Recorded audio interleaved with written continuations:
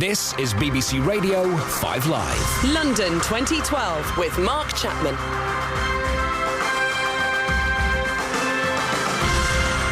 You would not believe what I am watching at the moment. I'm sat in a cupboard at Team GB House. Mo Farah has just arrived with his 2 gold medals, and there must be 30 photographers in the room outside, all with flashes going off, all instructing him how to hold the 2 gold medals, whether to bite them, whether to hold them in the air.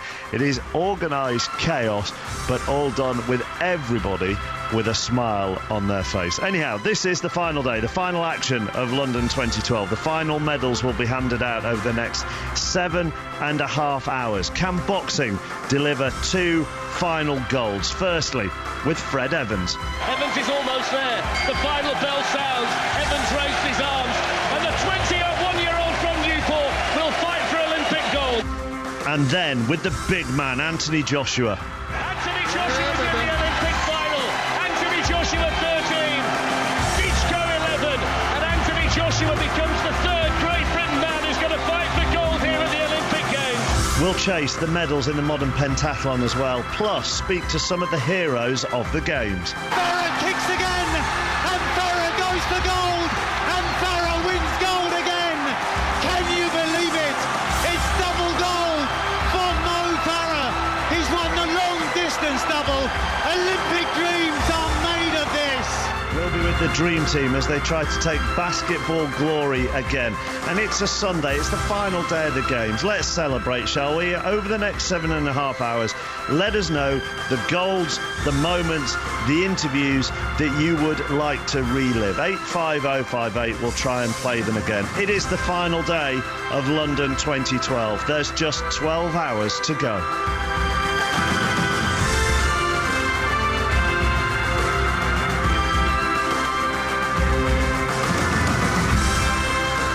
That was such a glimpse into what Mo Farah's life is going to be like now. Well, certainly for the next few months, he will just be mobbed and get attention wherever he goes. So any bits of commentary, any interviews, any gold medals you'd like to hear again, 85058. We're on until 6:30 tonight here on 5 Live. Then Colin will be back, and then Mark Pugach will take over at 8 o'clock with everything to do with the closing ceremony, and then we'll bring you the closing ceremony in full on 5 Live.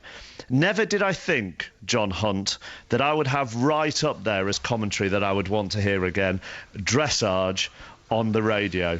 And that was you doing that. And I think there'll be a lot of people who will want to hear that again. Well, if they do, Mark, that's very kind of you, but that's largely down, of course, to Pippa Funnell, who steered me through so expertly. Talk about needing an expert hand there. That was me at Greenwich Park with the dressage. But it was a whole lot of fun. The expectation, of course, for the dressage team had been pretty high, so we knew they had a chance if everything went well. But, you know, how often in sport do we see dreams materialise, negatively rather than positively? So, hey-ho, it was all marvellous fun. A bit of a blur, Mark, and here in the copper box, I'm afraid they're starting to dismantle things. It's a sure sign that this big party's very nearly over. Yeah, well, I thought that as I walked through what's known as the International Broadcast Centre, where all the TV stations and radio stations from around the world broadcast from, and there are so many crates in there, but I mean proper shipping containers as well, and stuff is being packed up even before the Games are over. By the way, John's going to obviously tell us about the modern pentathlon throughout the afternoon. After around 5 o'clock tonight, we hope to talk to John and Simon Brotherton and Jonathan Overend and John Murray and Gordon Farquhar and some of our fantastic voices from the past couple of weeks. So if you have any questions for them as well, we'll take those on 85058. You can find me on Twitter as well if there's anything you want to put to them. But we'll do that after 5 o'clock. Tell us about the modern pentathlon today then, which is the women, John. Well, it's been a real interesting morning, yes, Mark. The 2 British girls involved here. Mari Spence, originally from Inverness. She is the current world champion. She won that title in Rome earlier this year, and she secured 19 victories from her 35 bounce. And from Clitheroe, Samantha Murray, she secured 18 victories from her 35. And to be quite frank, Mark, it leaves them right in the mix. There's excellent athletes like, in particular, Laura Asaduskaite from Lithuania, who scored 23. So she's in a very, very good position. But equally, couple of the French girls didn't do so well in the fencing today, so they've got it all on now to get back at these leaders. But no, I think Mari and Samantha will be well pleased with their morning's work. And Heather Fell, you'd expect them to be in the mix, wouldn't you? The fencing, in particular for Mari, I think is one of her strongest, if not the strongest event. Is that right? It definitely is, and she might be a tiny bit disappointed with that, but actually the fencing is so close that even though her score might not be sort of up near her personal best, it's still put her in the similar position to what a good score would. The scores are really, she's actually in where are we, in an equal 11th position, but that does not reflect, she's not far off the leaders at all, so she should in that sense be very pleased, and definitely it's all so close. And as for Samantha, she was one that the fencing really could go either way, and anything in the 800s, she scored 832 points, would put her in shot of a medal. And with the fence being so close like it is, I think after her incredibly strong swim, we're going to see her and Elodie Clavel, the French girl, battling it out to win the swim in just an hour or so. And she's going to be then, I think, overtaking Mari, and they're both going to be fighting for those medals. And Samantha's strongest event is probably the swim, is it? It is, definitely. And I think we're going to see a big PB from her, and she's going to be challenging the modern pentathlon world record, and most definitely the Olympic record that we saw go yesterday in the men's as well. I suppose, John, is having done it all yesterday, you and Heather are now firmly au fait with the logistics of getting from venue to venue, because if people missed it yesterday, it's not the easiest thing to organise, is it? No, I think we've about a 18-minute walk down to the Aquatic Centre, and then if our driver's in the form that he was yesterday, the trip from Stratford to Greenwich will be no problem at all, Mark. Right, so just run through how it's standing at the moment. Everything moves very quickly in the modern pentathlon. Before we leave you for this first time, how it stands. Indeed. Well, Elena Rubleska from Latvia is the leader after the fencing with 25 victories. We don't necessarily expect her to stay there because she's weaker events to come later. So Mari Spence, Samantha Murray in good positions heading to the swimming. After the swimming, which is 200 metres, we will then head back to Greenwich Park for show jumping. Some of the male riders had disasters yesterday. A good round of jumping will then leave those two in pretty good shape for a challenge for the medals shortly after 6 o'clock in the combined run and shoot. Should be very exciting, Mark, and we'll keep you abreast of it all day. We certainly will. Thank you very much. More with John and Heather throughout the day here on 5 Live. Let's go back to the men's marathon, shall we? Mike Costello, Alison Kirbishley, how's it begun? They've just completed the first of these short loops, as it's known, around the area close to Buckingham Palace, and they'll now head down towards the River Thames and then turn left along the Victoria Embankment and out into the main sort of City of London area, the financial district, and they'll pass the Tower of London, St Paul's Cathedral, Buckingham Palace behind them, the Bank of England, and they'll complete 3 loops of an 8-mile route as they did in the women's race last weekend, and then head back along the river towards Big Ben and back down the Mall for the finish in around, we suspect, 2 hours and 5 or 6 minutes for the winners, which we expect to include Kenya and Ethiopia, the main contenders. Right now 2 Americans have moved through towards the front of the field. Abdi Abdirahman, who was born like Mo Farah in Somalia, and Meb Keflezighi, who emigrated to the US from Eritrea. Alison Kirbishley, leading group of around 25 athletes at the moment. Yeah, and a fairly steady pace as they head out onto the first of their big laps there, Mike, and nothing really to report on in terms of a big break being made. It does look a very steady, true pace, given that they haven't got any pacemakers. But like you said, the guys that we expect to be up there are enjoying the ride, enjoying everybody else doing the work for them. But just look at the crowds, Mike. This is absolutely immense. Great Britain have seriously come out in support of these guys, and when you think about the London Marathon, everybody wants to line up there. You know, a lot of these people watching probably have ran the London Marathon themselves, and just giving such support for these 103 runners. Heading down then towards the River Thames for the second time. Leading group of around 25 or so, with Lee Jua-heng of Korea amongst the leaders, Mark, but long way to go yet. Is there a difference for these marathon runners, Alison, when they're running loops or laps, as opposed to when, I mean, most marathons are a straight 26 miles, aren't they, rather than going around a circuit? Yeah, point to point, very often, and the big city marathons tend to be that way, Mark. I think obviously what helps with the championship marathons, you tend to find they are looped courses. it's easier for the spectators as well because they get to see the runners, but it's also easier we're just actually watching the runners go through their first drink station at 5k. And actually, just for the logistics of the marathon, it's so much easier because you've got 3 men from each nation. They all have their specific drinks given to them at 5, 10, 15, every 5k. And it's so much easier for the teams to be able to manage that. If it's on a looped course, the drink stations are usually around about the same sort of place. But like I say, for the spectators, it's brilliant because you're getting to see them and not having to move. And honestly, Mark, these crowds are like 10, 15 deep. It's like the London Marathon, you know. And the other thing about them, I mean, I'm sat in a cupboard and I can't see any pictures at all of anything. But if it's anything like the women's marathon from, when was it? Well, that was last Sunday. Last week, this week. That was last Sunday, I think. Goodness me, everything blurs into one.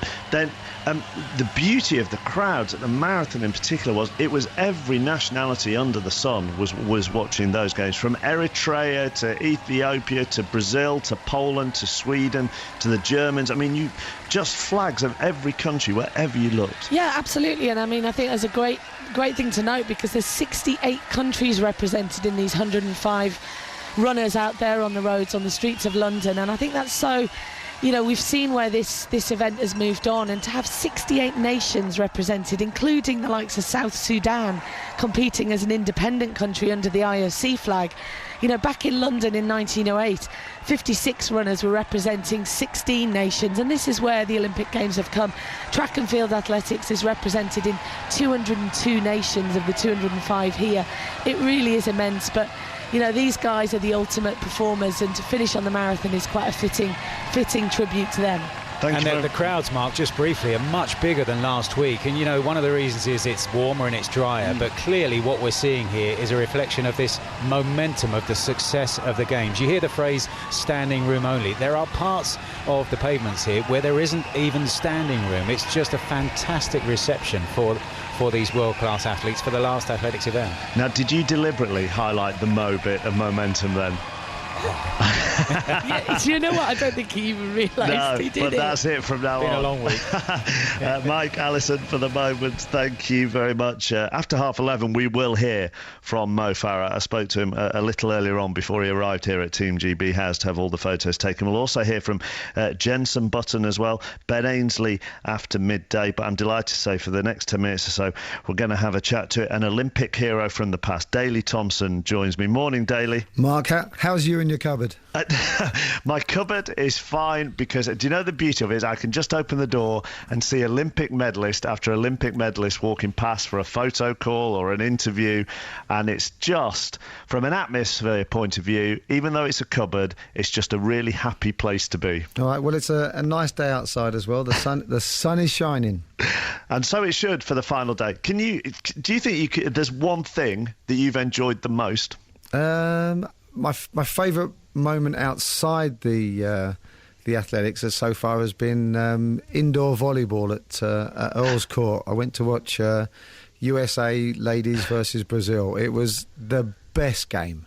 Everybody was just trying so hard, and there were some really long rallies. And I'm getting boring now. Sorry. No. This is what everybody likes to hear. These different sports that suddenly people have discovered. That's part and parcel of these games. Yeah. No. Do you know what? I think you're right. I can't believe how many people, when I'm coming in on the train, or have been coming in on the train every morning, want to start talking about, you know, taekwondo and table tennis and all the little nuances, and to be honest, I've got no idea what they're talking about. But having said that, I was watching some of the canoeing and I loved it, and I know nothing about canoeing. When you were competing, were you able to go and watch other events? Not really, because the thing about the athletics is that you're not on till the last week, and so all the rest of the time you're just sort of trying to get yourself into the right frame of mind and do your last little bits of training, so never really had the chance. But this time it has been just brilliant. I mean, there's so much great coverage, and because I've been working with the media, I've been able to go and watch a lot of things.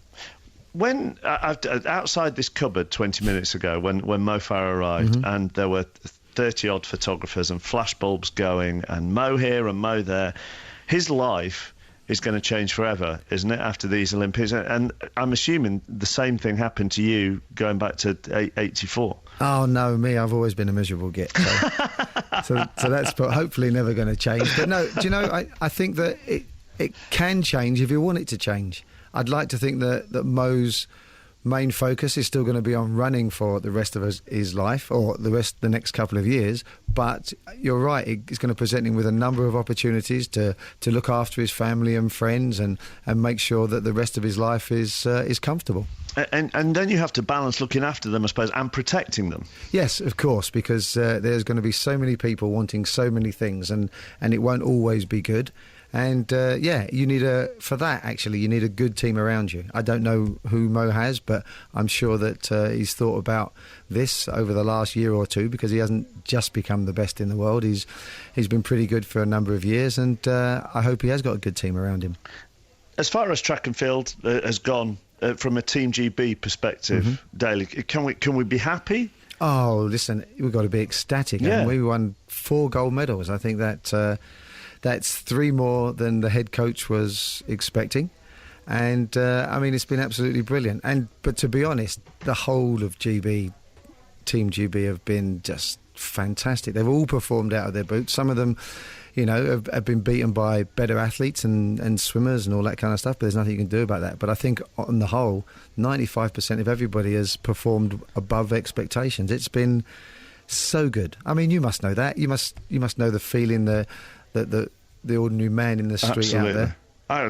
Absolutely. It's all anybody's talking about. And to a certain extent, that's why, when I talked to Michael Scott, Performance Director of British Swimming, yesterday, in some ways, yes, okay, I can understand that they had a disappointing games and therefore there will be questions of funding. Yet it feels, in another way, sort of inappropriate to talk about targets and that kind of thing when it's provided a much wider, greater good. It has, and that has been for me the best thing about the Olympics, is that it's brought us all together, and we're all so proud to be British and all that kind of stuff. That has been good. But that guy works in the performance business, and he has to be judged on how well his charges do, and as all sports should, because that's the game they're in.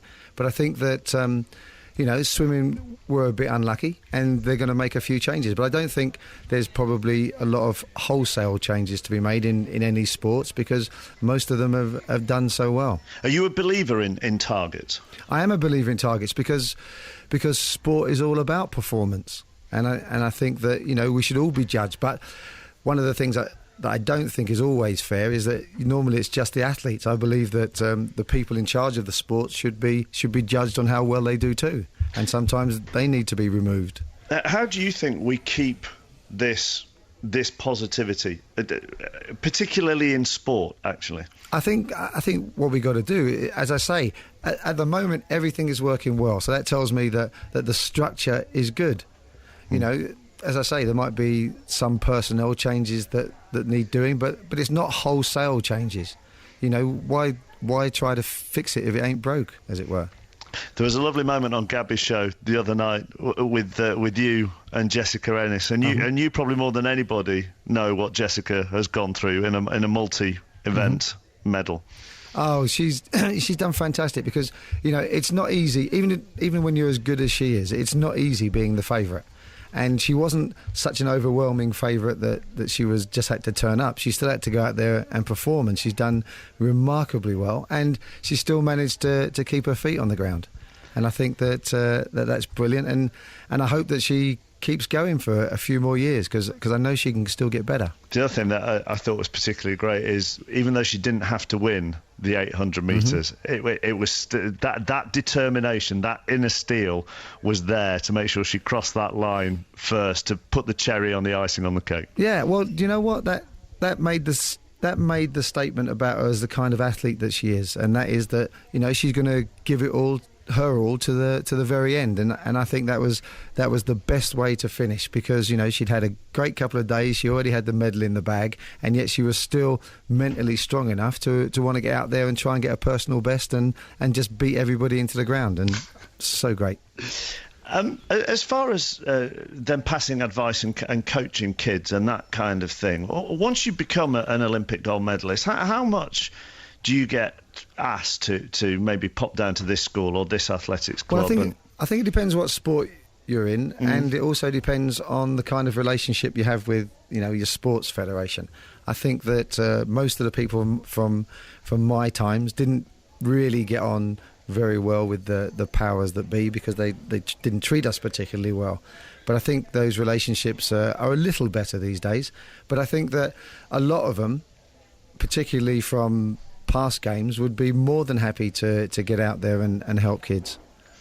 Now, tell me, as well as watching all the sport and doing the media stuff, I'm told, is this right? You're also involved in choosing the lighting display for the London Eye every night. Well, I'm not really choosing it, because that's really good that you mentioned that, because it's done by EDF, and what they're doing is trying to physically measure the mood of the nation, and they've found some way to look at all the tweets that go out there, and they either tell you whether it's positive or negative. And in the last week or so, it has gone up to 90% positive about how we feel about the games, which isn't surprising considering how much we're winning. No, I don't know what method they're using to measure the mood, but I reckon we could all fairly accurately measure the mood at the moment. It wasn't particularly difficult, that one, was it?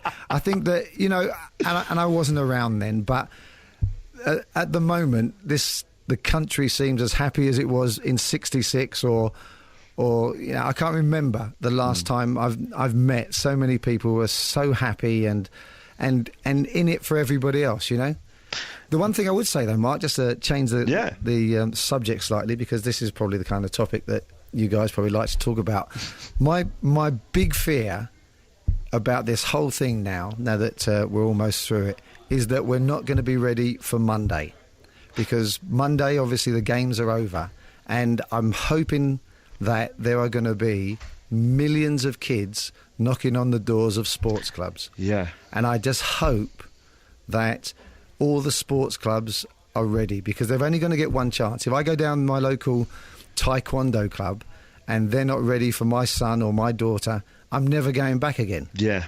And I just hope that everybody presents their best faces and their best people, and the kids have a great time and they continue to come. That really is my only fear. Yeah, and I would also add to that, I think, when I spoke to Paul Dighton, the chief executive of Local, during the week, about so many people are saying, well, I want to get involved in taekwondo or handball or water polo. How do we do it? And, rather than go around the houses by Googling water polo or whatever, he said that if you go on Sport England's website, there should be contact details for every single sport. So I would hope that that's up there already. Yeah. And people are ready to go with that as well. Oh, yeah, because, as I say, the games have been run so well. The athletes, as always, have performed above and beyond the call of duty. And all of the volunteers have made this probably the best ever games. But with that success will come the other headaches. And I think that, I just hope, the other sports have had 5 or 6 years to prepare for this. And I just hope that they're all ready for the influx of kids, and that we get this generation, not necessarily into sport, but just thinking more healthily. I on my way here to CMGB House, I said I was coming here, I was going to meet some of the heroes of the games, and this man said to me, oh, heroes, God, that word's overused so much. Heroes, they're not heroes, they're just great athletes. And it's like, no, they are heroes for a lot of people, because this will inspire people to try and be like them, and that makes them heroic, in the same way that you were a hero for us when we were 11, 12 in 84. Yeah, but I was only 13 at the time. You were, exactly, yeah. Yeah, no, but you're right. I think that if any of the great athletes have inspired kids, that makes them the kids' heroes. And I think you're right. They deserve all the plaudits and all the slaps on the back and all that kind of stuff. Actually, it's going to be interesting to see who wins Sports Personality of the Year. Well, go on. Who do you think it'll be? Well, for me, it would have to be Mo Farah. Or Jessica Ennis, but I think there's going to be, there's always a concerted effort from cycling, and Bradley's got a good case though. Yeah, no, he's got a terrific case, for God's sake. But yeah, it's going to be interesting. The first Saturday, the Super Saturday, or whatever they called it, and the noise in that stadium was unbelievable. I was sitting with Steve Waugh, the Australian cricket captain, and he told me, he's been to thousands of big sports events, and he's never heard anything like that. But having said that, I was in the Velodrome a couple of times, and it could have been 10 times the size, and they would have filled it, and it would have been brilliant. He got into trouble for that, Steve Ward, didn't he? He got into trouble because he then said that Saturday night in the Olympic Stadium, our Super Saturday, was a better atmosphere than when Cathy Freeman won gold in Sydney in 2000, and then the Aussies, some of the Aussie media picked up on it, and then I think he sort of said no comment after. No way! Oh, do you know what? That's a real shame. Yeah. Because that doesn't lessen Cathy's thing. It's like for me, people say, "Is this the best Olympics ever?" I say, "I think it is," but I still got some magical memories of Sydney. Yeah, and it doesn't change those memories. No. How horrible. By saying you like something or love something, it doesn't automatically demean another event or another achievement that you've witnessed. Yeah, because I don't think Steve was all he was saying was that the atmosphere was just electric and incredible, and anybody that had been there that night would have said exactly the same thing. He wasn't demeaning anything else. He was just saying how good this was. Now I know what Colin means when Colin Murray told me that he could talk to you for hours and hours and hours, and I feel the same thing. But there's live sport going on daily, so I've got to go round. No, but Mark, let's do this again another time. And do you know what? We can do some kind of roundup of the Olympics in a week or two, and everybody's fed up with it, and we can come up with some other stuff. No, absolutely no problem. I really enjoyed it. I would love that, Daly. Thank you.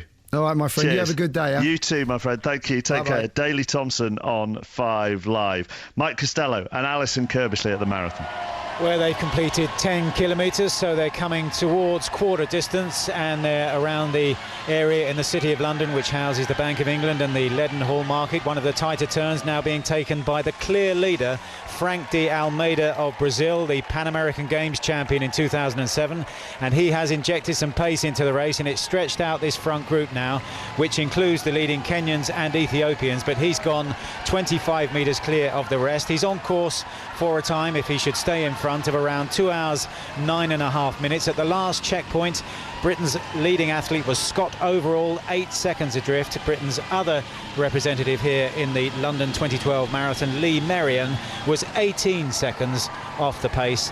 We're about quarter distance. Have we mentioned, I've forgotten, Mike, have we mentioned Scott Overall was an usher at Mo Farah's wedding, wasn't he? That's right, yes. Yeah. So I throw one of those useless facts that you pick up in all your briefing notes throughout the course of 2 weeks on the Olympics. We'll hear from Mo Farah in the next 10 or 15 minutes on 5 Live. 11:33. Let's get the latest BBC News. On digital radio, digital TV, mobile and online. This is BBC Radio 5 Live. For the BBC News on 5 Live, I'm Faye Carruthers. Stuart Hazel, the partner of Tia Sharp's grandmother, has been charged with the 12-year-old's murder. He was arrested on Friday after a body was found in the house he shared with Christine Sharp. Police in Dorset are searching for a man suspected of sexually assaulting a 10-year-old girl on Studland Beach. She was attacked while playing on Friday evening. At least 250 people are known to have died in 2 strong earthquakes in Iran. 2,000 people have been injured and more than 100 villages seriously damaged. The Prime Minister's confirmed that funding for Britain's Olympic sports will be maintained at the same level at least until the Rio Olympics in 2016. David Cameron says the £125 million in funding for UK sport, the vast majority of which comes from the National Lottery, has played a key role in Team GB's success at the Olympics and will be extended. Meanwhile, Mr Cameron suggested the massive self-confidence boost given to the UK by the Olympics could help drag the country out of economic trouble. Let's get the latest sports news now. Here's Chris Jones.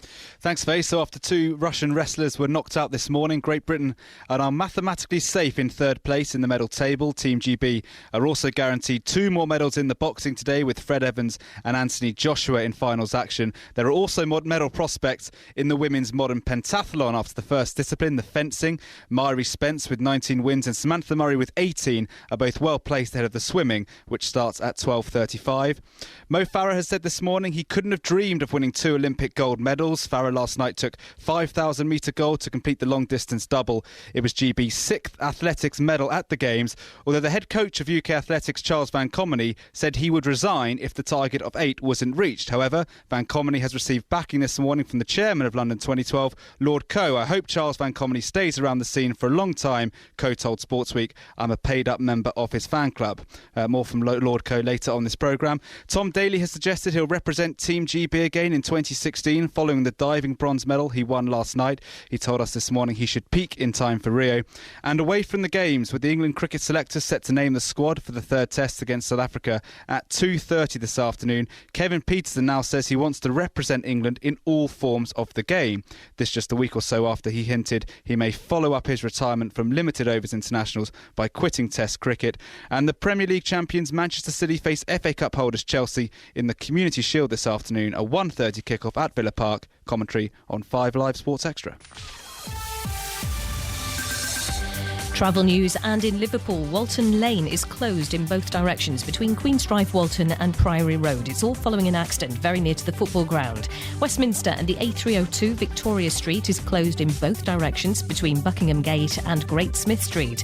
It's a gas leak and emergency repairs now underway. In London, because of the marathon that's on today, it means various road closures in place. They will be until about 4 p.m, and it includes the embankment between Westminster Bridge and Tower Bridge, as well as Monument and Birdcage Walk. And in Guildford, the A3 is closed. On the southbound side, very near to Wooden Bridge, a car has broken down, so one of the lanes is now blocked, just near to Wooden Bridge. Warner Merchant, 5 Live Travel. Chris Hoy claims the gold medal!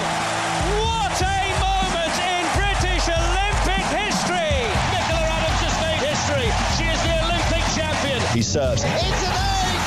It's gold! Gold! You better believe it! Gold for Andy Murray! Great Britain surging for the line. Well done, boys! You have delivered yet again! Farah wins gold for Britain! The medal for Beth! Beth Tweddle gets that Olympic medal! London 2012 on 5 Live and 5 Live Olympics Extra. Have a listen through our best bits online at bbc.co.uk/5 Live. Just click the best bits box at the top of the page. 11:40, this is 5 Live. I'm Mark Chapman. I'm at Team GB House for the start of today's programme as various medalists come and go for photo opportunities and for interviews. Throughout the day, we'll keep you updated on the men's marathon, on the modern pentathlon, where the women are involved today. That will end up being the final medal of the Games. We'll have commentary on the USA basketball team's final against Spain. That gets underway around 3 o'clock. And our main thing this afternoon will be at the XL Arena. It'll be Darren Fletcher and Steve Bunt and Lennox Lewis on the final day of the boxing, when Great Britain and Northern Ireland have a chance of 2 more gold medals. But now, let's reflect on last night's amazing run by Mo Farah. And who better to hear from than the man himself? His face is a mask of pain, but he's fighting back. It's Farah from Gebre Meskel on the outside, but Farah kicks again, and Farah goes for gold, and Farah wins gold again. Can you believe it? It's double gold for Mo Farah, the man who 4 years ago couldn't even reach the Olympic final. Now he's won 5,000 metres gold. He's won the long distance double.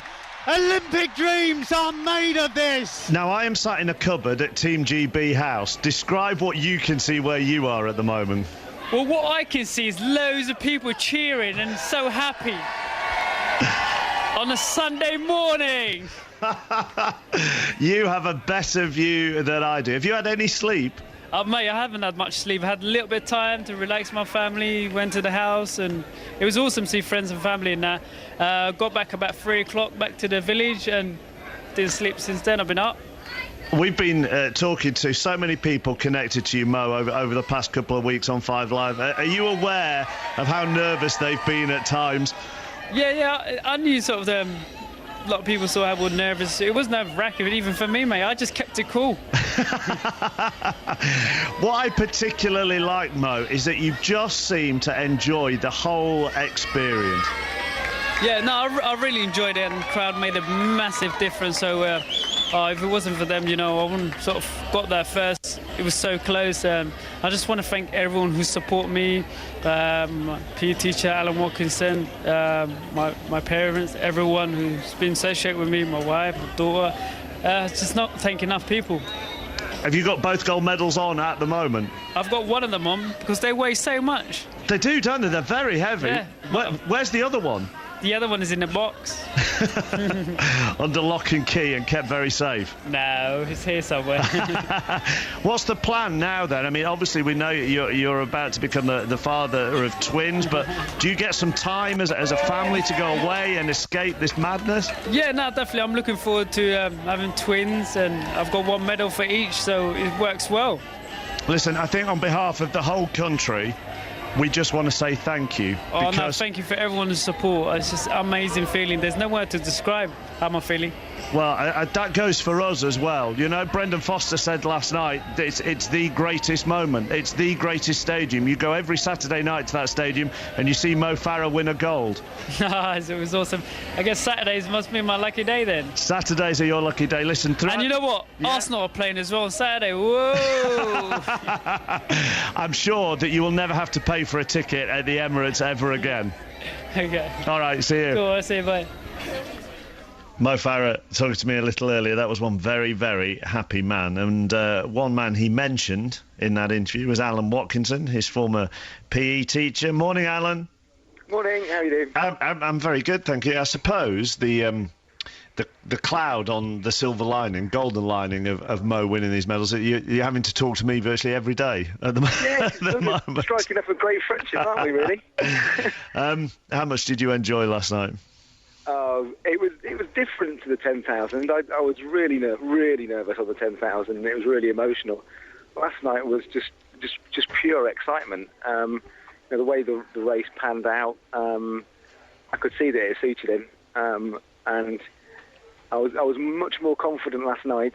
Just the way it was going, and I was relatively calm up for the last couple of laps, and then I was sat next to some Canadians who had a video on me and showed me back what I was doing when I was cheering Mo down the final straight, and it was not the best look, but not particularly cool.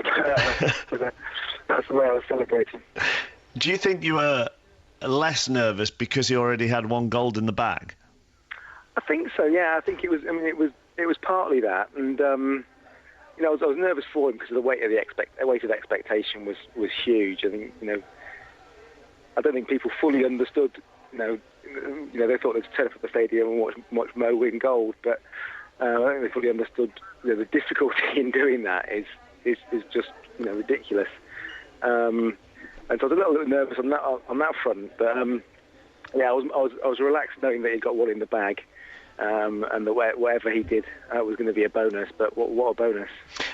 Given your knowledge of obviously the sport, but also of Mo himself and how you first spotted him and brought him on, the marathon is now being talked about as his next ambition, and some people say that could in the end suit him more than 5,000 and 10,000. I think that's possible. Yeah, he ever since he's as a kid, every time he stepped up in distance, he looked more and more comfortable. As a cross country runner, he used to run some decent distances as a youth, and as the distances got longer, he got more dominance. And it wouldn't surprise me at all if the marathon suited him. And the marathon is a major effort, and it's a major commitment to training, and the miles again are huge. But we all know that he has a work ethic second to none, and that as long as he stays injury free, I think he'd be very suited to the marathon. And I'm assuming now that he's got those 2 golds, you can just relax a little bit. I can indeed, yeah. I think I'm looking forward to a Sunday morning when my voice isn't croaky. Well, you and me both, to be honest with you. Yeah, it's great. We family holiday coming up soon, so that'll be nice. Plenty of work to do on the legacy and inspiring the generation. Good. Which I'm really looking forward to. We've got a great team of sports coordinators that I work with in the borough of Hounslow. We've got some great programs going on there. Great support from head teachers in Hounslow. They're fully on board. I think Mr. Cameron and Mr. Johnson, any politician that would like to come down and visit Hounslow and see what's going on there, would be more than welcome. Really looking forward to working off the back of these Olympics. Well, you've thrown that invitation out there. Hopefully they'll take you up on it. Thank you for spending so much time with us on 5 Live over the last couple of weeks, and thank you for all the work you've put in that has discovered someone like Mo Farah. No, I've really enjoyed every minute of everything. Thank you. Thanks very much, Mark. Cheers, Alan. Alan care. Watkinson, former PE teacher of Mo Farah. Darren Campbell was listening to that. You do get the sense, don't you, Darren, that Mo could turn his hand to whatever he wants to next, and that could very well be the marathon. Yeah, I think Mo Farah's been through so much in his life. The one thing that he's learnt is that adversity is just an obstacle to overcome, and he's overcome so many things that, if Mo decides that it's time to do marathons, then I'm sure he'll be Olympic champion at that as well. As you heard Daly say to me, this has been a success for British athletics. Yeah, definitely. I think if we had left such a fine arena, having not won any Olympic gold medals, then it would have been a travesty. And I think, that the first Saturday really just set the trend for what was about to happen the rest of the week. And I think every athlete from all the nations that went into that arena went in there to perform at their best, and it meant that we saw a lot of amazing performances, and it meant commentating and being a part of it all so easy. I'm sure everybody would tell you that we all just felt so lucky to be a part of it and to be able to witness some of the fantastic performances. Are you all right? You sound a little bit like the morning after the week before. Mate, I just think it's the highs that we've been on, the journeys that we've been on, because I've been an athlete, and you get emotional at the end, but it's like we've waited 7 years for this. A lot of people said it wouldn't be good. We'd failed, that we wouldn't get the arenas right. We wouldn't have the volunteers to deliver, and at every single point, everybody has delivered, and it almost feels like, well, it's over. It's over, and I feel a little bit flat, not because of anything else, but we've just been on such an emotional high, and now we got to get back to the real world tomorrow. And I know, we do, and I know they wanted 8 medals. That was the target, wasn't it? For Charles Van Commenay, but at least one was meant to be gold. So surely you balance out, don't you, having slightly fewer medals with the fact that 4 of them were gold? Yeah, and I think, if initially when Charles Van Commenay said 8 medals, I went, whoa, that's a lot of medals. And then you look at the people who were guaranteed medals or potentially guaranteed medals, such as Phillips. My fear was always you're pinning a lot of pressure on a few people, the likes of Jessica Ennis. You can't just have the usual suspects that save athletics. And at this Olympic Games, it wasn't necessarily the usual suspects that won medals. The likes of Greg Rutherford stepped up to the plate, and that's all you ever want to see as an ex-athlete. You just want to see that next generation wear the British vest with pride, but also understand that they do have the capabilities to get onto the podium. And I can't say that there was any performance that I was disappointed with. And also I'm so glad that the athletes didn't come off the track and go, I'm just happy to be here. Just being happy to be here is not enough. They all went out there to make finals and to win medals, and I think that's why we won so many. So yeah, if Charles decides he wants to walk away, then so be it. Do I think he's done a fantastic job? I wouldn't say fantastic, but he hasn't done a bad job. He's got the athletes believing that they can take on the best in the world, and that's been part of the problems that I've seen over the last 10 years. Not enough athletes believe that they can challenge the best in the world. And in the Olympic arena, I watched a new generation be born, and they definitely had the belief that they can take on the best in the world. Well, I tell you what, the athletes have been great, but over the past week, you've been very entertaining and you've been very thought-provoking, and we've had a lot of fun. But go and have a hot bath and get some sleep, right? Thank you very much, right. my friend. Darren Campbell Bye-bye. on 5 Live, off to lie down in a darkened room for the next week or so. An update on the marathon from Mike and Alison. Coming up to 17 kilometres completed, and the lead has been taken on now by a man familiar to these streets of London, at least some of them, because he won the London Marathon back in April as Wilson Kipsang. He's running here with his family name Kiprotich on his vest, but he produced an injection of pace at around 11 kilometres, and he's now gone some 100 metres clear of the field, and having been on pace for around 2 hours and 9 minutes, he's now within the compass of the Olympic record of 2 hours and 6.5 minutes. So Wilson Kipsang Kiprotich of Kenya has gone a long way clear as they head out onto the second of the 3 large loops of the course. This is Mark Chapman on 5 Live throughout today, as well as bringing you the best of the final day of action of London 2012. We'll reflect on some of the great performances of the Games. In a moment, we're going to hear from the McLaren F1 driver Jenson Button, who is a massive triathlon fan and competes himself in the event. But before we do, let's hear that moment again when Alistair and Jonathan Brownlee won gold and bronze in the men's triathlon. Alistair Brownlee breasts the tape. He wins an Olympic gold medal for Great Britain. He's followed in by Spain's Javier Gomez. Alistair Brownlee is flat on his back, absolutely exhausted with the Union Jack behind him. And here is the man he wanted to see, younger brother Johnny, who had to serve that 15-second time penalty, coming in to make it a Brownlee medal double at London 2012. So I suppose, Jensen, if you had to pick a highlight from the Olympics, there's only one thing, is there for you? No, there's a lot, mate. I think, first of all, the opening ceremony was fantastic. I think it was a great way to start the Olympics. But in terms of awards and golds, yeah, for me, it would be the triathlon. You know, the Brownlee brothers did a phenomenal job. But also Mo Farah, I mean, phenomenal athlete. And I think we should just be so proud of all of the guys. You know, they've achieved so much this year, a lot more than I think most people probably thought. Do you become a fan then during the Olympics rather than a fellow sportsman?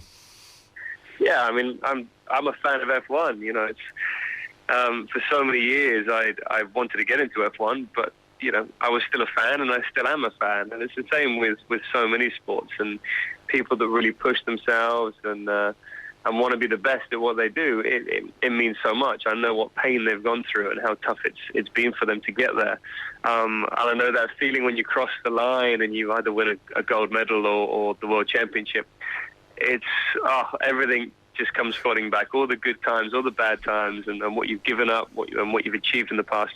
Everything comes flooding back when you cross that line in first place. You mentioned pain. Let's talk about pain then, because I've seen a lot of sport at this Olympics, been very lucky to, and having been stood over the finish line as the Brownlees crossed in Hyde Park, I haven't seen exhaustion like that in any other Olympic event. Tell us about the pain of a triathlon.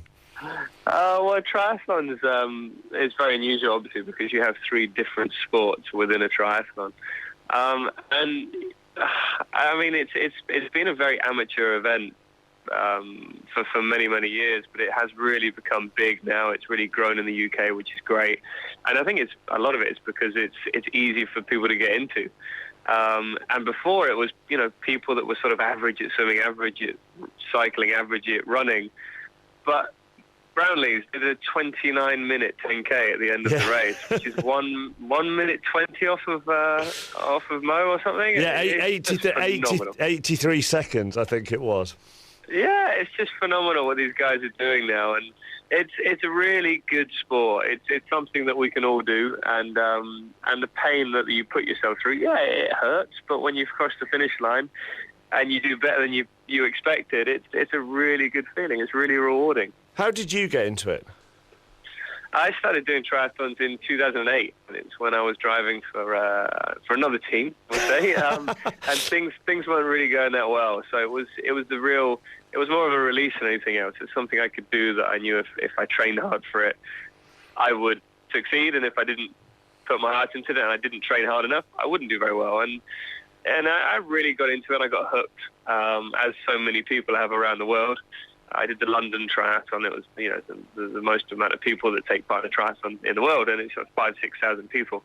And I just loved the sport, and it was great to see people from different walks of life competing. And for me, it's something that I could do with my mates as well. My mates from Somerset, where I'm originally from, we could come together and do races together. And over the years, we've done more and more. We've got more and more competitive. And I took two of my friends to the Philippines last weekend to do a half Ironman. One of them won our age group and qualified for the World Championship. I finished third and qualified for the World Championship. And the other guy finished fourth just behind me at the finish line. So it's one of those sports you can really do with anyone. It's an amazing sport. Well, yeah, it is a sport you can do with anyone. I'm not sure anybody could do either an Ironman or a half Ironman. When I was watching the Brownlees, I actually interviewed a guy who was participating in Ironman competitions. So just remind people the distances that you did for your half Ironman. All right, in kilometres or miles? We probably want it in miles, don't we? Well, whichever's easiest, to be honest. We can try and work it out. In miles, it's 1.2 miles. For the swim, yeah. Yeah, and then you run out, you got about a 500-metre run up to transition, and then you got a 56-mile bike and a 13-mile run. And a 13-mile run is a half marathon at the end. And that is, took me about 4.5 hours, just over 4.5 hours. And then obviously a whole Ironman is double that distance. So you do that massive bike ride, 112 miles, and then you have a marathon at the end. So it is madness. When are the World Championships then? When are they? Las Vegas is later in the year, but I can't do it. So I've got my day job, which is the most important thing in my life. And I love triathlon, but for me, it's most of it is to improve my fitness. And to improve my fitness physically really helps me mentally when I jump in an F1 car. And for me, that really makes a difference. So, the number one sport for me in the world is Formula One. But triathlon is something that I do, which I love, that makes me fitter for Formula One.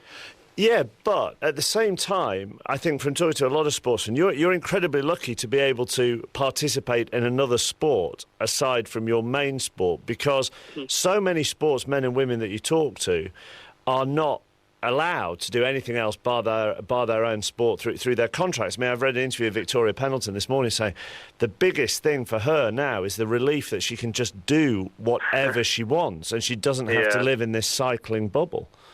Yeah, it's true. And, a lot of sportsmen are very restricted, and we are to an extent. But, the team know that I love doing triathlons, and they know that it makes me a better driver.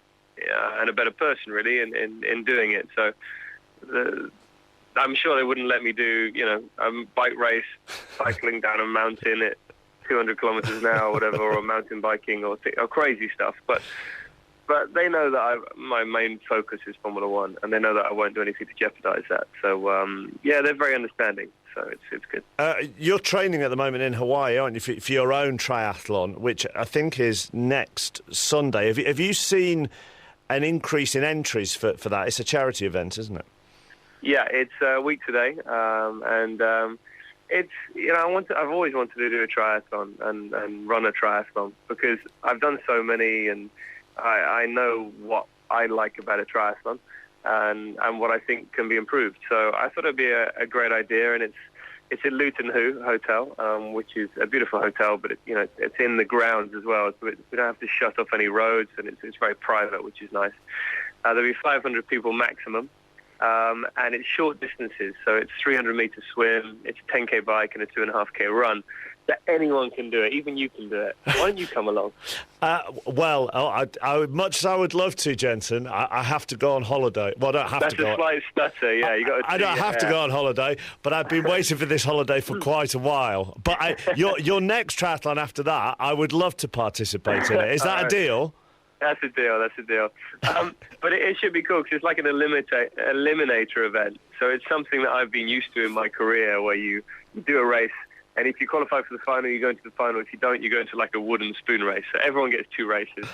And basically it's more about the atmosphere. There's a triathlon there, but it's more about it being a day event. We do polo so well, we do so many sports so well, and that's what I'm trying to do, really. Trying to make it a day event, a lot of fun for the family. There'll be a barbecue, there'll be a live band, but most importantly, it's about raising money, and it's about raising money for a great cause, Help for Heroes. So we're trying to do as much as we can. So if you want to take part, get onto my website, jensenbutton.com. There's still some places left. But also, if you want to donate money to Help for Heroes, again, get onto my website and you'll find a link on it. So any age, any ability, and they can take part? Yeah, I mean, there'll be some good guys. I've got some great friends, part of my little team that I have, Team Itchy Van, that'll be taking part. But there'll be a lot of amateurs as well taking part. And it's to really get people into the sport, because I think people got excited about the Brownlees doing so well at the Olympics in the triathlon.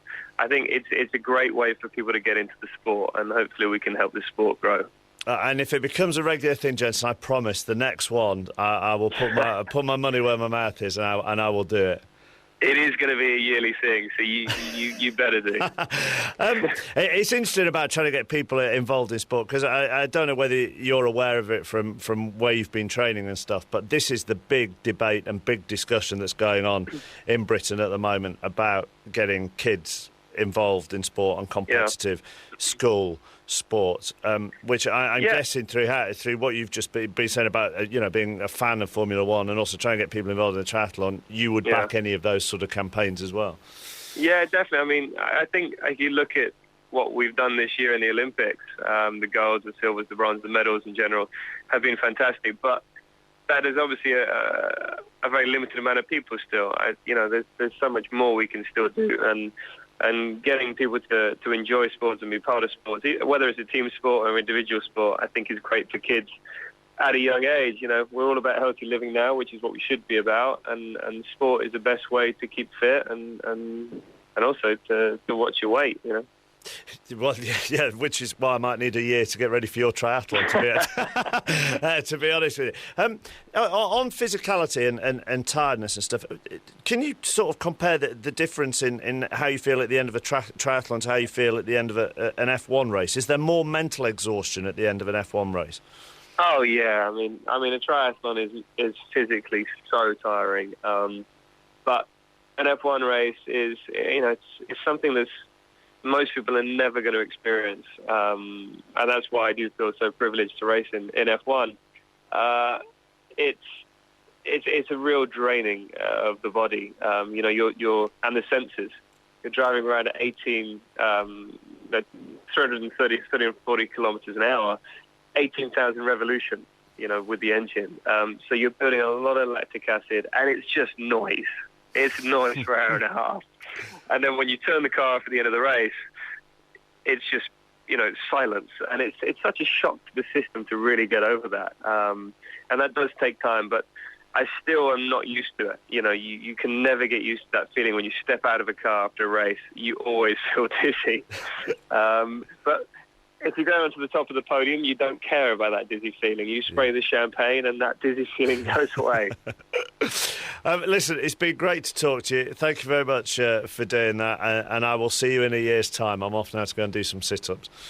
Good man, but also if you are going to take part, you can raise money as well, and there's some great prizes. Brilliant plug, Jensen. Thank you. Take care. Cheers, mate. Cheers, Jensen. Bye. Jensen Button talking to me a little earlier on 5 Live. This is Mark Chapman. I'm at Team GB House, where a number of Britain's medalists are celebrating today. It's 4 minutes past 12. This is the Olympic Station. An Olympic dream is realised. London 2012. On 5 Live. Already on 5 Live this morning, I've spoken to the man who makes the phrase Saturday night repeat acceptable, Mo Farah. People thought I was nervous. It was nerve-wracking, even for me, mate. I just kept it cool. I just want to thank everyone who support me. I guess Saturdays must be my lucky day then. Saturdays are your lucky day. Listen, and you know what? Yeah. Arsenal are playing as well on Saturday. Whoa! But the legend that is Daley Thompson has a worry. My big fear about this whole thing now that we're almost through it, is that we're not going to be ready for Monday. Because Monday, obviously, the games are over. And I'm hoping that there are going to be millions of kids knocking on the doors of sports clubs. And I just hope that all the sports clubs are ready, because they're only going to get one chance. The men's marathon is underway and Mike Costello can bring us up to date. And they've just gone past halfway, and the clear leader by 100 metres or more is Wilson Kipsang Kiprotich of Kenya. He broke away at around the 11-kilometre mark and is on course at this stage to break the Olympic record, which was set by his compatriot Sami Wanjiru in Beijing 4 years ago. At the last checkpoint, Scott Overall was more than a minute behind for Britain. Also on the way, we'll hear from Lord Coe, the head of volunteering at London 2012, and from the most decorated sailor in Olympic history, Ben Ainsley. Plus, commentary to come on Fred Evans and Anthony Joshua at the boxing, the American Dream Team in action in the final of the men's basketball, and the end of the women's modern pentathlon. Remember, you can catch every Olympic moment right here on 5 Live, and also over on our new digital radio station, 5 Live Olympics Extra. And if you miss it, catch up later on the BBC Sport website. This is the Olympic Station. BBC Radio 5 Live. BBC News on 5 Live, I'm Rebecca Pucchiello. Stuart Hazel, the partner of Tia Sharp's grandmother, has been charged with the 12-year-old's murder. Her grandmother, Christine Sharp, who was arrested on suspicion of murder, and a 39-year-old man who was arrested on suspicion of assisting an offender have both been released on bail. Police are looking for a man they want to question about the murders of a father and son in Greater Manchester. 46-year-old David Short was killed on Friday. His son Mark was shot dead in May. Officers are trying to find 29-year-old Dale Cregan, who has a false left eye, and have warned people not to approach him. More than 200 people are known to have died in 2 strong earthquakes in Iran yesterday. Nearly 1,400 others have been injured, and more than 100 villages seriously damaged. UK sport will continue to receive the same level of funding for the next 4 years, the Prime Minister has confirmed. The £40 million of taxpayer money had only been guaranteed until 2014, but has now been extended until the 2016 Olympic Games in Brazil. And some news just in, we've just heard the former BBC darts commentator Sid Waddell has died at the age of 72, and we'll have more on this as further details come in. Sport now with Chris Jones. A solid start then in the women's modern pentathlon for Great Britain's 2 medal hopes here at London 2012. After the first discipline, the fencing, Mari Spence with 19 wins and Samantha Murray with 18 are both well placed ahead of the swimming, which starts in around half an hour's time. Meanwhile, after 2 Russian wrestlers were eliminated this morning, Great Britain are now mathematically safe in 3rd place in the medal table. Team GB have 28 golds and are also guaranteed at least 2 more silvers in the boxing today, with Fred Evans and Anthony Joshua both in finals. USA top with 44 golds, China second on 38. After completing the long-distance double last night, Mo Farah says there's more he wants to achieve on the track, but he will consider moving up to the marathon in the future. I'll speak to my coach and plan it out from now, he says. I've got a great team, so I won't rush into it. Tom Daley has suggested he'll represent Team GB again in 2016 following the diving bronze medal he won yesterday. He says he should peak in time for Rio. And away from the games, with the England cricket selectors set to name the squad for the 3rd test against South Africa at 2:30 this afternoon, Kevin Peterson now says he wants to represent England in all forms of the game. The test match starts on Thursday at Lords, with England needing to win to square the series and stay at world number 1. And the Premier League champions Manchester City face FA Cup holders Chelsea in the Community Shield this afternoon. A 1:30 kick-off at Villa Park. Commentary on 5 Live Sports Extra. Thank you very much, Chris. Desperately sad news about Sid Waddell, and the thoughts of all sports fans, I'm sure, are with Sid's family this afternoon. It's 5 Live. It's 8 minutes past 12. The London 2012 chairman, Lord Sebastian Coe, was a guest this morning with Gary Richardson on Sports Week. He began by giving his reaction to Mo Farah's win in the 5,000 metres last night. Perfect. Just perfect. And actually, arguably a tougher field in the 5,000 than the 10. He did exactly what he did in the 10. He covered every break. It was a cat and mouse affair for the majority of the race, which actually under those circumstances you can get led into making silly errors. He covered every break. He covered every surge that tried to destroy his rhythm. And again, when it mattered, he was just so much better than anybody else out there, with a massive, massive confidence to take it from 600 metres out. It was a great end to the second week, and the second week has gone very well. But this time last week, you made the point sensibly that, so far so good, but another week to go, and it's gone okay. It has. It really has. And that's in large part due to the extraordinary performances of not just Team GB, but athletes from around the world. The crowds, the spectators, have just been spectacular. I mean, they have created an extraordinary theatre. But, you know, I think I said this last week, but, you know, this project is literally the management of buying your ticket station to station. You just get each hour out of the way. And remember, we are only halfway now. We go straight in within hours of the closing ceremony tonight. We go into the transitional phase of the Paralympic Games, and we want to deliver the best Paralympic Games ever. So our teams are really focused on doing that. We're only halfway through this. A good point. The Prime Minister's going to make an announcement today about your future, and that was one of the questions I was going to ask you. You're to become the Prime Minister's Olympic Legacy Ambassador. Your reaction to that appointment? Well, I think it's really important that all of us play our part in the legacy story, and I'm very happy to play a small part in doing that, and I'm not going to be the only person that is that's driving towards everything that we said in Singapore. It has to be it has to be as seamless going forward as it was during the bid and during the delivery of this fantastic project. But it's not a one-man mission. The whole nation has to get behind the legacy values here, because this is a once-in-a-lifetime opportunity. The British athletics team won 6 medals. Charles Van Comedy said before the Games he hoped for 8.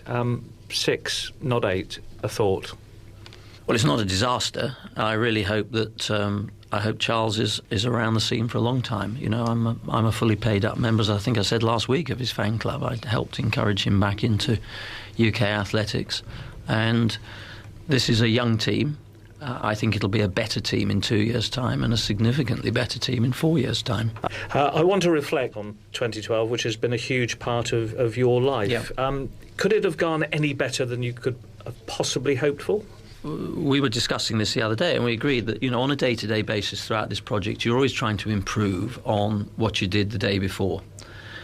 You do it through the test events, and they went pretty well. But, you know, you are permanently refining, improving. So the very nature of that means that, you know, perfection is always a long way off in this project. It is so complicated, and it comes at you so thick and fast. But I think without being sort of overly cavalier about it, I don't think there's a great deal that any of us would have changed in this project. I think we've got where we wanted to be, but it's for others to make the final assessment. Yeah. I'm happy if the athletes are happy. I'm happy if the international federations are happy. I'm happy if the National Olympic Committees think we did everything we could to provide the basis for great performances. So basically, I'll judge people on this. If they're happy, I'm happy. The Olympics has been your life for the past 7 years. How emotional are you going to be at the closing ceremony tonight? If I get emotional, it'll probably be in October when I sit down quietly in my house with a beer watching the box set of this. I think I'm probably too close to it in the minute-by-minute vagaries over the last 7 years to properly understand. Reminds me a bit of being a competitor. It's only when you leave the village after an Olympic campaign and you go back home and you talk to your friends and your family that you realise maybe the enormity of what you've been involved in. I'm not near that yet, so I'm going to look forward to sort of thinking about it from a distance. But when the flame goes out tonight, what will you feel at that moment? Gary, I'm going to feel that in a few hours' time we have to dismantle the closing ceremony set. We have barely 10 days in order to transform London and our venues from an Olympic into a Paralympic Games. And only half the job is done. I want to be a part of a team delivering a great Paralympic Games. Well, it's great you can be so professional, and everybody involved in that event will say thank you. You know, you're not just saying now I'm going to walk away and it's admirable. You should have that comment, and I would expect you to have it. But athletes have been showing emotion at these games. Will you not shed a tear this evening? I suspect you might. I don't think so, but I don't know. I've got a few words to say during the closing ceremony, and they're going to be ostensibly thank you to people, because we couldn't have done it without them. Thank you to the extraordinary spectators and the games makers. And then No, I'll sort of figure it out as I go along. But I'm very proud to have been a part of this. You know, my youngest daughter was 3 when I started this journey. She's now 14. My eldest daughter was at primary school. She's now second year university. It's been a large part of my life, and I'm very grateful for being given that opportunity. I've had the best job in the world. And just as a final thought, somebody in 10 years might write a book on the Olympic history, and I wonder what they'll say about you and 2012. And don't be modest, what would you like them to say? I'd like to say that when we were asked to do this, we did it pretty well. We did it as a nation. We did it seamlessly. We did it with, godly virtues and heroic strength. And I think that I can say that about each and everyone that's been involved in this project. I don't think I've ever worked alongside more focused, more passionate people. I probably never will again. Well, with me now at Team GB House, you might be able to hear some cheering just outside the cupboard that we're sat in. Athletes being constantly brought through for, I think they're going to do a massive, massive photo shoot on the roof of Team GB House involving all the medalists. And I think that's the plan. So when you hear the cheers, they could very well be coming from the roof, which is a couple of floors further up from where we are. We're on the 9th floor. Anyhow, alongside me in this cupboard, Phil Sherwood, Head of Volunteering and Workforce for LOCOG. You must be a very proud man this afternoon, aren't you? I'm very, very proud indeed. But as Seb said a few minutes ago, we're only halfway there. But I mean, what a fantastic 2 weeks. How have you made the volunteers all so cheery?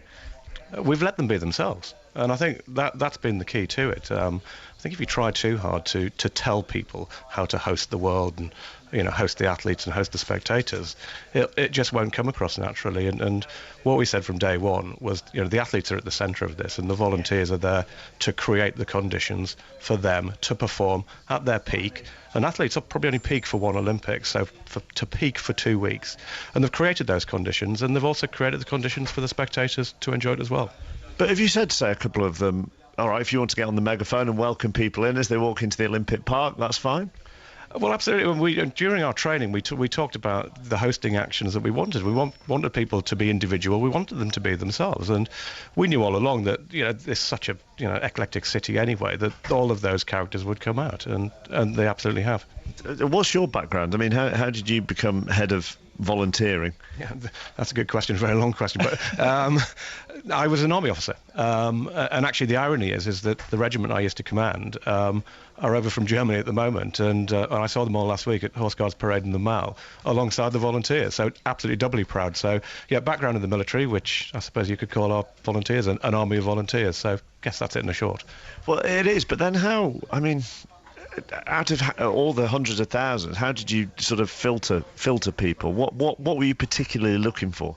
Well, what we did, we had a summer of education about 2 years ago, over 2 years ago, and we had 250,000 applicants at the end of that education campaign. And we say education because we were honest with people and told them this is not about not everybody's going to be able to pick up Usain Bolt's tracksuit at the end of the games, and a lot of them are in car parks and majority won't see sport at all. But so what we did is that we knew that they would be qualified for the role through their experience and their skill set, and then through our interview we were looking at that personality and the personality traits. And I'm assuming that during those chats it was very important to point out to them, listen, you might get the unfortunate job of showing the media which bus stop to go to rather than, as you say, picking up Usain Bolt's tracksuit. Yeah, absolutely. And I think a lot of people, the manifestation of the volunteers is clearly, the guy or the girl with the megaphone outside Stratford here. But we have over 800 different roles. And if you look at something like the Polyclinic, which is a hospital, all of those people are volunteers. So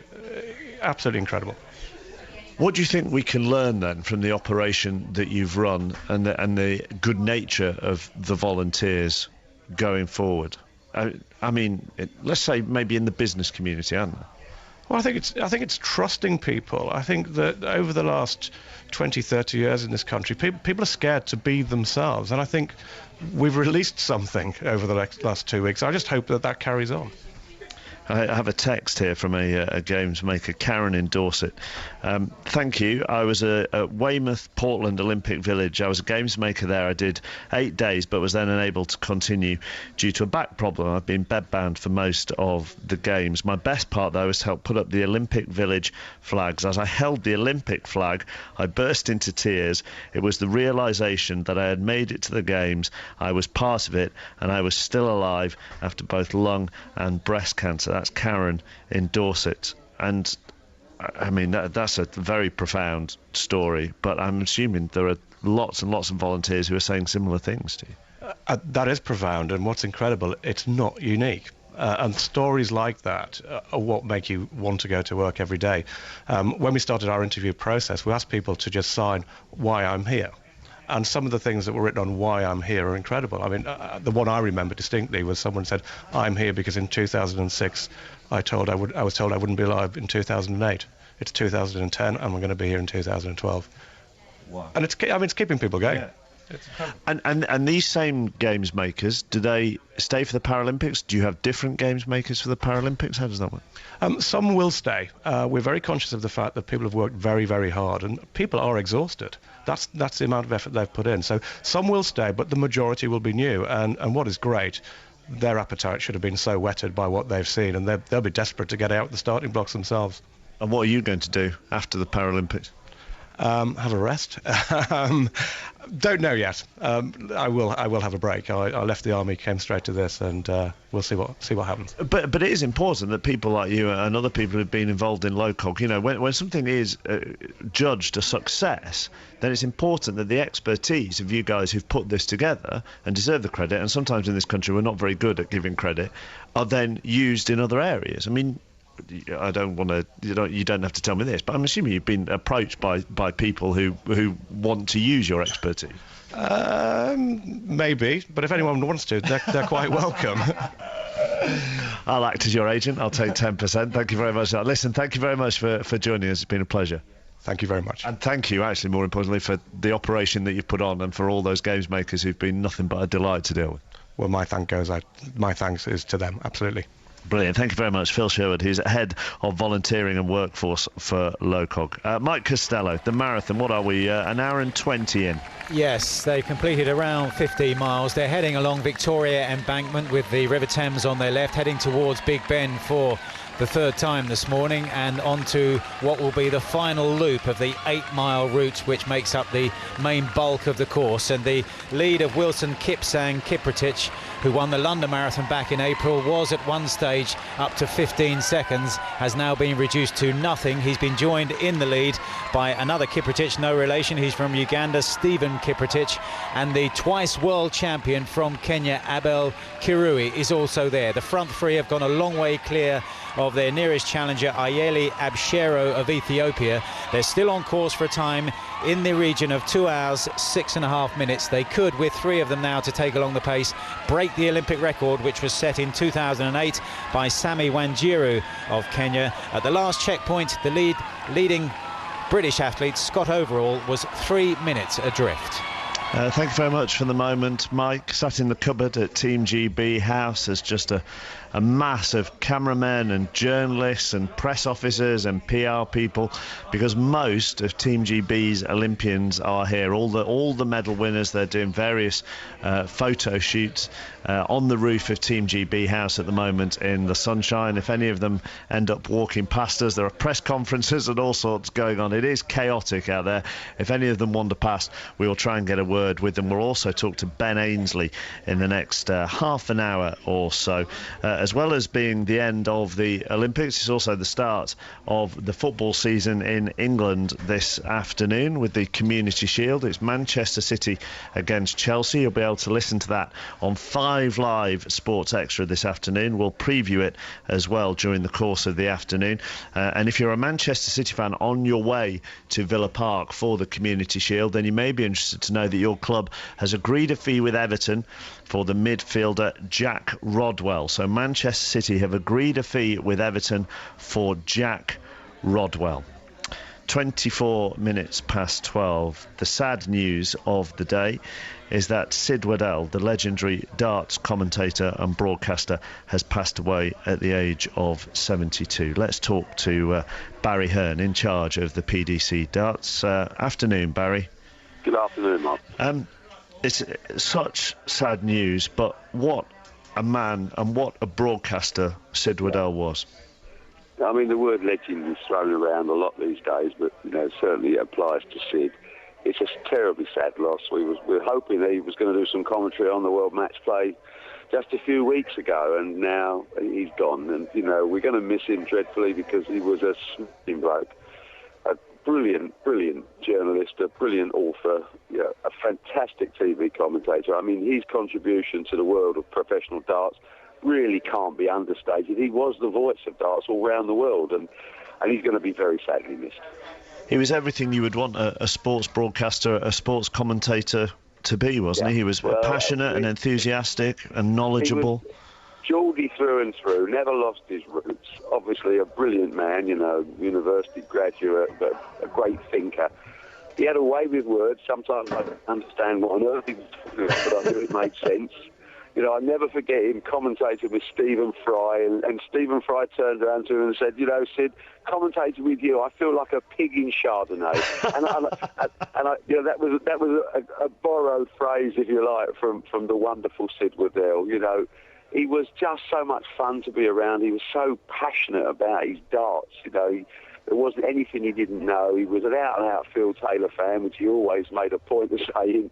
He was just a lovely guy to be around. And, of course, his commentary was, so left field. He would come out with phrases that, you sit and half an hour later, you'd say, I know what he meant. He was a genius at that. I mean, him and Freddie Flintoff doing a session at the World Championships, we were on the floor rolling around with Sid. He was a hugely entertaining character. And, as I say, a lovely, lovely man. I can't think of one person that ever said a bad word about Sid Waddell. No, you mentioned the pig in Chardonnay line. People are tweeting me some of Sid's fantastic lines. It's like jumping out of a shark-infested waters onto a beach full of tigers is one line that somebody remembers. And as you mentioned, you see, about the university education and his historical knowledge, which helped him with those kind of one-liners. Because they weren't planned, were they, those one-liners? No, I mean, they were just off the top of his head. But Sid would come out with something out of Greek mythology one moment, and then something out of Das Kapital by Marx or something like that. And you think, this bloke's not just a darts commentator; he's actually a visionary of life. And he brought that enthusiasm and knowledge to the game, and he used those phrases to sort of accentuate his passion for darts. And when you think about it. I don't know anyone in broadcasting. I mean, occasionally Peter Ellis will come out with a line like that. You go back onto the legendary commentators, and Sid's right up there leading the way, because he was unique. He was totally and utterly unique and utterly irreplaceable. But he would also, which probably, and I'm struggling to think of another commentator actually who would do this, he would make... he would allow people in many ways to watch a sport that they wouldn't maybe necessarily watch, but they would sit and watch the darts to listen to Sid. Yeah, I think in a way, you talk about the, I've already mentioned one commentator, but if you talk about John Arlott, perhaps go right back there to the old cricket days when he'd give you commentary on the countryside while you were watching a test match and things like that. These people have a habit of bringing sport into your mind and into your living room as if you're there, and they come at it in a different way to the average man. It's not just a statement of facts or personalities or what's actually happening. It's all the whole ambience, the whole scenario of the sport, and going into the deep analysis, and it is a deep analysis of individual players. And Sid's lines, I'm sure you'll get thousands of tweets. His nose is dripping like a piece of gravy coming off a Sunday roast. I mean, it's like, what type of mind comes up with these things? I always found it fascinating. I got the news this morning, and my heart sunk because he was irreplaceable, and we're not going to hear him again. But wherever professional darts goes, Sid Waddell's name will be synonymous with the sport forever, because that's the contribution he made. And I'm sure somebody else just tweeted me. They're just coming in, and it just kind of lose my train of thought. But he described Jockey Wilson as what an athlete in one commentary. What an athlete, tremendous. Sid had a passion about the darts where Sid never understood why darts wasn't given the accreditation in the other sports. And Sid was a very anti-snobbish guy. He was very Geordie, very working class, and he didn't understand if a bloke spent 6 hours a day honing his talent and then entertained millions of people around the world. Sid couldn't come to terms that wasn't the same as what we've seen over the last few weeks. Fantastic sporting achievement, because he put darts in his mind right up there at that level.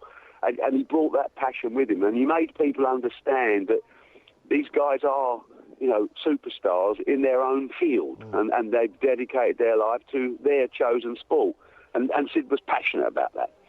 And of course, with your football hat on, Barry, for those of us who were kids in the 80s, who grew up in the 80s, we all loved Jossie's Giants, which was a children's football programme in the 80s, which was written by Sid.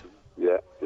Well, Sid had a lot of strings to his bow, so to speak. A lot of people just remember him as, the darts commentator that was the voice of darts. But when you go back to it, as a journalist, absolutely top drawer, as an author, and he went into so many different things.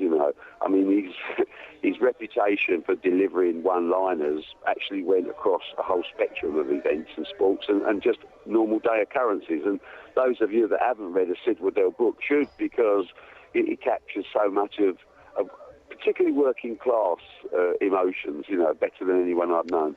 Exactly. Read a Sid Waddell book today. Maybe try and YouTube some of his greatest one-liners during commentary, and maybe try and dig out a copy of Jossie's Giants, if you can, from somewhere, just to reminisce about Sid. I'm assuming, Barry, it's too early at this stage, but I'm assuming at some stage the darts world will do a big tribute.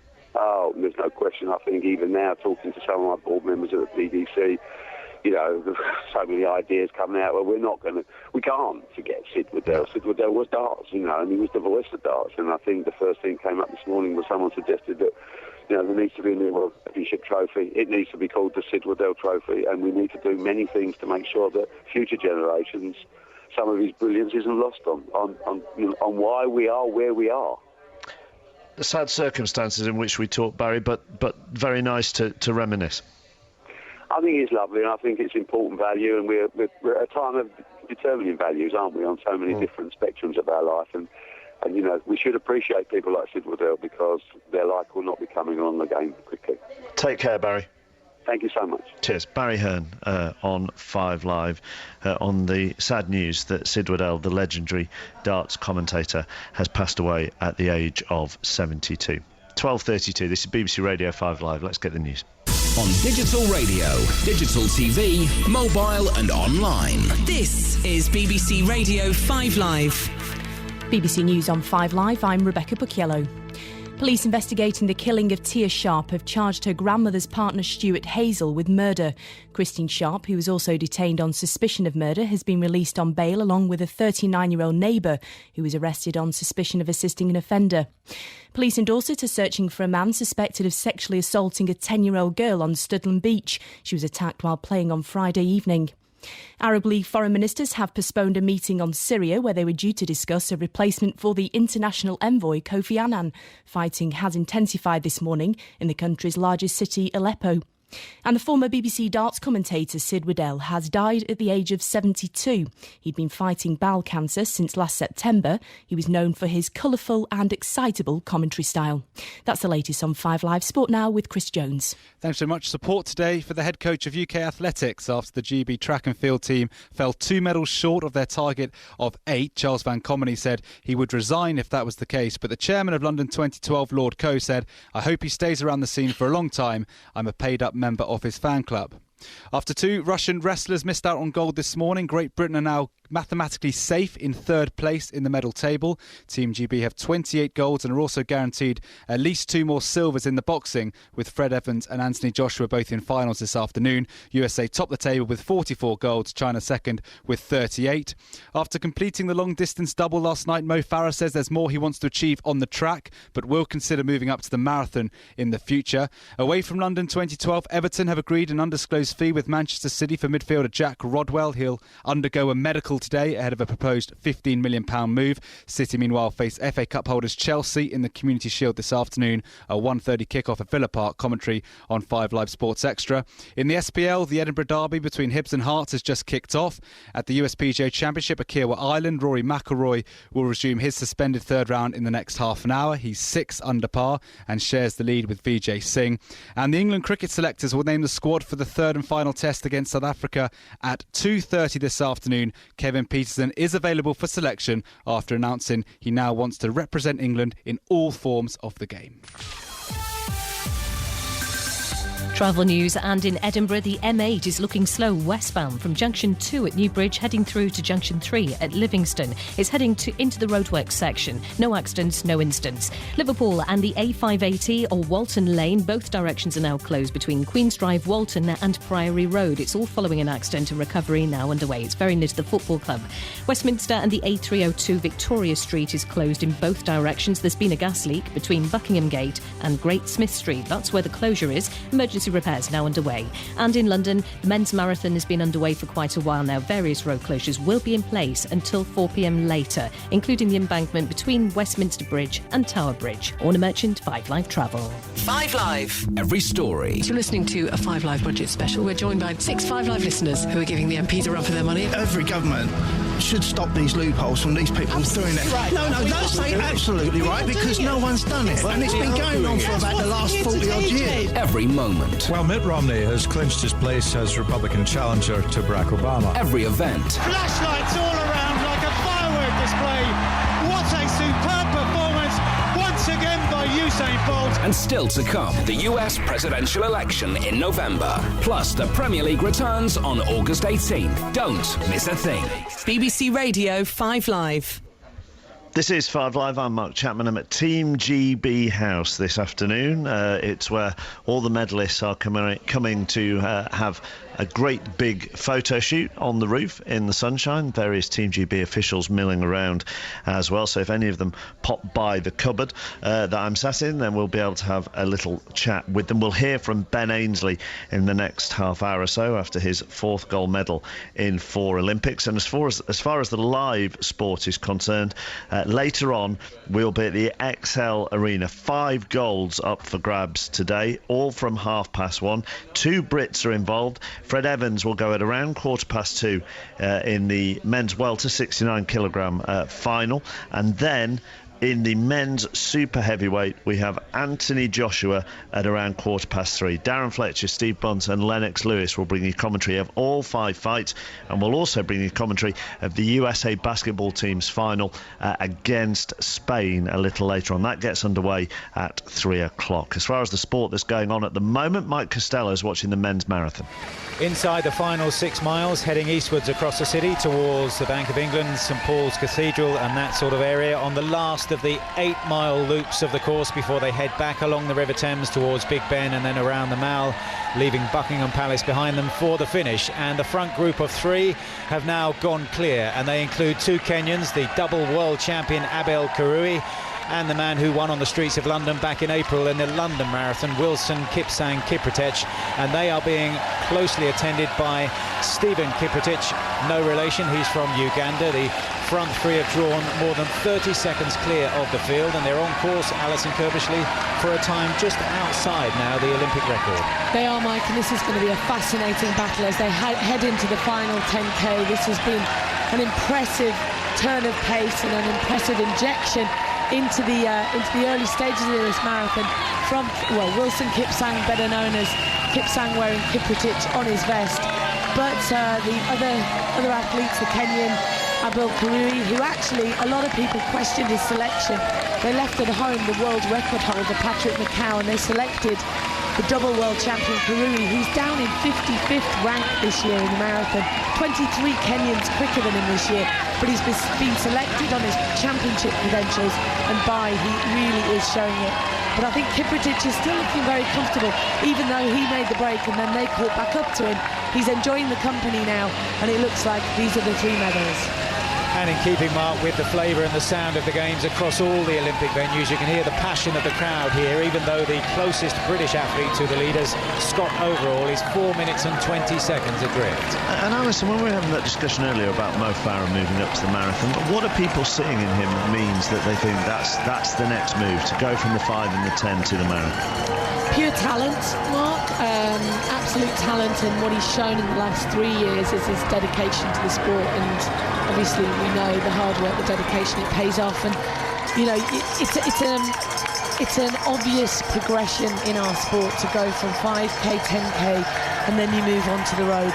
Look what Paula Radcliffe's done, and you know, Mike and I this morning just started talking before we came on air about the excitement in the next 5-6 years of what Mo Farah can do, because I remember when she stepped onto the roads back in 2002, and those magical couple of years in London. You know, we're going to see that and some in London when Mo Farah steps on. It will just be a matter of time. He just, you know, he's got to do what he's doing on the track now, and I think once you can hang his spikes up, the racing flats will be out, and he'll do something special, Mark.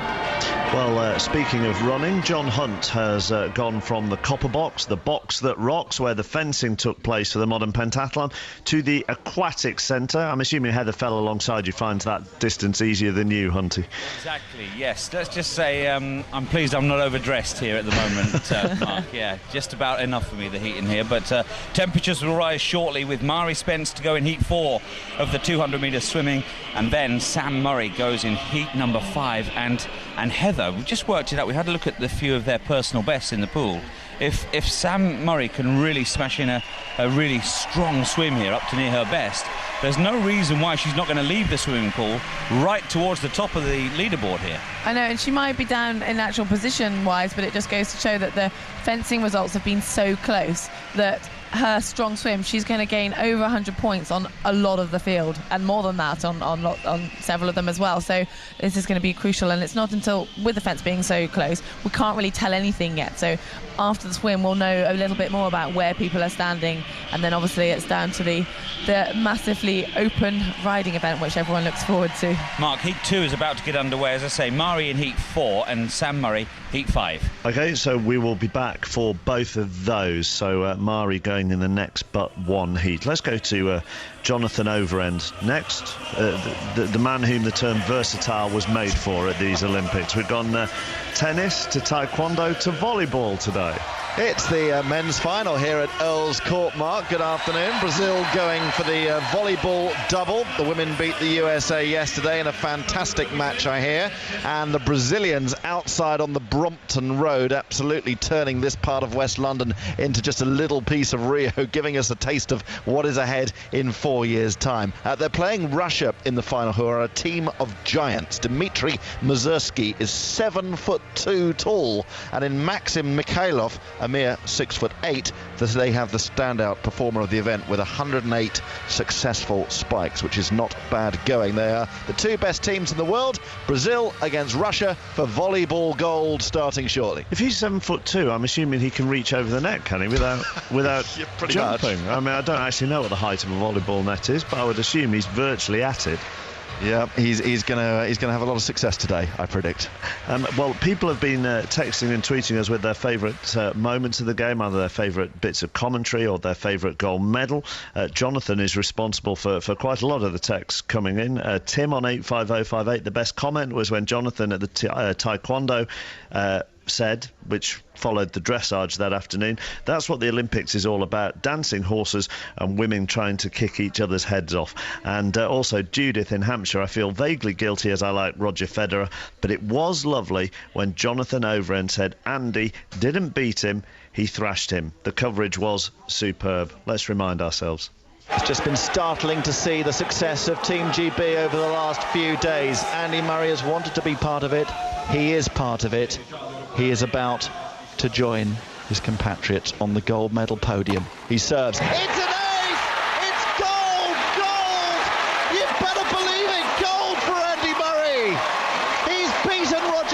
no! Correct that. He has thrashed Roger Federer in straight sets. Jonathan Overend on Andy Murray's gold medal. 85058 for your favourite bits of commentary, your favourite gold medal. We will try and play them today on 5 Live. Let's now hear from another one of Team GB's gold medalists, shall we? Sailor Ben Ainslie.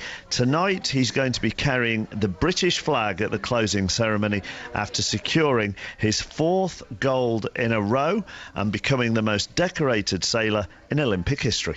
Ben Ainslie is the Olympic champion once again, a 4-time Olympic gold medalist, his 5th medal overall. He hasn't been beaten in an Olympic regatta since 1996, and Rita, his boat, has done him proud. Ben and Rita, he rules the waves of Weymouth. He is king of the Fib. Firstly, I have to say, well done on being on the most distinguished panel of guests I think I've ever seen on a TV show with Gabby last night. That was a sensational panel. You, David Beckham, Michael Johnson, Kath Granger. Yeah, no, it was cool. It was really cool. Obviously Cass had an amazing games, and to be up there with two legends like David Beckham and Michael Johnson, yeah, it was very special. Has the few days since winning a gold in your home country been different to the following days after winning a gold in other Olympics? Oh, absolutely. Just the home support and the excitement you've seen on everybody's faces. So down in Weymouth and Portland for us in the sailing, we had a fantastic time just catching up with friends and family and the support down there. And then now just getting up to the Olympic Park here and seeing what's been going on. Watching Mo Farah last night, there's been some amazing performances on the tail end of these games. Of course, because you wouldn't have been in the Olympic Park that long because of being down in Weymouth. No, that's right. I got up here last night. I just caught the end of Mo's race. Been doing some different media appearances as we talked about, which has been a little bit hectic. But no, it's actually great. I hadn't seen the Olympic Park since 2 years ago as it was being built. So I'm very impressed with what I've seen, and of course it's been a fantastic games. So were you in the village as well last night, and what was the atmosphere like? Yeah, the atmosphere in the village is great. I mean, the Team GB quarters are really... they've done a great job there, and it's just, as always, when you go into an Olympic village, it's amazing to see all the different athletes, and you spend most of your time trying to guess what individual sports the people are doing, because there's so many different shapes and sizes. Do you actually go up and ask them, or do you just try and guess? Well, no, not the bigger guys. You got to be careful about that. Are you looking forward to tonight and carrying the flag? Yeah, it's a huge honour, for me, but, as much as anything else for the whole nation, I think it's been such a fantastic games. We should all be very proud of what we've achieved, and hopefully it'll be a fantastic atmosphere in the stadium tonight and a great way to close it all off. When you are in that closing ceremony and everybody's milling about, is the overwhelming sense amongst everybody relief?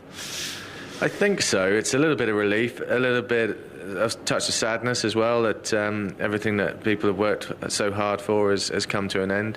And you get on with the rest of your life. All of these athletes and everyone involved with making these games happen would have spent the last 4 years or more full-time focused on these games, and all of a sudden it comes to an end, and then you think, right, well what's next? Yeah, so how do you cope with that? Because I think it's not just our Olympians who are going to feel that this time. I think it could very well be the whole country. Yeah. That once the Paralympics are out of the way, obviously there's going to be other sport going on, and we'll fall back in love with other sports as well. But I just wonder how you cope with that sort of feeling. Crikey, the next one's another 4 years away now. Yeah, well, that's right. So, the way I've dealt with it in the past is just to make sure that you have a plan of what you're going to do next, so that you don't go home the next morning, wake up and say, well, what am I doing? What am I training for? You need to sort of have a plan in place so you know what the next step is, and then just move on with the rest of your life. You're probably sick of talking about Rio in 4 years' time. So what's your plan then for, say, the next 6 months? Well, I'm off straight away next week. I'm out to San Francisco with the America's Cup, so I start. That's a new project for the next 12 months at least, and I'm very much looking forward to getting my teeth stuck into a new project, a different type of sailing. Yeah, that's not bad, is it? That's not a bad way to combat any feelings of yeah, that's right. of the Olympics. But listen, we wish you luck with that.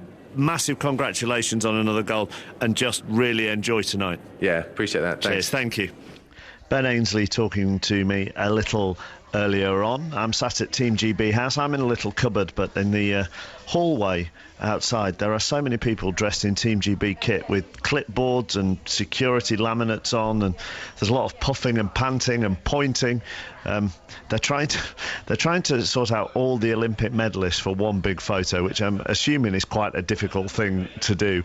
At the same time, some of the Team GB hierarchy, BOA hierarchy, are going to be giving a press conference as well. So it's not the most organised situation at the moment, but despite all of that, there are a lot of people who are still smiling, because it's impossible not to smile, isn't it, on the last day of London 2012.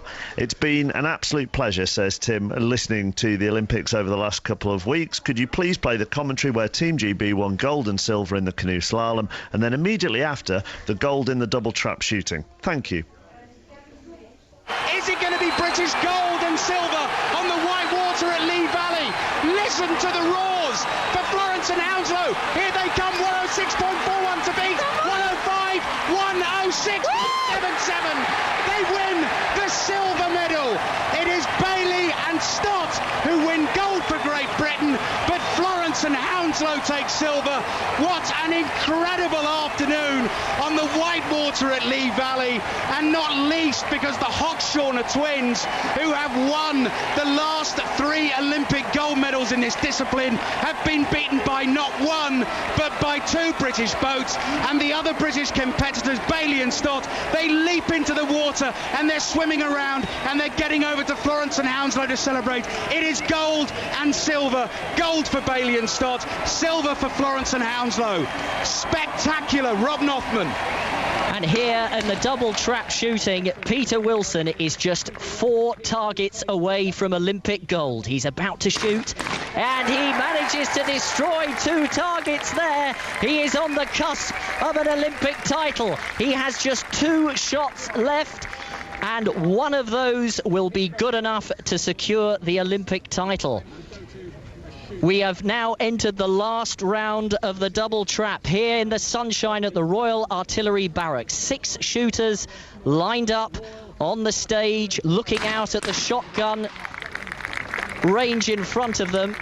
And the final round has just begun with the Hungarian Bognar, who has just hit his 2 clays to finish with a score of 182. There goes Dalby, the Swede, who hits his 2, and he will finish with a score of 186, which is what Wilson is on at the moment.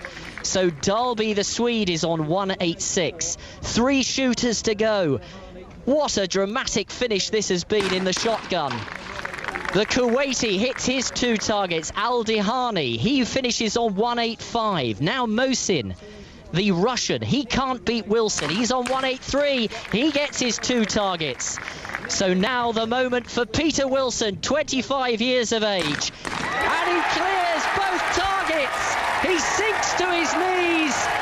Peter Wilson is overcome by emotion. The crowd here at the Royal Artillery Barracks stand to acclaim Britain's newest Olympic champion. He's 25-year-old Peter Wilson. He is in floods of tears. He now gets to his feet. He raises his hands to the crowd. And Peter Wilson has become Olympic champion at the age of 25. It was Rob Nothman commentating on the shooting. It was Alistair Bruce Ball on the canoeing, with a little bit of yelping from Anna Hemmings in the background. 85058 on some of the commentary you might want to hear from the Olympics over the last couple of weeks. Seems appropriate that we're celebrating some of the great bits of commentary today, because there has been the sad news that Sid Waddell, the legendary darts commentator, has passed away at the age of 72. You're sending me an awful lot of tweets. You can find me on Twitter with some of Sid's greatest lines as well. Thank you very much to Ollie Humberston, who sent me this one. The atmosphere is so tense. If Elvis walked in with a portion of chips, you could hear the vinegar sizzle on them. One of Sid Waddell's greatest lines. 85058 on the text. You can find me on Twitter. Let's get back to the live sport, because John Hunt at the Modern Pentathlon, we're about to see Mari Spence swim. We are. The world's champion, Mark. She's in joint 11th place after the fencing. We're hoping for a time of around 2 minutes 14 seconds for Mari to keep her right in the mix here. Heather Fell watching on as well. They're about to start, Heather. And Mari, one of the athletes in the modern pentathlon team that has been training at Font-Romeu, isn't it, in the Pyrenees? Yeah, that's up at altitude, 2,000 metres altitude, and they've had 2.5 week camps up there with really intense training. They sort of come back to work on their skills and a bit of riding in between the camps, and went back out there and came back down to sea level, I think about 10 days ago. Had a few days in Bath before moving up to the village. The 200 metres is off then, and Mari seems to have started well, although first into stride is Lena Schöneborn, the Olympic champion.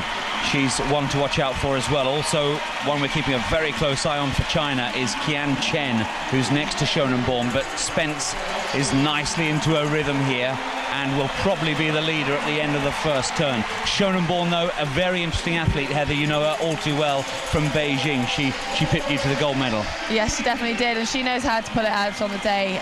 She's been such a consistent athlete since Beijing with the change of format. But this race is going to be close, but the heats are seeded, and the fastest 2 lanes, as in normal swimming, by their PBs, are the fastest time. So Mari, being in lane number 4, she should be leading out, and at the moment she is equal with lane 3, coming up the end of the first 100. That's Dianova from the Czech Republic, who's swimming well here. Koklova as well from the Ukraine is there. So Spence is going to turn at the end of the first 100 in second place. Schöneborn well down at the moment. Chen ahead of the German at present. The split is 1:05.08. That's a good split, and I think Mari is going to swim a good time. She has gone out strong, and she does have to learn to control that. It took a long time to get used to her pacing. She often go out too hard and struggle a little bit at the finish, but I think this extra training that they've been doing in Font-Romeu, she's been doing some horrendous sessions. The pain of this she's going to be experiencing now is insignificant to what she's done, and she is ready to fight right the way to the end. Well, at the moment, Dianova from the Czech Republic has got a clear lead over Spence and Koklova.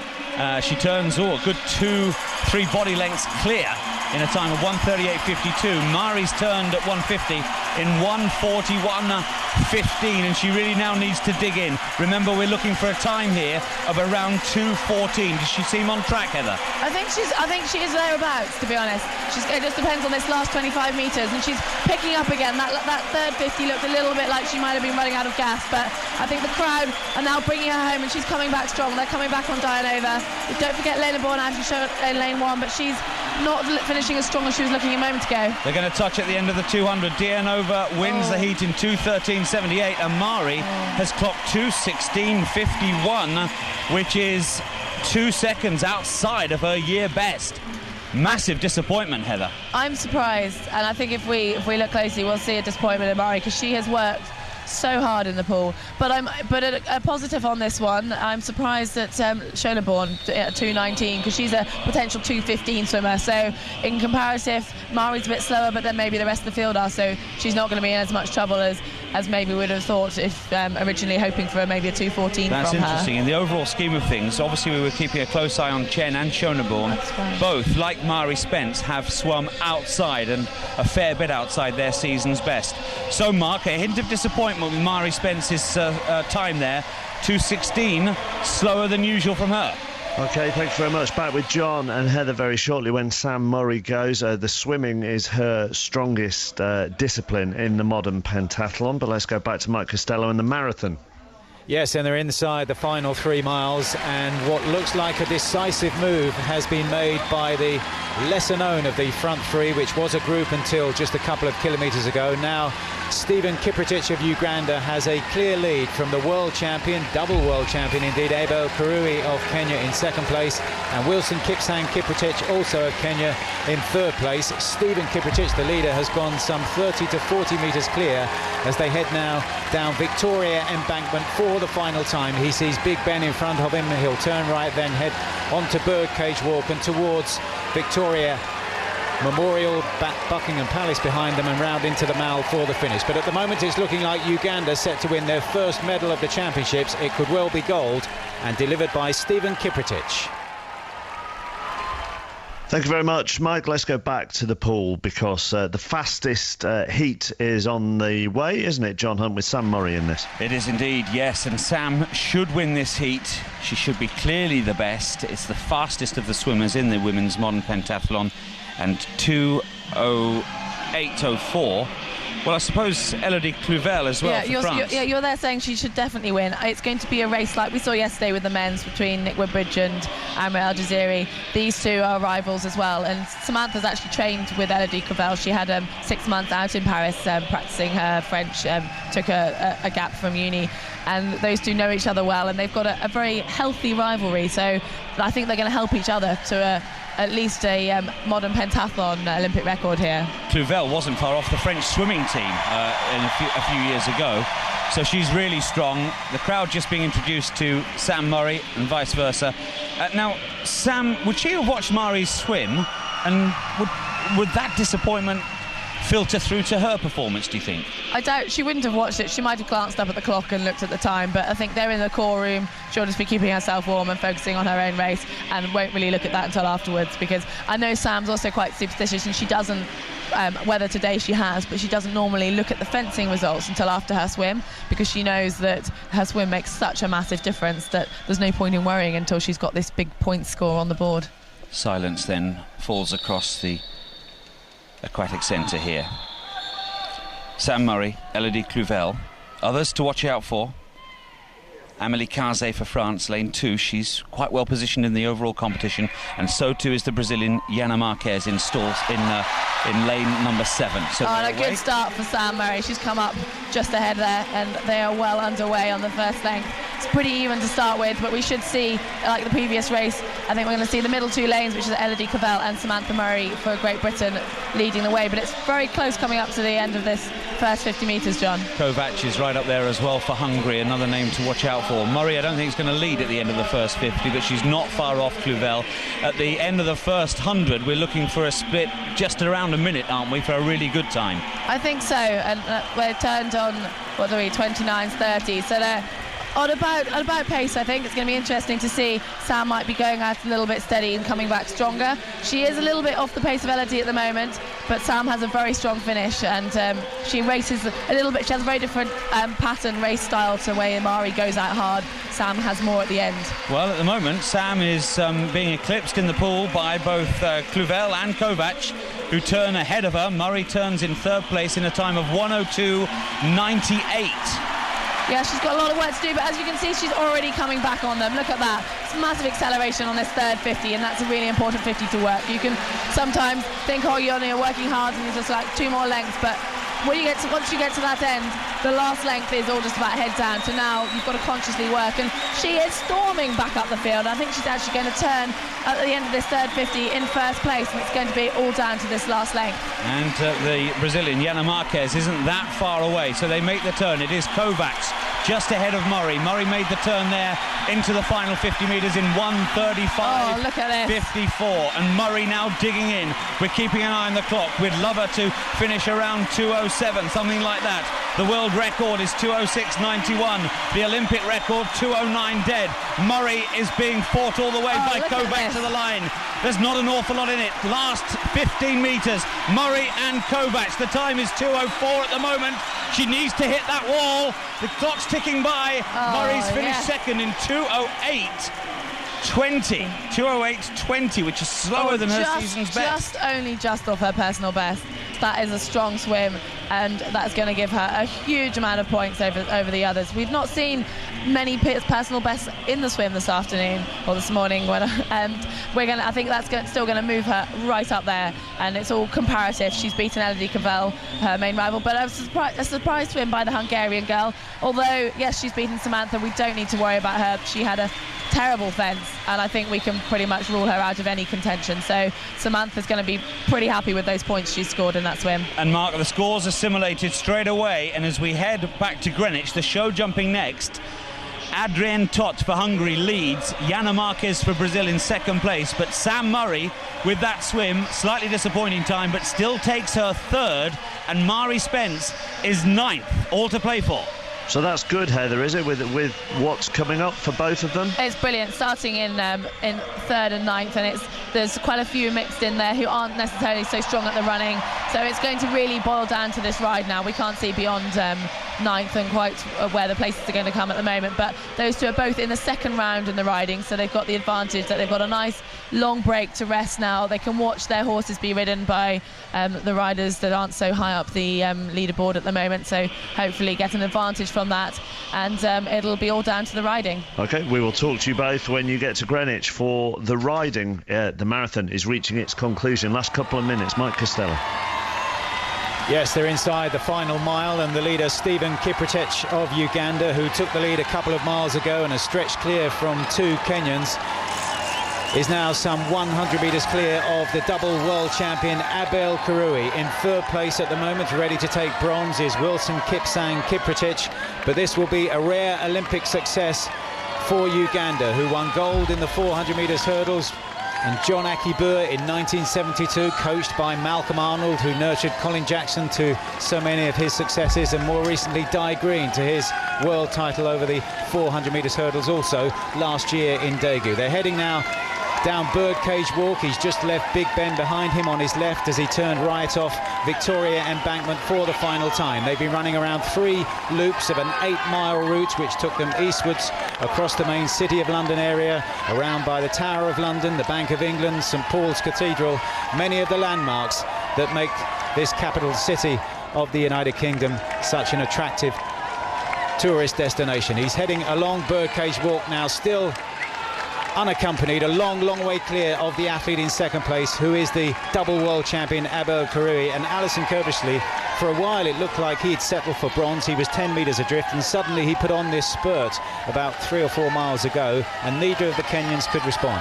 Yeah, absolutely, Mike. I think Kiprotich, better known as Wilson Kipsang, and Kirui just didn't really make the decisive move when they dropped Stephen Kiprotich of Uganda.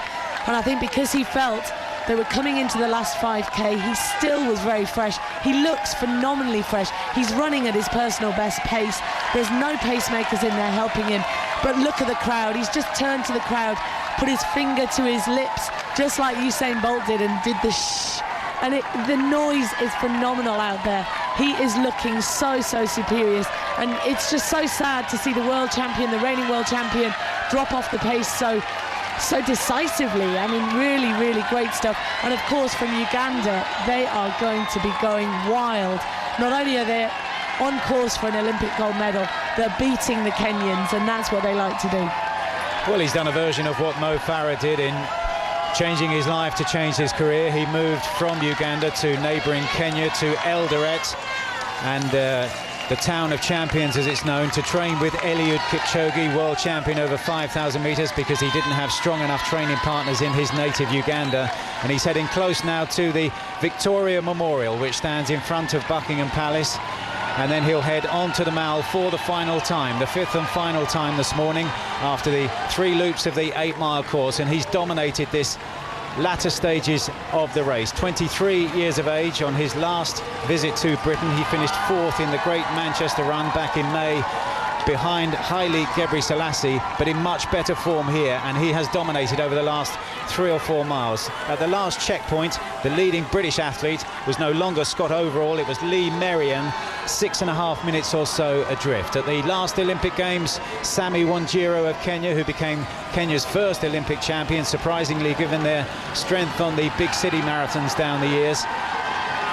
He set the Olympic record, and for a long time they were on course to break it here, but they slowed in the middle section of the race, and now it's Stephen Kiprotich heading to victory for Uganda and their first gold medal of the Games at London 2012. He's heading down the Mall towards the finish line. He's broken the challenge of the 2 Kenyans who were dominating for the first half of the race. Abel Kirui, the double world champion, and Wilson Kipsang Kiprotich, who everybody thought, because of his familiarity with the roads of London, having won the London Marathon in April, would be the biggest challenger. But now Kiprotich suddenly is just looking anxiously over his shoulder as Kirui threatens to close as they head down the Mall for the final time. But he heads up towards the line now, does Kiprotich, the leader from Uganda. And he has an advantage of about 30 to 40 metres now. And the Line is coming now, and he's been handed a Ugandan flag close to the finish line down the mile, and this is going to be celebration for the East African nation of Uganda as he drapes himself in the flag now and heads towards the tape. He raises the banner above his head, a smile across his face as he breasts the tape now in a time unofficially of 2 hours, 8 minutes and 2 seconds, and then kneels onto the ground beyond the finish line and kisses the flag. And behind him, Abel Kirui of Kenya coming through to take the silver medal, and even further back, Wesley Kiprotich coming through to take the bronze. It's Kirui now who will follow him through at a distance of around 20 seconds. A terrific performance by Stephen Kiprotich, 23 years old, from Uganda, takes their first gold medal at London 2012. What a beautiful sight, Mike. Just such an impressive finish line down there on the Mall with Buckingham Palace behind them.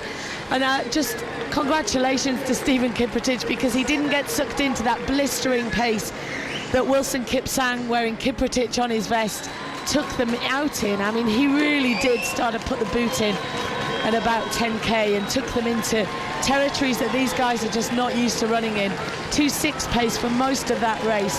The likes of Meb Kefligezi from America, Abdi Abdirahman from America, they dropped off, they dropped out.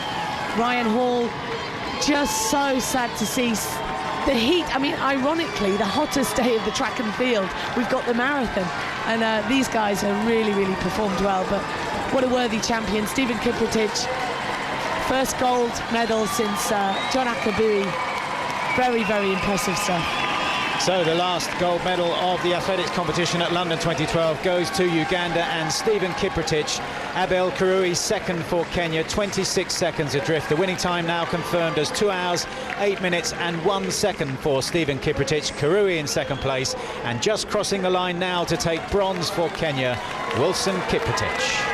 It's 1:10. This is Mark Chapman live from Team GB House in Stratford, East London. This is the Olympic Station. An Olympic dream is realised. London 2012 on 5 Live. Now, one of the successes of London 2012 has been the games makers, the thousands of volunteers who've helped the games move along so smoothly. The man who organised them all, Phil Sherwood, told me the secret to it all. We've let them be themselves, and I think that's been the key to it. I think if you try too hard to tell people how to host the world, host the athletes and host the spectators, it just won't come across naturally. I've spoken to the 4-time Olympic gold medalist Ben Ainsley, who'll be carrying the British flag at the closing ceremony tonight. It's a huge honour, for me, but, as much as anything else for the whole nation, I think it's been such a fantastic games. We should all be very proud of what we've achieved, and hopefully it'll be a fantastic atmosphere in the stadium tonight and a great way to close it all off.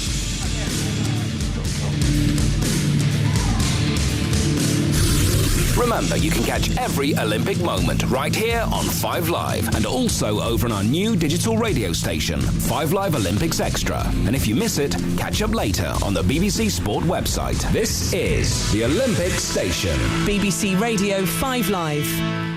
BBC News on 5 Live, I'm Rebecca Bucchiello. Sid Waddell, the man known as the voice of darts, has died at the age of 72. His manager said he passed away peacefully, surrounded by his family.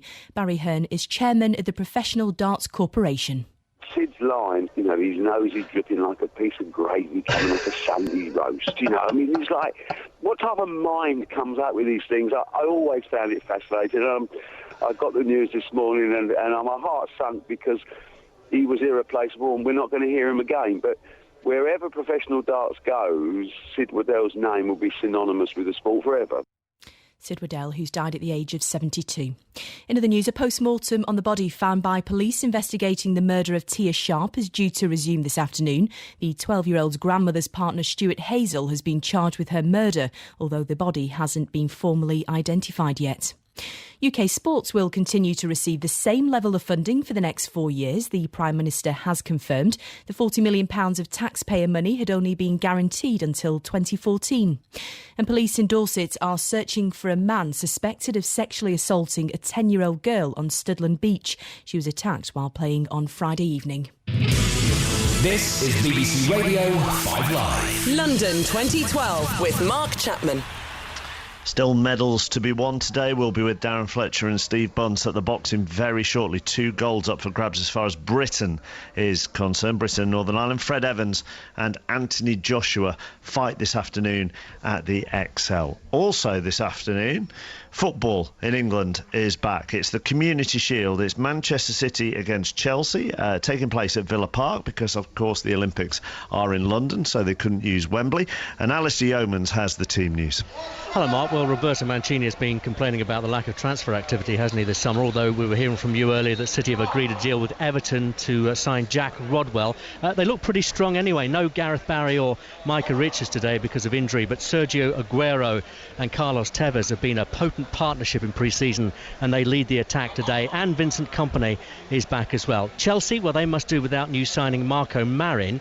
He has a hamstring problem. Now, that's a shame because he gives them some width. They look very narrow in the 3-1 defeat by Brighton last week, and that was their 3rd defeat in a row in pre-season.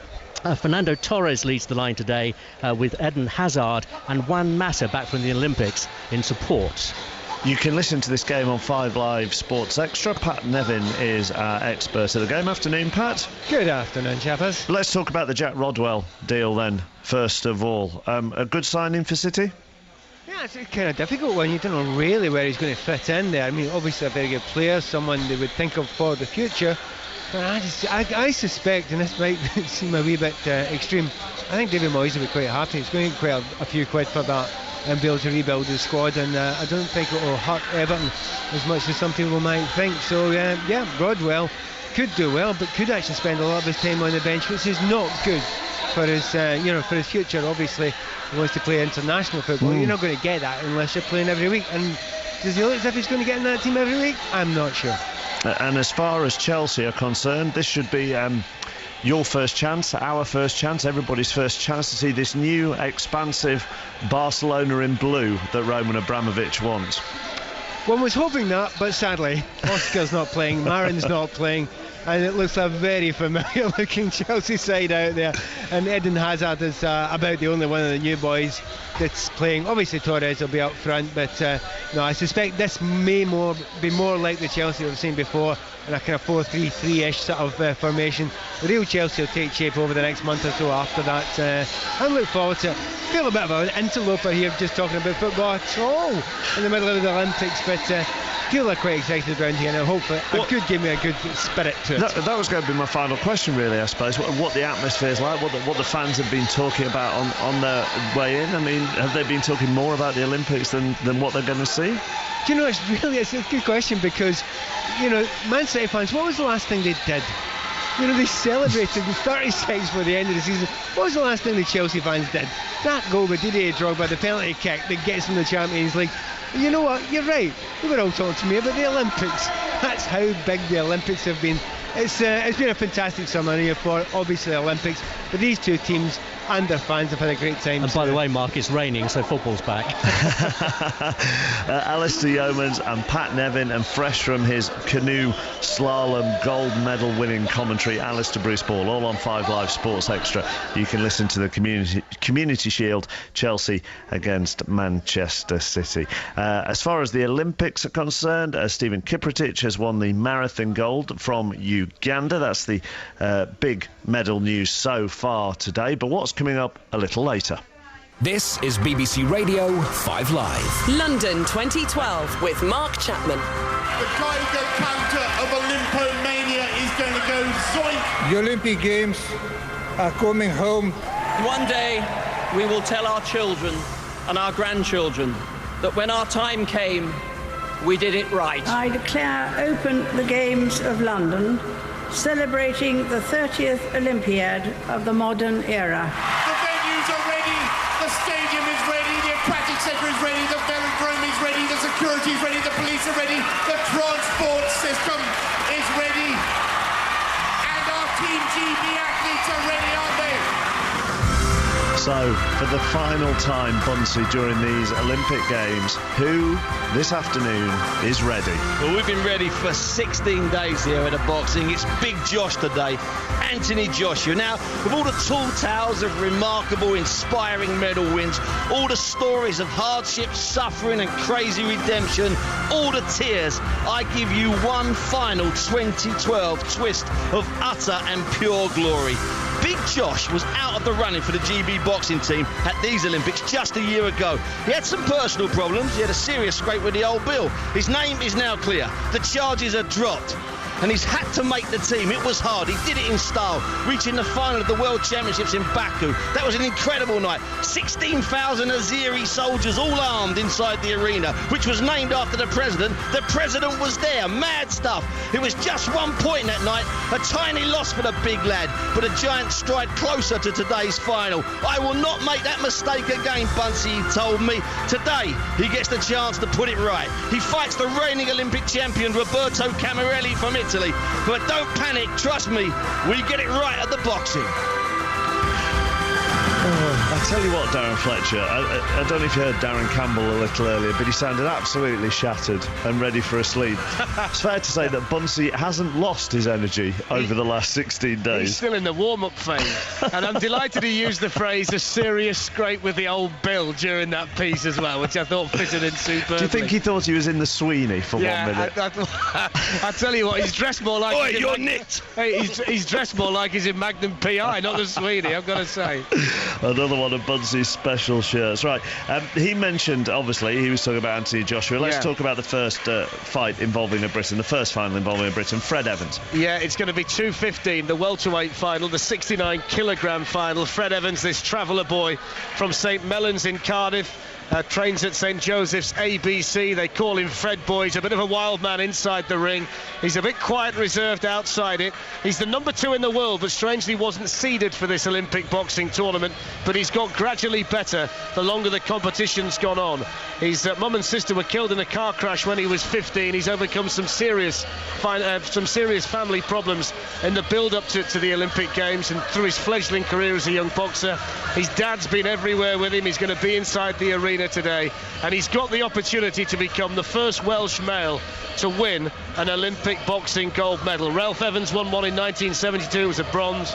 Nobody's ever won an Olympic gold, no Welsh boxer. Joe Calzaghe's going to be here today. We think he's Fred Evans' idol. His dad Enzo has said that should he turn pro after the Olympic Games, he'd like to train him, and he's going to be up against somebody from Kazakhstan called Serik Sapayev. We don't know an awful lot about him, but we do know that Fred Evans is prepared, he's ready, he's waited all of his life for this moment from when he first walked in a boxing gym as a 4-year-old, and his first fight when he was 10, and it all boils down to this: 9 minutes in the ring here at XL for Olympic gold. I tell you what, Bunsey, I love how boxing and boxers respect the history of the sport. He said, Fred, hasn't he, about Ralph Evans, who won that bronze in Munich in 72. I've never met Ralph Evans, but we've got pictures of him up in our gym. Yeah, they do, and if you go up to the English Institute of Sport, and it's worth the visit. I mean, someone like you'd love it up there, chappers. When you walk into that giant gym they've got these stunning pictures all the way from 1956. They've got Terry Spinks there, who won a gold and lived just no more than a mile from here. They've got Dick McTaggart on the wall, who's here tonight, who only lost 14 fights, and he had 624. And there's Ralph. Ralph's up on the wall. Minter's up on the wall. Pat Cowdell's up on the wall. They're all on the wall. All the guys that have got medals, and they do look at them. They do look at them when they're on the floor doing their exercises, when they're skipping, when they're sparring. And it has inspired them, and that's why those pictures are on the wall, chappers. They're meant to drag them forward. You know, Mark, just to give you an example of what kind of prospect this guy is, Fred Evans. He's the youngest remaining member of the GB team. He's only 21. But in Carl Froch's build-up to the Lucien Boutte fight, Froch actually hired Fred Evans to spar with him in the build-up to that fight. Now, Carl Froch is a super middleweight, a fully fledged 30-plus super middleweight. Fred Evans is a 21-year-old welterweight. And Carl Froch was taken aback by the strength that Fred Evans possesses. Now, he's got a lot of talent in those fists, but he's also a very strong boy, and he's determined to win today. And he could be pretty special, couldn't he, Bunsey? Yeah, he could be pretty special, and he's one of those fighters, and I don't like to say it because we're about to see the crowning glory of their amateur careers, but really, he's made for the pros, and that's because he's from that traveller tradition.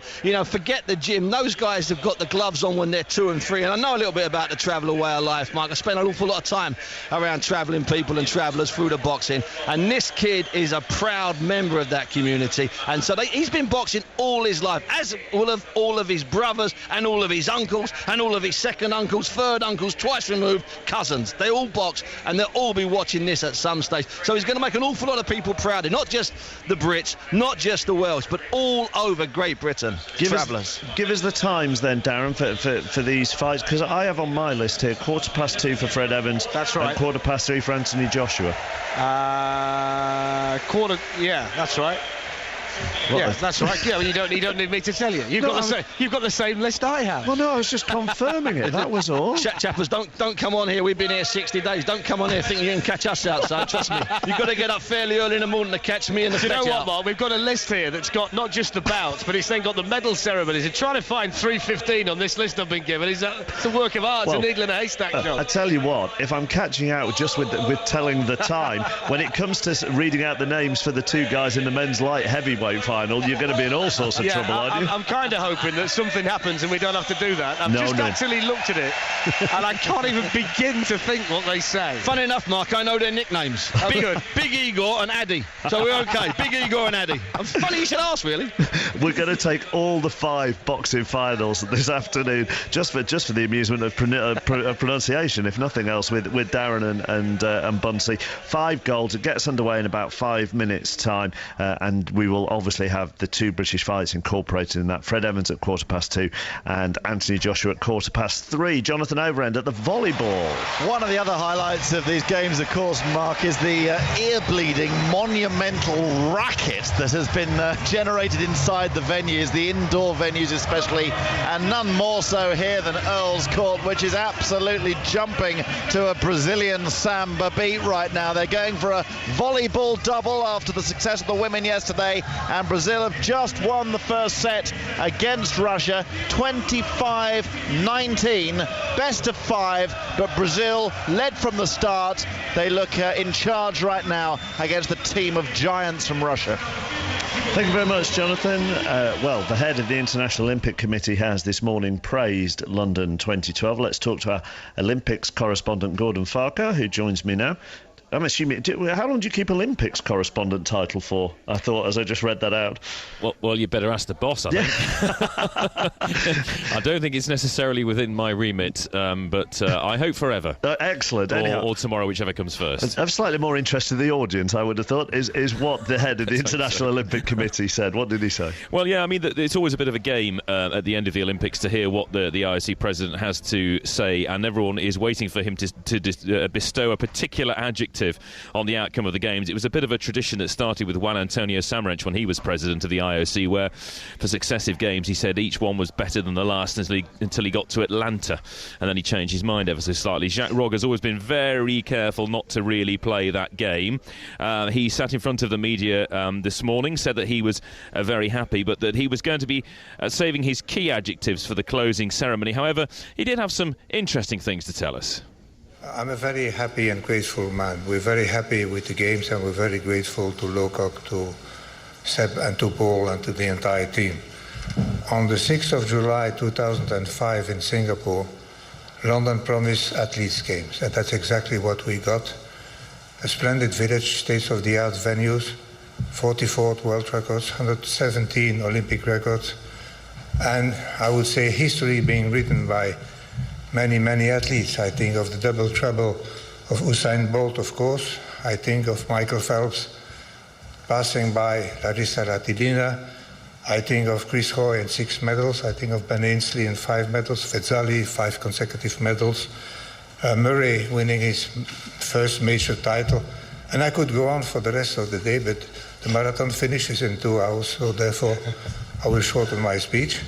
Well, the marathon has finished since then. Thank goodness he didn't go on for that length of time. He did go on to say that his key memory, when he was pressed on this, what was the one moment that he would take? He said it was Chris Hoy's tears, interestingly, that he was going to carry with him as the key sort of visual image from the games. He talked a little bit about how important it was for the home team to do well and how there was a bit of a wait for the first medals to arrive, and then from then on, he said you couldn't keep pace with the home nation's success, and why that was important for Rio as well, and said the challenge for British sport now is to continue to surf this wave of success. I thought it was a very nice clip, actually, because rather than roll out generic platitudes, he actually identified a certain number of moments, didn't he? So it actually makes you feel like he has been paying attention and watching everything and enjoying everything. You've been obviously involved in the bedlam of Team GB House today, where I am as well, and seeing a number of the British athletes passing through, talking about their moments of the games.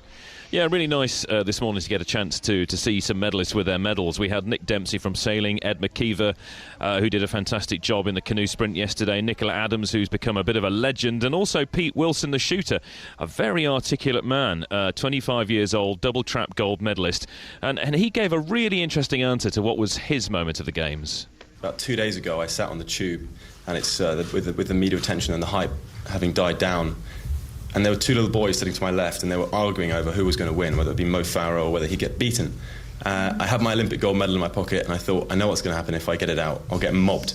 But I wasn't too far away from Stratford, and I thought it would just make their day. And I sort of leant over, and their mother looked at me as if to say, don't speak to strangers, and tapped him on the shoulder. His little brother was I think, suffering from eczema, and he was itching and itching and itching. And I said, have you seen one of these? And his face just dropped. It was just the most incredible thing for me to watch this little child just experience that small amount.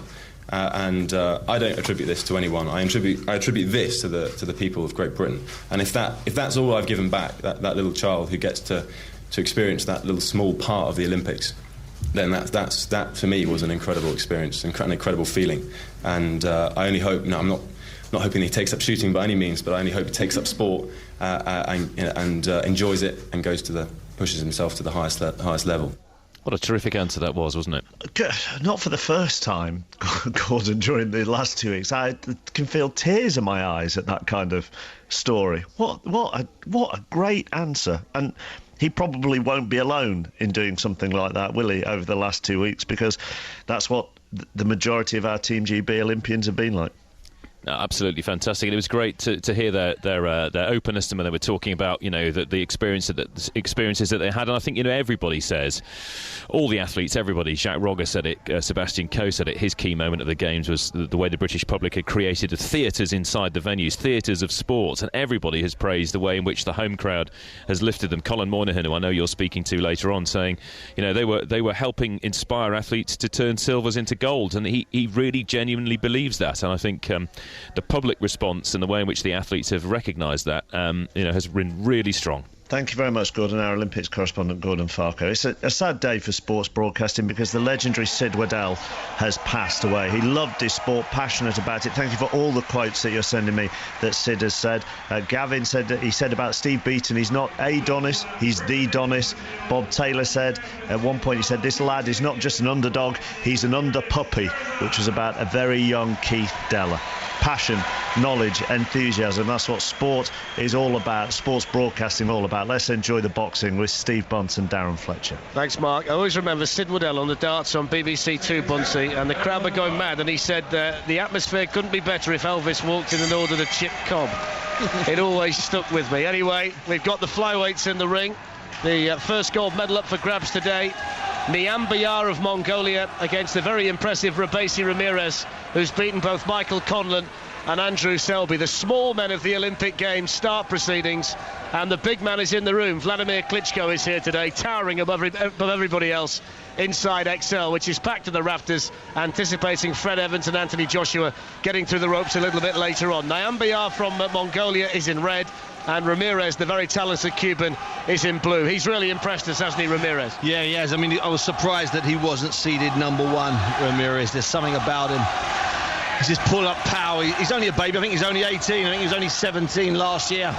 at the World Championships, and I think that's why. I think when he beat Selby, I think they underestimated his power. The boy's going to reign for a long time. Nyambayar is slightly bigger, and he's landing with some decent shots early on. That just stings Ramirez into life, and the Cuban busily gets to work. He's got a very fluid style, has Ramirez. Lets the punches go. When he does, he punches from all different sorts of angles, which makes it difficult to fend him off.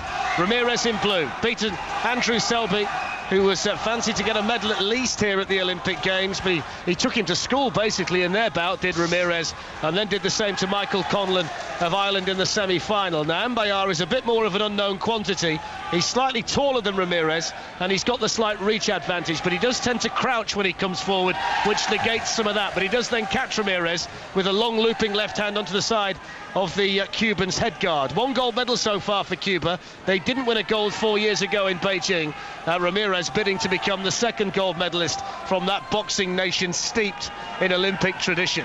Very tight opening round, and the counter-punch from Ramirez lands there as Nyambayar started to come in. And that's the first time we've seen Ramirez do what we've been watching Ramirez do for the last 2 weeks. Nyambayar, remember, did take care of the world champion Aloyan very comfortably in the semi. In fact, I was quite shocked by that. He did it with ease. He's only 20 as well, so 2 real prospects in the ring, 2 young fighters who you might see more of as their bodies develop a little bit and they get a little bit bigger. If you're going to be a pro and you're going to earn decent money, you've got to be heavier than flyweight, that's for sure. So their future pro careers may well depend on just how much growing they've still got to do.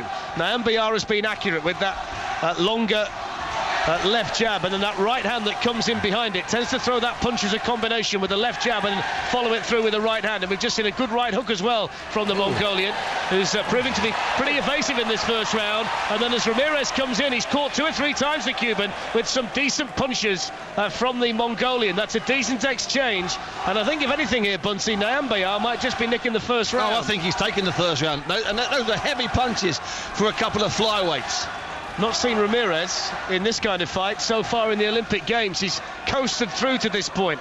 We thought he'd be a heavy favourite for this flyweight gold medal bout, but at the moment he's up against a very tough customer, but he's taken the round. They've given the round to Ramirez by 6 points to 5. Steve Bunce taps his fingers on the desk and has a bit of a strange look on his face. Yeah. I'm surprised at that. I am too. Listen, there wasn't a lot in the round, but I thought that Nyambayar won the round by a couple of points. But the Cubans have this thing. They perfected it in the late 60s. By 72, it was their trademark. They throw big, single, eye-catching shots. There were 5 men at ringside, and when there was 3, you've got to catch their attention. It's hard to catch it with a subtle jab, a subtle hook, or a combination, or a body shot. That's why amateurs don't throw body shots, but they throw these big looping shots. So all I can assume is the 3 men at ringside out of 5 managed to see a big looping shot 6 times, and bang, that's what it's all about. The Croatian judge did score it for Nyambayar, but Ramirez takes the round. Just a pointer of what's to come this afternoon here at XL. 2:15 is the Fred Evans welterweight gold medal bout against Serik Sapayev from Kazakhstan. And then an hour later, 3:15, Anthony Joshua against the reigning Olympic super heavyweight champion Roberto Camarelli of Italy. In between that, we've got the men's lightweight final featuring Vasil Lomachenko, the Val Parker Award winner 4 years ago, and that men's light heavyweight clash that I'm still looking at the names and have no idea where to start, but I can let you know that by the time they climb into the ring, we'll have a semblance of an idea. Anyway, to the second round here, which Rebesi Ramirez of Cuba edged by 6 points to 5, and Nyambayar of Mongolia has come out ready for work to start the second round. He's got the red vest on with a big broad white stripe down the back, all blue with the white waistband for Ramirez from Cuba, who's occupying a tight guard in this second round. They tend to do this, the Cubans, get a lead and then work it out from there. They've got this I'll hit you and then get out the way and you can't win the round, and that's what the likes of Teofilio Stevenson and the great Felix Savon were able to do and romp away to multiple gold medals. Maybe this is the start of the next generation of fantastic Cuban Olympic boxers, because in Rebesi Ramirez they've certainly got a special fighter, and he lets the punches go here against Nyambayar, who's not quite as fluent in the second round as he was in the first, just has a slight problem with the head guard, which he adjusts.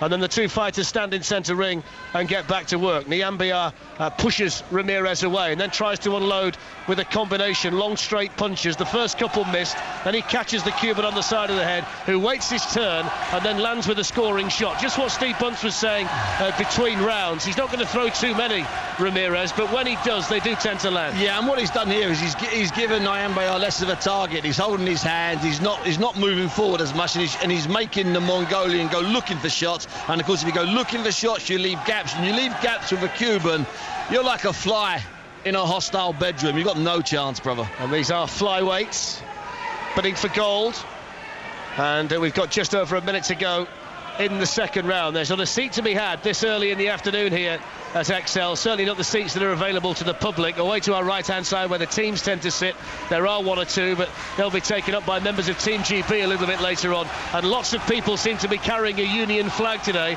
Lots of them have got them draped around their shoulders. I can see a fellow at the back of the crowd who's actually got a Union Jack shirt on as well.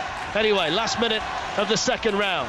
Nyambayar against Ramirez at flyweight. That's a good punch, a long looping right through the guard of Ramirez by Nyambayar, and then they fight up close. The Cuban able to win that battle, and then Nyambayar misses with a couple of follow-up blows. Right jab thrown by Ramirez, who stands in centre ring with the red boots on, the rest of him blue.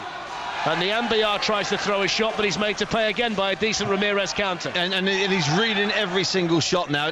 They do an adjustment thing in the Cuban corner. They don't panic, they just do an adjustment thing, and it's amazing. Then the boxers go out and they can box a totally different fight, and they obviously work to plan. And it's that situation, Fletch. You know, the more they practice, the better they get. It's that simple. Absolutely. Now Ramirez starts to open up for the first time. Nyambayar had his back to the ropes on the right side of the ring, but then he catches the Cuban with a really good shot, and that snapped back the blue head guard of Ramirez. That will have caught the judges' eyes, and they fight on a little bit after the bell, which you don't see in the amateur ranks, and it's a level round.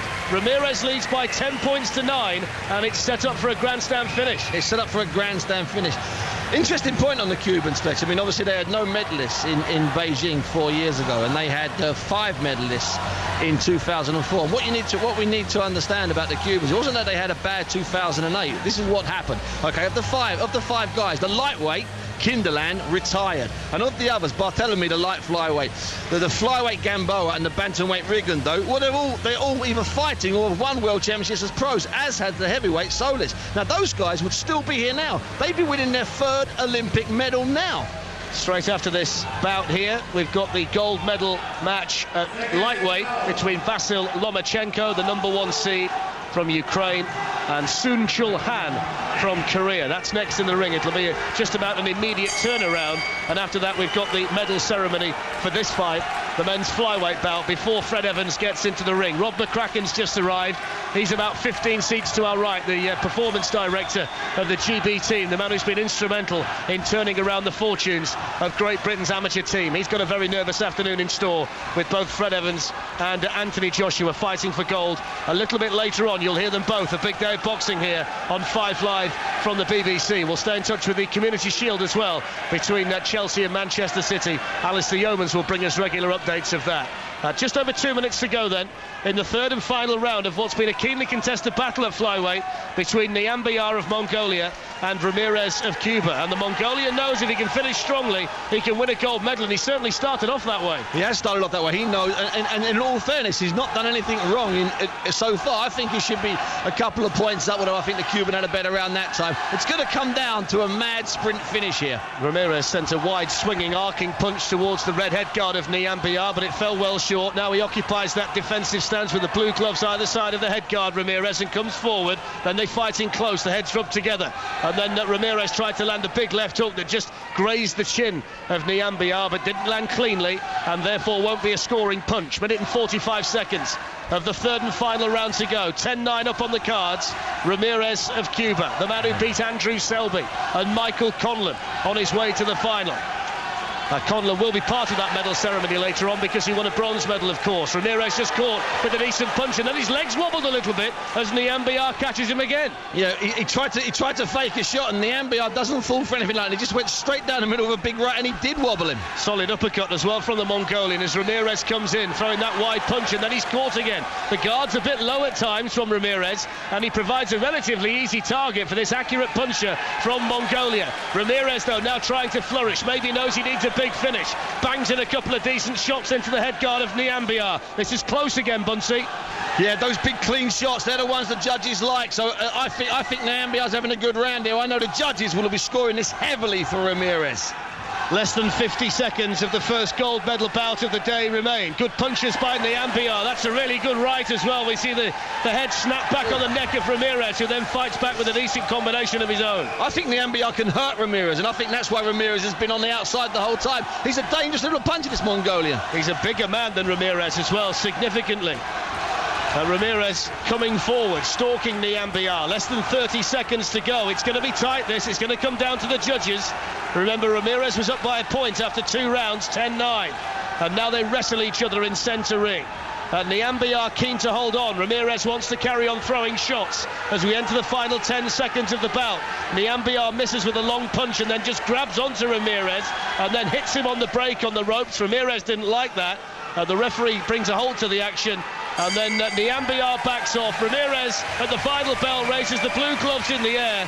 Niambiar collapses on the ropes on the far side. He's absolutely shattered. It's a tight decision, Steve Bunce. Yeah, it's a tight decision. I think the Cuban's going to get it by a few points. It's those big, open, clean shots. You know, anything that's easy for the judges, they score. The Niambiar shots may have been a little bit too slick, a bit too much finesse, if anything. I agree with you, but 4 or 5 times in that final round we saw the Ramirez head snap back by jolting blows. And his legs wobbled, he was hurt. Yeah. It's a tight one, this. Ramirez had the 10-9 cushion. Whichever way it goes, you're not really going to argue with it. Absolutely not. It's one of those, isn't it? I know there's been a bit of controversy at times about some of the scoring here, but I think in the main it's been pretty good. You are going to get 1 or 2 decisions in amateur boxing that you're a little bit baffled by due to the nature of the process. But I think both of them here can lay claim to feeling that they've done enough to win the gold medal, and both of them are showing that by raising their arms in the ring as they stand either side of the referee. We are about to get the decision here to find out who has won the gold medal at flyweight to start the afternoon's boxing here at XL. Here we go. 17 points to 14, the Olympic champion in the blue corner. 17-14, and the very impressive Rabesi Ramirez, the man who beat Andrew Selby of Great Britain on the way to the flyweight final, is the Olympic champion. Staggering, 18 years of age. He could become the first Cuban to win 4, the first boxer in history to win 4 Olympics. He can achieve that feat. The second Cuban gold of the Olympic Games in the boxing ring. And as each fight passes, Mark Chapman, we get nearer to Fred Evans and Anthony Joshua. We do. Fred Evans at 2:15, Anthony Joshua at 3:15. We're based at I'm based at Team GB House this afternoon, where all our Olympic medalists have come in to do various bits of media work, and more specifically to do one massive photo on the roof of Team GB House in the sunshine. Beth Tweddle has just popped in to see us. How was the photo? Oh, it was really nice. I mean, a lot of people have seen medalists walking around the village, but actually to be all together and be able to celebrate it together was really good. Who were you stood next to in the photo? I was next to Victoria Pendleton, so that was nice, and I mean, she's done amazing. Did you get to choose who you were stood next to, or were you positioned that way? They kind of just started at the back. Anyone that was sort of 6 feet and above stand at the back. So the gymnasts switched up to the front, and then they had us kneeling down because we were the smallest. Since winning your medal, how's it been? Oh, it's been a whirlwind. I mean, everyone knows how important that medal was to me, and I haven't slept. I'm just so excited, and I just want to be able to go home now and see my family and friends and celebrate with the people that have been there 100% for me. How are you, Mum and Dad? Because I've spoken to them a few times during this Olympics. Your mum gave me a wonderful insight into how your dad watches you. And a lot of children, a lot of people I've told them I've spoken to the parents have done what you've done and rolled your eyes. But are they all right now? Oh yeah, I think they're over the moon for me. I mean, they've been there through the hard times and through the good times, and I think they were just as nervous, if not more nervous. So I think they've done more interviews than I have, actually. But it kept their mind off it. I mean, I think my dad's had a tweet of the day or something because they asked him what he'd been doing in the lead up to it, and it was a case of I've been laying a patio. Anything to keep his mind off it. And they are a nightmare together. When they're watching me, my mum sort of does the routine with me, so anyone sat next to her kind of gets hit. And my dad is very unsociable and basically won't talk to anyone. So I follow his traits, and I'm very unsociable prior to competition. How important, you tell them, you say it's important they keep their mind off it. How important is it that you keep your mind off the nerves of your family and friends? I mean, they've always been very supportive, so they know that they send me one text in the morning saying good luck, and that's all they're going to hear from me. I never reply to the message, and leading up to the games, they didn't sort of talk to me about tickets, because obviously a lot of people were saying, can you get me a ticket, can you get me a ticket, and they kind of took over that. I just basically said to anyone who asked me, here's my mum's number, speak to her, so they took the pressure off in that side, and then anything else, they just said, go out and do your best. You've done amazing just to get there. So you're going to the closing ceremony? Yeah, I can't wait. It's going to be such a party atmosphere. I mean, Team GB as a whole have got a lot to celebrate. It is our greatest team ever, and I mean, we've still got a couple more chances at medals this afternoon, and my physio is going along to the boxing, and she was so excited when she got her ticket this morning. Sinead Reid, Christian Thomas, Daniel Purvis. I spoke to the women's water polo gold-winning medal side from the USA yesterday. All of them want to see the Spice Girls tonight. Who do you want to see? It'd be amazing to see them, but obviously I've heard reports that Ed Sheeran's going to be there as well, so to be honest, I think anyone that's there is just going to be the most unbelievable atmosphere, and hopefully anyone who's got a ticket will share that with us, and anyone who hasn't, make sure you're watching it on TV. Go and party, go and enjoy it. Enough of talking to us, go and enjoy yourself. Thank you very much. Thank you very much. It's Beth Tweddle on 5 Live. Jonathan Overend at the volleyball. Yeah, and Brazil on fire here. They are 20-16 up in the second set against Russia. Volleyball gold medal match. Brazil having won the first set. The guy I really like in their team is Sergio Santos, wearing number 10, as you do, for Brazil. He is the libero, who is the defensive player. He wears a different coloured shirt. It basically means he has to stay in the back of the court. But he is diving all over the place on this hard court, of course, to keep the balls alive, and he doesn't wear knee pads. A lot of the volleyball players wear knee pads. This is the guy who's doing most diving, most scraping of the knees, and he's doing it without any sort of protection at all. You have to love him, and of course because he's the Brazilian number 10. Brazil lead 1-0 and 20-17 now in set 2. So are we assuming then, Jonathan, that numbers in volleyball have the same significance and meaning that they do in the football? No, I think they have absolutely no meaning whatsoever. Apart from He's obviously got a raving ego. Jonathan, thank you. Simon Brotherton next. The mountain biking gets underway this afternoon. You had the women yesterday, men today. Yes, the men at Hadley Farm, they're out on the course now. Actually, it's a 7-lap race. It'll last about an hour and 3/4, and they're nearly 20 minutes into it. They're 1.5 laps in, and Liam Killeen of Great Britain has crashed at the side of the course. As I speak, he is being attended to by medical staff. He is up against the barrier at the side of the course.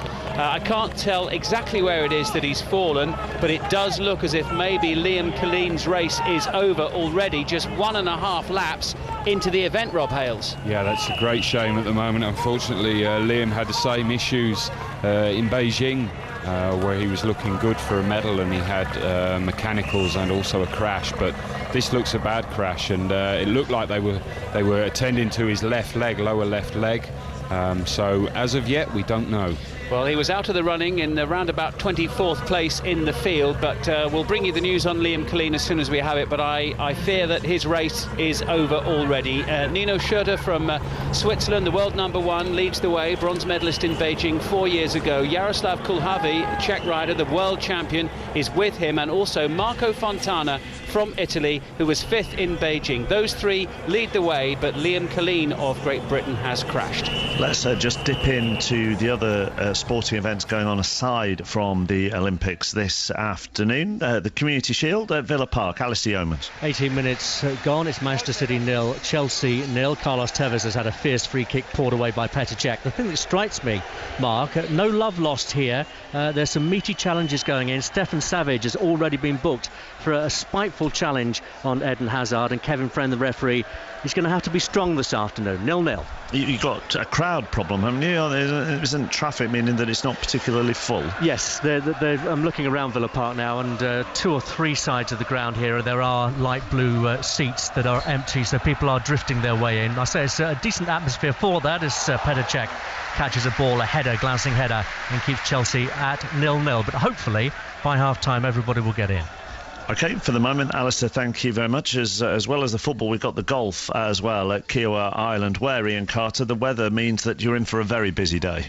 Yes, and a very long one as well, Mark, but the resumption this morning in glorious conditions. They teed off at 7:45 local time to play catch up, and Rory McIlroy on the resumption has dropped one shot. He's had 4 pars. He's just teed off at the 15th, and he's in a share of the lead at 5 under par with Carl Peterson of Sweden, who's hung around on that leaderboard all week long, and Vijay Singh, the 49-year-old Fijian, who's just dropped a shot at the 12th. He did hold the outright lead up to that point.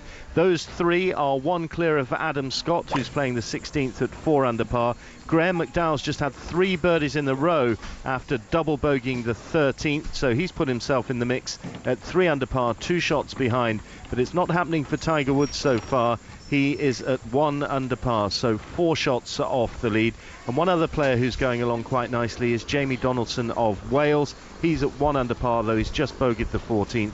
And Ian Poulter also at 1 under par, so within 4 shots of the lead. And we'll have the USPGA on 5 Live Sports Extra later on tonight, and on 5 Live Sports Extra right now is the Community Shield between Chelsea and Manchester City. Let's go back to the XL Arena, though. Fred Evans' fight is at 2:15 as he goes for gold. Anthony Joshua at 2:15. Now, though, Darren Fletcher and Steve Bunce, what are you watching? Yeah, we've got the lightweight final at the moment, Mark, between Vasyl Lomachenko from Ukraine, who's the double world champion at lightweight and featherweight, the Val Barker Award winner in Beijing when he won Olympic gold, against Soon Chul Hu from Korea. And Lomachenko basically took him to school in the first round, winning it by 7 points to 2. But a more important man is sat to my right, the performance director for the GB team, Rob McCracken. It's a nervous day for us here in the commentary position. It's a nervous day for Team GB Boxing. Fred Evans and then Anthony Joshua. How are they both? Yeah, they're both great. It's a nervous day, but what an occasion. 3 boxers, men in the Olympic final, and Nicola Adams already with a gold, and Luke Campbell obviously, and hoping that the 2 boxers can repeat their performances today. I know that Nicola's gold gave everybody a boost a couple of days ago. What was it like in HQ last night when Luke came back with his? It was fantastic. He's worked so hard, Luke Campbell. He's a tremendous talent, and everyone's just overjoyed for him. But the tournament's not over yet. Everyone's hoping that Fred and Anthony can come through today.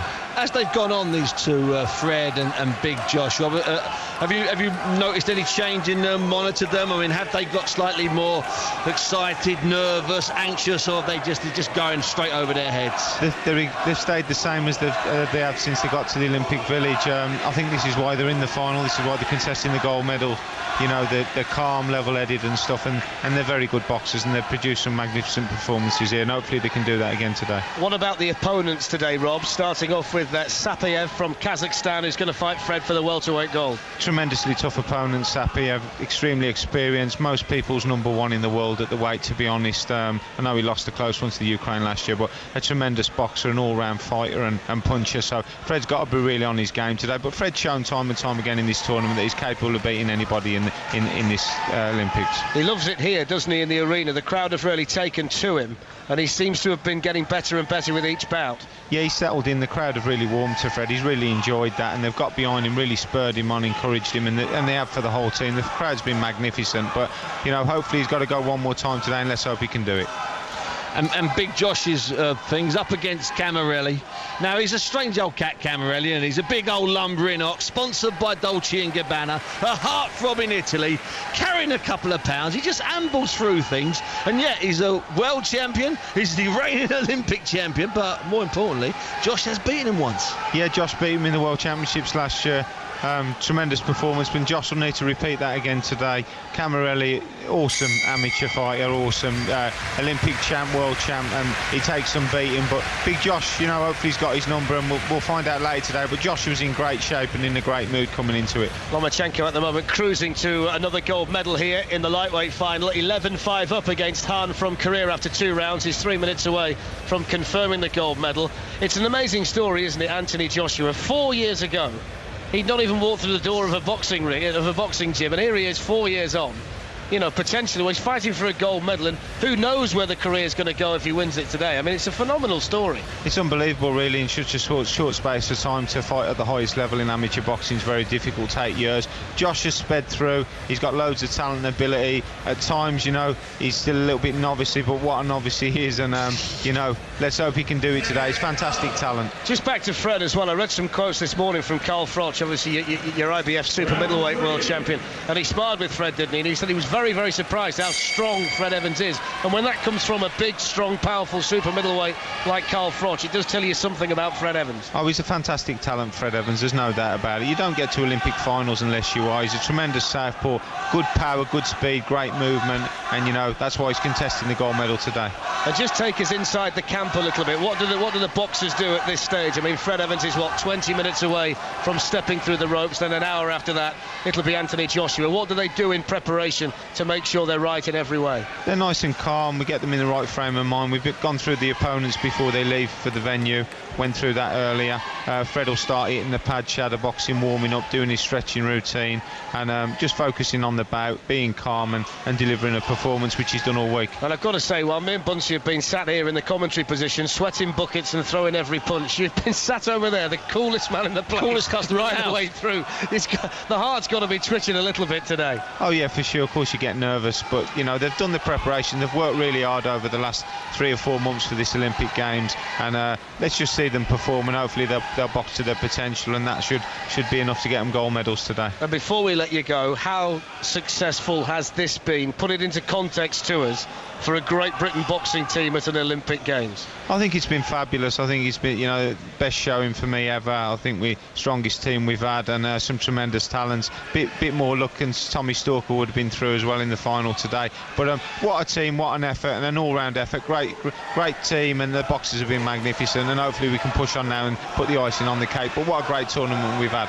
Rob, we appreciate the time you've given us right the way through the Olympic Games, and hopefully 2 more golds this afternoon. Enjoy it. Thank you. Thanks a lot. That's Rob McCracken, the performance director of the GB team. I'm right though, aren't I, Buncey? I mean, he's not battered an eyelid all week while we've been going mad over here. No, he hasn't. You know what, I've been looking over, I've watched him, I've looked over between fights. I do know that after the Stalker, Tommy the Talker lost. I do know that McCracken was very angry. I'll leave it at that, I think. Let's have a look at the final minute of this one then. The lightweight gold medal bout between Lomachenko and Han. I mean, he came in with a big reputation, did Vasil Lomachenko. That's why Vladimir Klitschko is here today, because he wants to watch this very talented Ukraine fighter who's a fair bit shorter than the man from Korea, but he's such a good boxer, you can't hit him, and he's got such accurate and fast hands as well. He's a joy to watch, and he's got to have a fair shout for the Val Barker Award again for the most impressive boxer on show at the Olympic Games. What he does is he makes good fighters, and that's what Han is. He makes good fighters like Han look ordinary, look routine. He just beats them. He's got this great sense of distance, great sense of balance,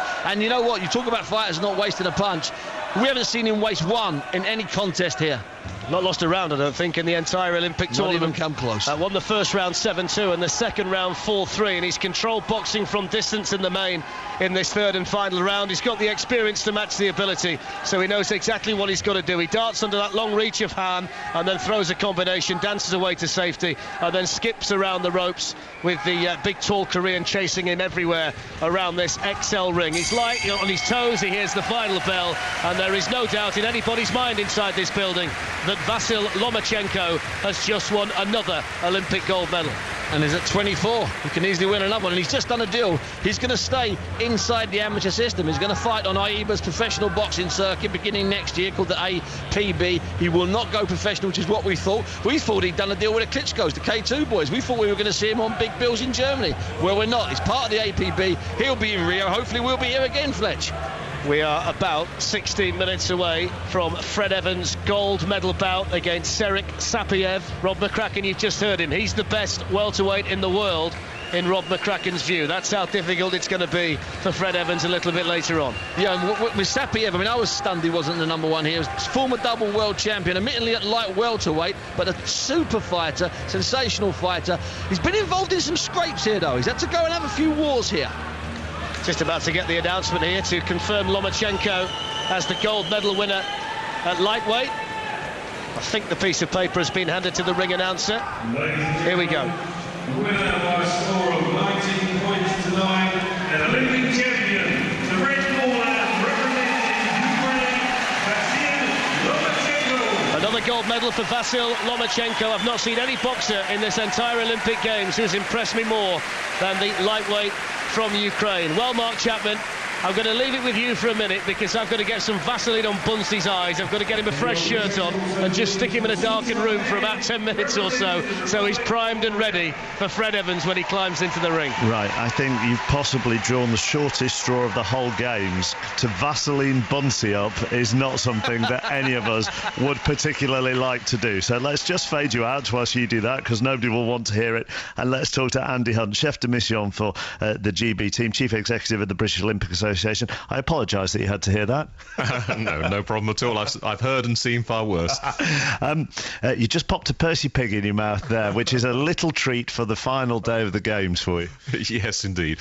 No, I mean, it's been hard to think about anything else other than just making sure that this is all run to plan. You know, that the athletes have had all the support they needed. We've had everybody in the right place at the right time.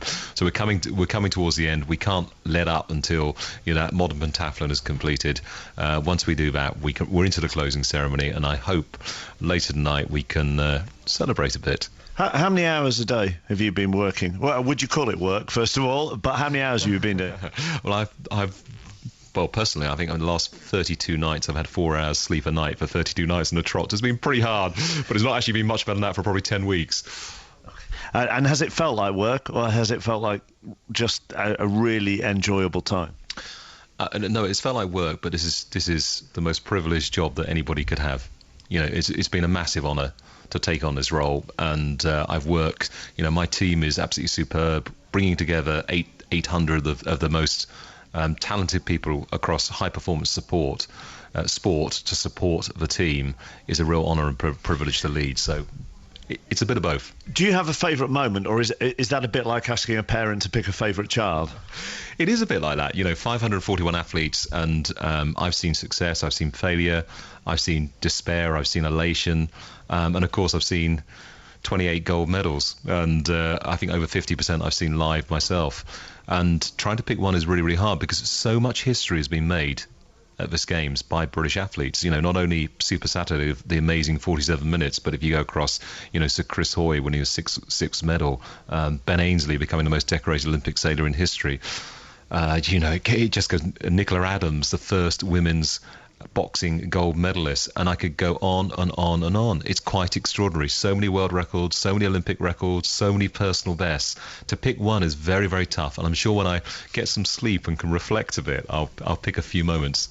What's quite refreshing, I think, is that much as we're celebrating our success, nobody seems satisfied, and to just obviously everybody wants to enjoy it, but everybody's already moving on, thinking about the future, thinking about the next thing. So Clive Woods has written about Rio 2016 in the Sunday Times this morning. Just listen to this clip. This is Daley Thompson. I spoke to him a little earlier. He's absolutely loved the Games, but this is his one concern. My big fear about this whole thing now that we're almost through it, is that we're not going to be ready for Monday, because Monday, obviously, the Games are over, and I'm hoping that there are going to be millions of kids knocking on the doors of sports clubs. And I just hope that all the sports clubs are ready, because they're only going to get one chance. If I go down my local taekwondo club and they're not ready for my son or my daughter, I'm never going back again. Well, Daley's right in some senses. We don't know how much demand there's going to be. Pretty much every governing body has worked to build a plan to make sure they were ready, to receive young people, in fact anybody who wanted to get involved in sport. But do we know we've got enough capacity to meet the demand? I think it's going to be challenging, and that's why it's very important that Seb Coe has been appointed as the legacy ambassador by the Prime Minister today. I mean, it's going to be important because we now got a chance to harness that immediate opportunity of kids turning up at clubs, but actually making sure we're now going to change school sports policy, that we're actually going to get perhaps greater investment into facilities to make more and to make more volunteers available who are trained appropriately to better make this happen. But Daley's right; it's got to be. We've got to all wake up tomorrow morning and seize it. And what will the BOA role be in that? I mean, will you be mainly a lobbying organisation, or is there even more you can do? Is there more weight that you can put behind things? I think there's absolutely more weight we can put behind it. Our role is more than just leading the team at the Games. Our role is to make sure the Olympic spirit, the inspirational role models that have been created in the last 17 days have the chance to work their magic right across this country. And no, we've got some serious work to do. You know, we've been heavily involved in the legacy planning for the Olympic Park here in London, and that is truly outstanding. Now, the legacy, no one's ever planned the legacy in the way that we have here for the physical facilities. You know, and we will go on and work very closely with our governing bodies and with government to make sure the legacy plans get delivered. The government have announced this morning that funding for all Olympic sports is going to be maintained until 2016 and Rio. UK Sport will obviously decide how that's split up, but do you have a say in that as well? I mean, I think people can sometimes find it confusing. BOA, UK Sport, this body, that body. But when the funding is allocated, how much say do you have in that? We don't have any say in that at all. Okay. You know, but it's down to the funding agency. I think it would be very helpful going forward if we did have some say in that, mainly because I think we have such insight into the sports in which we do end up leading. Because presumably UK Sport will look at targets and this kind of thing, but in some ways it's very difficult to measure the success that handball has had, for example, in the Olympics. No medals, but everybody talking about it. Yeah, and the world-class performance program looks at future potential. So it's not only about based upon what you achieve in this games, but it's about your belief in what you can do in terms of top eight finishes at the end of the next cycle. One of the most important things that's come out of London 2012 Games is it's been the most incredible collaboration across sport. You know, we've brought together 50 high-performance sports organisations that have worked as one. Now, that's one part of the, you know, obviously the success is down to the incredible sporting achievements of athletes, the funding, the training, the coaching. But the collaboration has made a real difference between moving medals from silver to gold. And that is magic, that change. And for me, I really hope that this is a blueprint for how sport in this country can work together collaboratively. Imagine what we could achieve every year in the 4 years if we all work together in that way. To your point, it's a complex, divided system of multiple organisations, some that are overlapping. We need to simplify it. We need everyone to work together to one objective. Well, that was actually going to be my next question. Is the governance of British sport too complicated? Could it be simplified? I think it absolutely could be simplified. It is too complex. The man on the street has got no idea who does what. You know, it's been one of the challenges in the run up to the London Games. But so there is a real opportunity there, and we are great advocates of that and want to play a part in bringing that simplification. Because at the end who of the day, would take the lead in simplifying governance of UK sport? Oh well, I think that's that needs to be determined. I think it's more about everybody being committed to that same purpose rather than actually about who does it. You going to the closing ceremony? Absolutely. Look, I've got my I've left it over there. I've got my closing ceremony marching past around on my accreditation. You've left that somewhere else, have you? No, it's here. Oh, I was going to say I'd keep that quite close to you if I was you.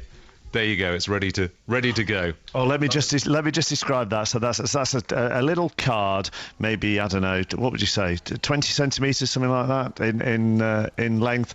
It's white and gold, and the letters on it say London 2012, a symphony of British music. Do you know what's going to happen tonight? I know a little bit. It's going to be an amazing party, and boy, do we need a party. You know, the chance to celebrate what's been achieved in this country. It's been an amazing unification of this nation, hasn't it? Like none of us, I suspect, will ever see again. But I hope we can take, you know, that confidence that we've all shown in our British athletes and apply it to other parts of our lives and society. I really do, because it has been this nation confident in what it can achieve and nailing it. Is there a chance that I'm going to see the chief executive of the BOA dancing to One Direction tonight? I don't know quite what I'll be doing. Watch out.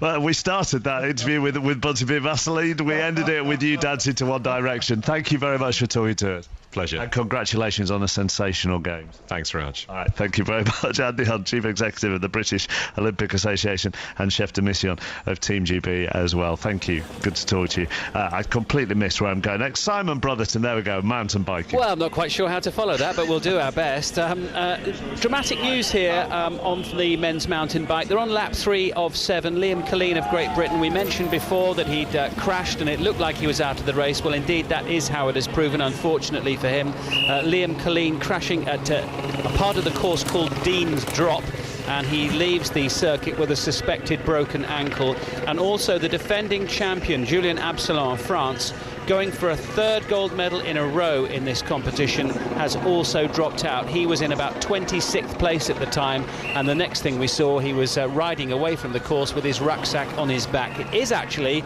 a really good race. Nino Schurter from Switzerland, the world #1, is away in the lead with 4 others. Jaroslav Kulhavy of the Czech Republic, the current world champion, Marco Fontana from Italy, Boris Schurter from South Africa, the world champion 3 years ago, and then the world champion from 2010 is there as well, Jose Hermida of Spain. So it's a very high-profile group in terms of mountain bike, Rob Hales. But bad news for Liam Killeen, and a big surprise with Absalon pulling out early in the race. Yeah, I don't understand with Absalon. I think it was just form with him. But Liam Killeen, great shame. Always a slow burner in these. He doesn't have a good start ever, and he always rides his way back in during the race, and this was a particularly good course for him with so much climbing. So a great shame, but obviously pushing it up there on that technical section, and he's gone down, and it sounds like it's a broken ankle. 42 minutes into the race, they're on lap 3 of 7. 5 riders lead, and it's up for grabs. Is the volleyball still up for grabs, Jonathan Overend? Still pulling clear, 2 sets to love. They lead against Russia in the gold medal match. 15-14, Brazil ahead in the third. Russia making it more competitive here. Best of 5, but Wallace de Souza, the number 4 for Brazil, has scored with some really impressive spikes in the last few minutes. They're looking the better side. They're looking the likely gold medalists in the next 15 minutes or so. And speaking of scoring, there's been a goal at Villa Park. And it's gone to the FA Cup holders, Chelsea over Manchester City. 5 minutes before half-time, Mark, and Ramirez, a driving run into the penalty area, dinked the ball up for Fernando Torres, who just popped the ball over the goalkeeper, Pantilimon, who's in the side today. We understand that Joe Hart has a stiff back. So it's Chelsea 1, Manchester City 0, and there's an incident here because there's been a sending off, I believe. Let's just stay with me for a second. And I think a Chelsea player has gone here, Mark. They're all around the referee. It's Ivanovic who's going to be seen. Red here, a reckless challenge on the edge of the area. I said to you earlier that this was a spiteful game at times, and now he went in far too hard on Kolarov, and I believe, I'll confirm for you in a minute, that Ivanovic has got his marching orders. We're just seeing the replay again now. Goes in, 2-footed. He's got to go for that. So Chelsea will be down to 10 men. They lead by a goal to 0. Football is back. You can listen to that on 5 Live Sports Extra with Alice Yeomans, Alistair Bruce Ball and Pat Nevin at Villa Park. But Chelsea a goal up through Fernando Torres. A little later on, we're going to bring you full commentary of, well, not full commentary, but commentary of the basketball. The American team taking on Spain in the gold medal match. Once all the boxing is over, we will go to the North Greenwich Arena to bring you coverage of it. Let's go back to Excel, though. Darren Fletcher and Steve Bunce. We are now, just moments away from another chance of a British gold medal. I wish you could feel the tension in here, Mark, because it's been quite serene so far this afternoon, but as we get near Fred Evans making that short walk from the dressing room to the ring, you can actually feel it. 1 or 2 more people have wrapped Union flags around their shoulders. Rob McCracken's looking a bit pensive away to our right-hand side. The Princess Royal has arrived. Vladimir Klitschko is here. Anthony Joshua, by the way, has arrived in the building as well. Our producer Ben's just seen him come through the back doors and said that he looks quite calm and relaxed and ready for action a little bit later on. But it's Fred Evans' turn. I just wonder what's going through his mind, Buncey, at the minute. Well, Fred's the kind of guy that just relaxes. I made a joke with him the other day. He's not sure if he's fighting in local leisure centre in Splot or the Olympics. He's got the same state of mind. But you're right about the tension. It's the first time we've experienced it here in 16 days. You can really feel it's palpable. It's quiet, isn't it? It's oppressive. It's normally raucous at this stage. They're just removing the podium from the ring. We've just had the medal ceremony for the flyweights, and we're about to get the lights on. The music will get cranked up, and Fred Evans will make his way into the ring. It's become his home, the XL Arena. They just started to build the atmosphere, and he's a fighter who certainly feeds off the adrenaline and the noise inside. It's amazing, really, because he's so quiet and almost shy and retiring outside the ring. He's very quiet when you speak to him, doesn't say an awful lot, but when he walks through that tunnel and he feels the noise, he comes alive, doesn't he? You can see it on his face. As he gets closer to the ring, he starts to move more and looks more relaxed. And as he bounces up the steps, and he does bounce up the steps, whatever corner he's in, then once he gets in the ring, he's a different person. He's transformed by that short walk. So far we've had a gold for flyweight for Nicola Adams and a gold for bantamweight for Luke Campbell. Anthony Ogogo's taken a bronze at middle. The first time since 1956 we've got 2 golds in the boxing ring, and if either Fred Evans or Anthony Joshua can win this afternoon, then it would be the best Olympic Games since Great Britain boxing got 5 gold medals in 1908 with a competition that bears no resemblance to the one we have these days. 28 gold medals as a team for Team GB at the moment, and we're all hoping here inside Excel that the young Welshman, the 21-year-old from St Mellons in Cardiff, known to everybody as Fred Boy, can beat gold medal number 29. And I still can't believe, Bunty, how quiet it is in here. They're going to build this up now, I'm sure. Well, let's hope they do, because you know what? We've been talking constantly about this place being a bear pit. The first time they came to us the other Saturday, it's just an uneasy calm here. Didn't sense it outside, didn't sense it on the trains, haven't sensed it in the toilets. But in here, it's a really odd, muted feeling. He's been raised from boy to man by his father, Fred Sr., as Fred Evans, after he so tragically lost his mum and sister in a car crash 6 years ago. The gold medalist at the 2011 European Championships. He first walked into a boxing ring when he was 4 years old, and his first fight as a 10-year-old.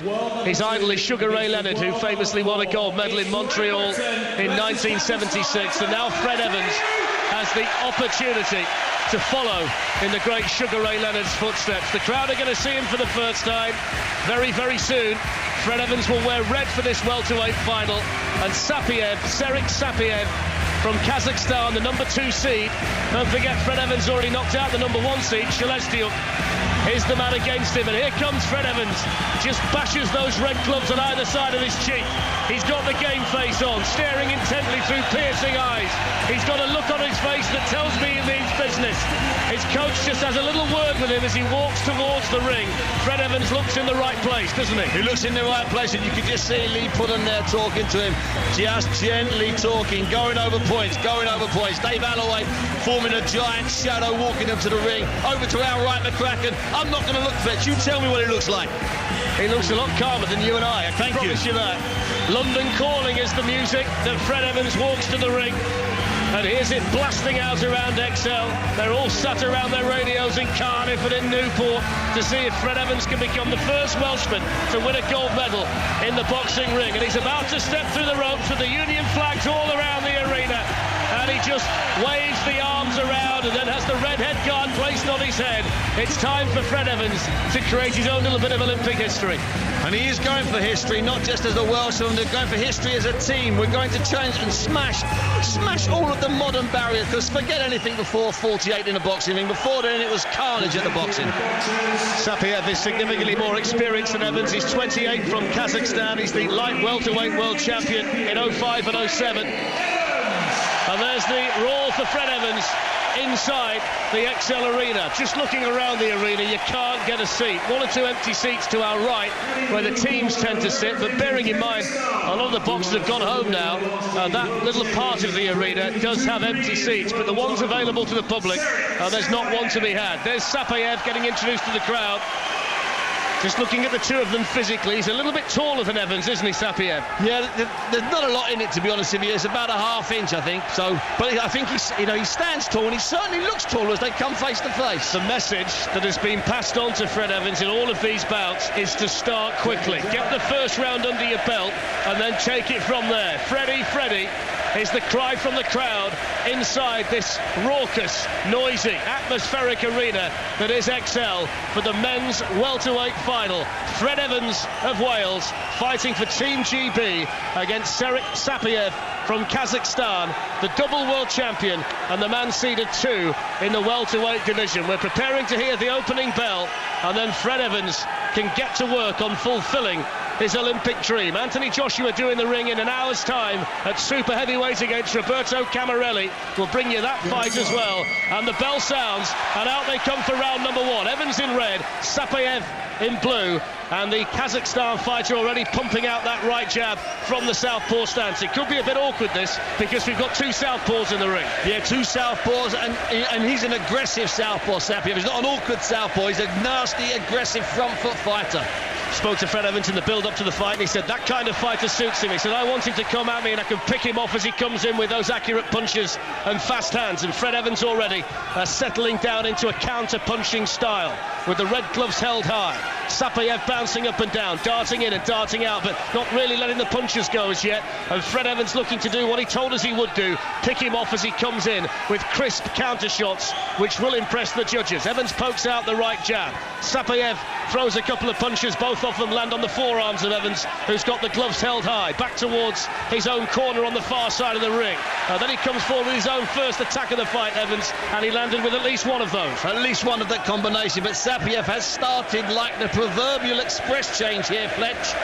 Not landing with an awful lot, but certainly throwing plenty. Most of the punches so far from Sapayev are falling short or missing the red head guard of Evans. And Evans towards the left of the ring, bouncing up and down on his toes. Very patient start by the 21-year-old Welshman. Sapayev continues to flick out the jab. Most of his punches, though, landing on the arms and the gloves of Evans, although the odd one does snake through the guard and land on that red head guard as well. Forward he comes again, Sapayev, the bigger man, the more experienced man. Evans, though, is trying to fulfill his Olympic dream. Cuffed on the side of the head guard by Sapayev. He's got to relax a bit, Evans, and start to let the punches go. That was better. The right lead landed.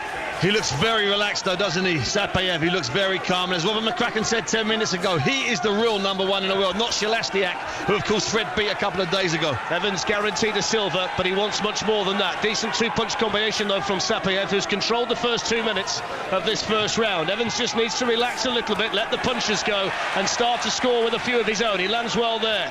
Evans backs towards the ropes on the far side, and he's caught by the longer reach of Sapayev. Not too many, though, going through to the head guard, most of them being blocked by the Welshman. It's almost like he's hitting the gloves. He's hitting the gloves, peppering the gloves, bringing the gloves down, hit with a counter. I think it's his style. 40 seconds of the first round to go. The crowd find their voices. Fred Evans under a bit of pressure. Sapayev throwing the punches, throwing far more punches than Evans, who then lands with a decent combination. That's the way you can nick an amateur round, as long as the opposition punches are landing on your arms. If you land a couple that are scoring shots, then you can nick the round, and that's what Fred Evans is trying to do. He's boxing very sensibly here, Fred. He's not doing enough, but he's not overawed by the amount of punches coming his way.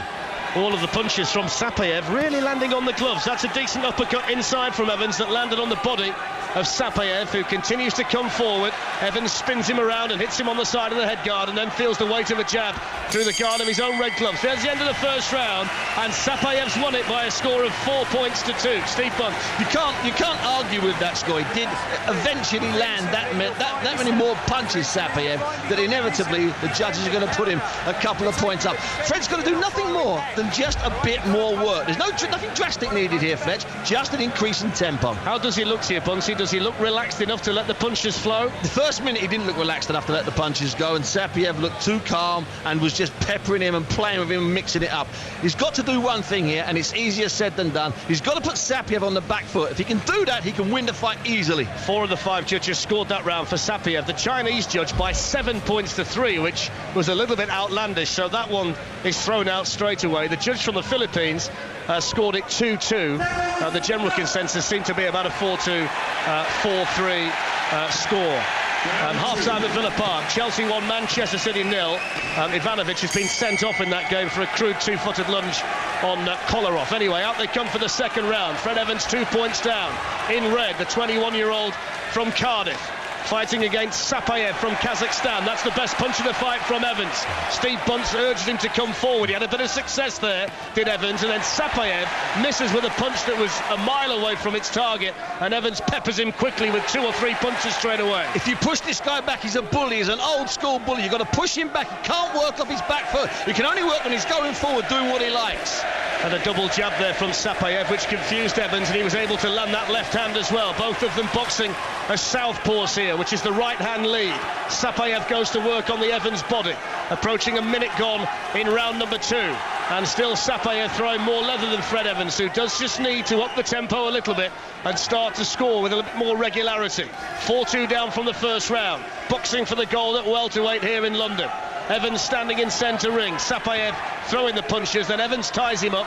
He's then thrown onto the ropes, is the Welshman, and he lands an uppercut on the way out, but I don't think it will have scored. Sapayev comes forward again, hits the right jab into Evans' gloves. Evans then throws a combination. At least one of them got through, and Sapayev comes back to work. flicking the punches out, aiming for that red head guard of Fred Evans, and Evans on his bike moves to danger and then misses with a long right hook. You know, I think at this point Fred's got to realise, and the corner will have realised, you can't win this going backwards. You can't win this trying to counter this guy. This guy's too slick. You've got to get over your front foot. I hate to sound too technical. Push this guy back and let those hands flow. He also doesn't want to be too far behind going into the final round. That's going to be significant. He's 2 points down already, and Sapayev is probably getting the better of this second round as well. It's a little closer, but Fred Evans still not doing enough scoring. When he does land a blow, he's usually made to pay by a follow-up punch from Sapayev. Back on the ropes is Evans on the far side of the ring. Sapayev looks to come forward. Evans moves to his right to get away from danger and then holds the gloves high. He's got a high guard, but he's not throwing enough shots at this stage. That's a good right lead that went through the guard and hits the chin of Sapayev. Evans bounces up and down. Needs to just raise it a little bit, needs to land a few more punches. He's blocking most of Sapayev still, but his aggression alone is going to be impressing the judges at ringside. It will be impressive, and every now and again he'll hit the gloves twice, just dip his shoulder and bring a hook up, or move out and bring a hook over. And those are the punches that are scoring, those are the punches that are getting past Fred Evans' guard. Sapayev light on his toes, bouncing up and down, darting backwards, darting forwards, making his target difficult for Evans to find. Evans doing likewise, but not landing with as much regularity as the world number 2. The man seeded 2 here in the tournament. Evans just gets his head guard twisted. The referee has a quick word with the Welshman, and they'll get back to work with less than 25 seconds of the second round to go. Good punches there from Sapayev, 4 or 5. Think he's going to win this round as well. He's going to need a massive last 3 minutes from Fred Evans if he's going to win Olympic gold. He's going to be behind on the judges' cards.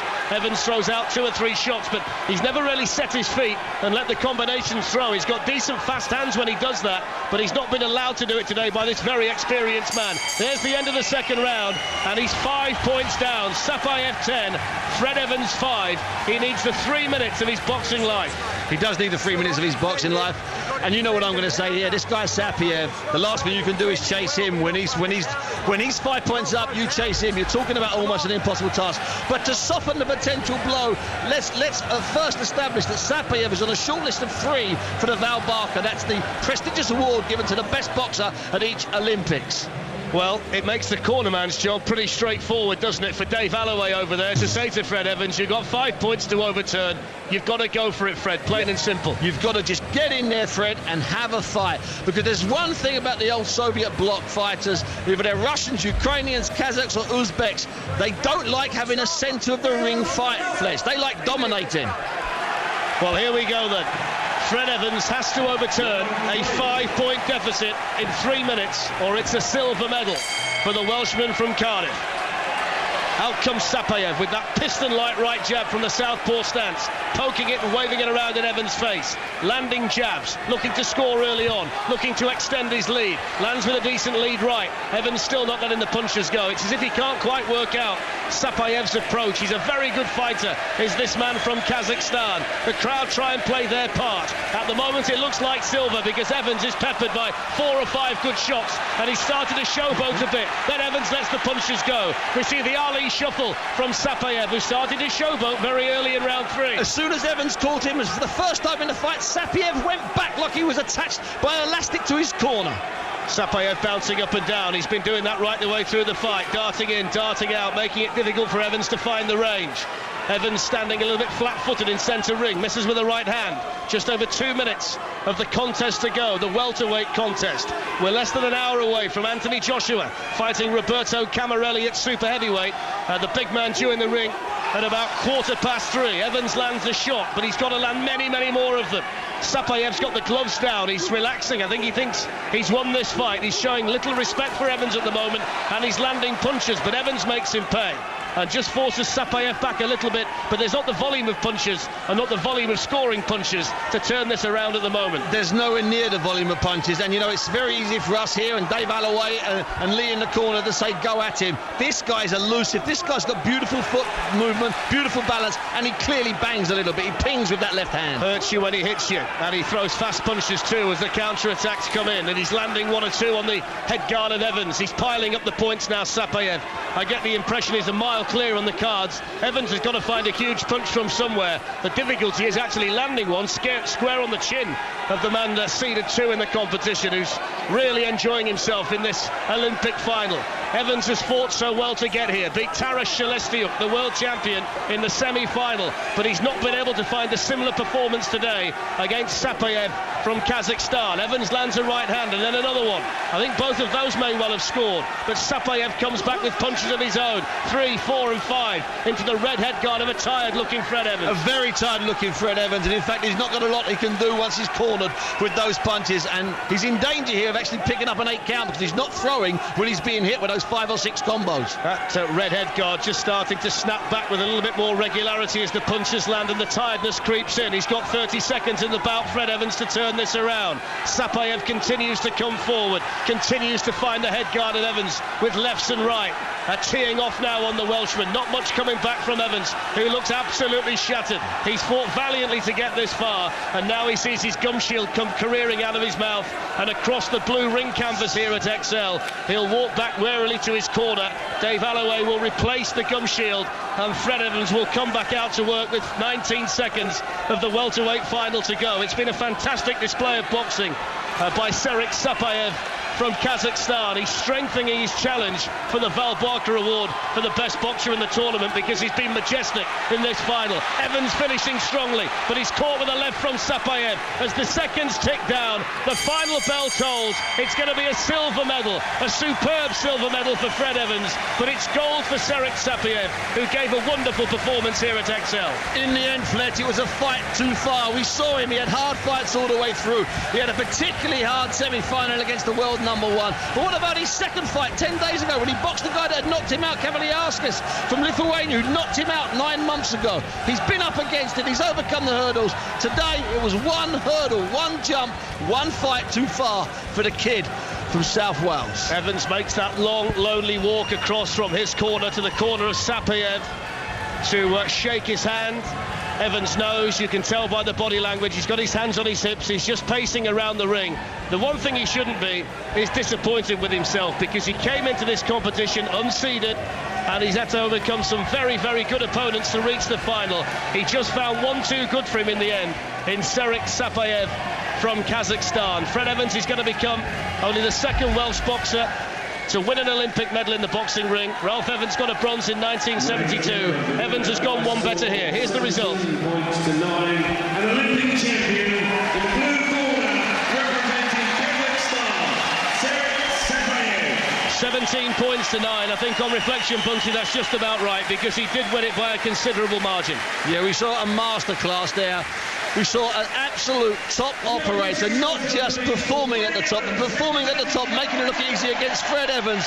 A good fighter, a quality fighter, a world-ranked amateur in his own right. Sporting applause from the crowd for Sapayev inside Excel. Fred Evans looks a forlorn figure as he leaves the ring, but he'll go home with a silver medal safely tucked away after a fantastic Olympic Games. 2 golds, a silver and a bronze, and we've got Anthony Joshua Mark in the ring in 45 minutes time to close the Olympic boxing tournament. And Fred Evans, by the sounds of it, Bunty, should look around and listen to that reception he's getting. Yeah, you know what, it doesn't sound like much consolation, but if I could talk to Fred now, I'd say, Fred, get away from that position where he's doing an interview, get back out there, milk the crowd, savour it, because you deserve every single one. It is the 16th silver of the Games for Great Britain and Northern Ireland. 28 golds, 16 silver, 19 bronze, and that makes 63 medals in total. And hopefully, in the next 5 minutes or so, one of our bronze medalists, Tom Daly, who won it last night in the 10-metre platform diving, will join us live on 5 Live. Let's now, though, talk to our cricket correspondent, Jonathan Agnew, because, Jonathan, Kevin Peterson has been left out of the England squad. This is really quite a story, isn't it? As we know, it's been rumbling on now, well, for more than a week. I mean, it's been for about half this season, really. There's questions about Peterson, and it has come down to this position now, in which, even with England needing to win this Test match to keep their their prized number 1 ranking in the world, they have taken the step of dropping their leading batsman because of this disharmony in the dressing room. I'm just reading now some quotes that came. I mean, central to this has been this question of these texts that were reportedly sent by Kevin Peterson to the South Africans during the last Test match, and the content of those texts. It's been reported that they were not showing the captain, Andrew Strauss, or the coach, Andrew Flower, in good light. I'm reading a quote here from the managing director of England Cricket, that's Hugh Morris, who says, during the past week we've held several discussions with Kevin Pietersen and his advisors. Following a constructive meeting, it was agreed that a number of actions needed to be completed to re-engage Kevin with the England dressing room. A fundamental item was to confirm publicly that no derogatory texts had been sent by Kevin to the South African team. This has not been forthcoming, despite clear timelines being set to allow the selectors to pick the squad for the third test. We provided an additional 6 hours this morning to provide every opportunity for agreement to be reached, but regrettably this has not been possible. The success of the England team has been built on a unity of purpose and trust. Whilst we've made every attempt to find a solution to enable Kevin to be selected, we have sadly had to conclude that in the best interest of the team, he will miss the Lord's test. So there you go. Johnny Bairstow has been called in, and it's a question, a very strong message from the ECB. The team comes before individuals. As we know, Kevin popped up this video last night on YouTube, which again was is an unusual way, unprecedented way for a contracted England player to make a public statement. But he did so through his own website, through YouTube. It was a very strange timing to send that out, and it's a very strange video. And there is a clip of it to play, Jonathan. Okay. Are you all right to hang on for about 2 or 3 minutes? Hang on as long as you like. Whilst I talk to one of our Olympic heroes, and then we'll come back to Kevin Pietersen, because unfortunately, tomorrow we have to move out of our Olympic bubble, and there are controversial things going on in the world of sport with Kevin Pietersen, with Branislav Ivanovic has been sent off for Chelsea in the Community Shield, although they are a goal up against Manchester City through Fernando Torres. But none of that really matters to you, does it, Tom Daley? You can just bask in the glory of an Olympic medal. Well, I guess so. It's just all seems a bit of a whirlwind at the moment, but it's just been an amazing couple of weeks. Where is the medal? Is it under your... it's in your pocket? Yeah, it's in my pocket. I've kind of been having it around all different places. But yeah, they're quite heavy, actually. They are very heavy. Do you get a box to keep it in and stuff? Yes, apparently we do, but I haven't got one yet. And I think we normally get them a couple of days later. I'm not really sure when we get it, but hopefully soon. How was yesterday for you? Because I got to the pool about... 8 o'clock, 8:15 yesterday morning, and I saw you walk out, and I actually saw you perform a routine of changing into your trunks from your shorts underneath your towel down in front of us.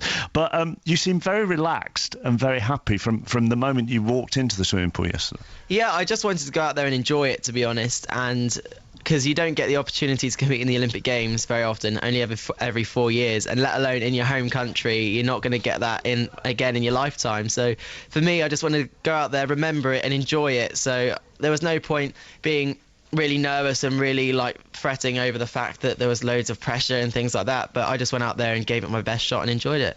The first dive in the final then, yeah, and all the flash bulbs and the flashlights going off. So when you hit the water, what did you think? Well, I hit the water and immediately just thought, well, this is a bit of a home disadvantage of the fact that everyone was taking photos and things like that. But I came out immediately and spoke to the referee and said, you know what, there was loads of flashes then, and he said, yeah, okay, I did actually see that, and there was quite a lot of flashes going off, and they played it back on the replay and saw the fact that most of the cameras in the whole audience were actually taking photos. So they said, okay, you can have a redive. We'll make an announcement to make sure that everyone turns off their flashes on their camera. So they did that, and I did a redive, and I ended up scoring 20 more points on it, which was, in the end, it wasn't actually crucial because I ahead of fourth place. I think I was about 20 points, but it still made a difference to the top end of the competition. Let's talk about the positive side of Twitter for you. The picture you tweeted this morning was of you diving last night. Yes. And alongside it was a drawing that you did when? I drew a picture of myself when London was a candidate city. When I was 9 years old, I drew a picture of myself in a handstand with the Olympic ring saying London 2012 and putting my dream on at age 9. And I then saw the picture of me doing a handstand at the Olympic Games and put them together because it was like my dream versus the actual reality. So it was amazing that as a 9-year-old dreaming of competing at Olympic Games, I actually got to be there last night in London 2012. See these three women that are in this room with us. As you told me that story, they're like, oh dear. For the male listeners, now Cheryl Cole wants you to give her a diving lesson. Yes, she does. She wants me to teach her how to swan dive, which is an interesting one. Yeah. And you're going to offer that lesson to her? Of course I am. Is that a stupid question? Yeah, that is a very stupid question. I've specialised in stupid questions over the course of the last 2 weeks. So you've got the rest of the interviews to do, and then one massive party, have you, tonight? Yeah, it's the closing ceremony tonight, and that's the bit that all the athletes look forward to, because everyone's done their job, everyone's got time off, everyone's looking forward to just going out and enjoying the last night of being in the Olympic Village. I was in the Olympic Stadium last night watching Mo Farah. We kept being updated on your situation by the stadium announcer. 80,000 people cheered when it was announced. Yeah, it's just amazing, the amount of support that's been there for all of the athletes in the last 2 weeks. It's just been incredible, and it just feels really good to have actually now finally got an Olympic medal.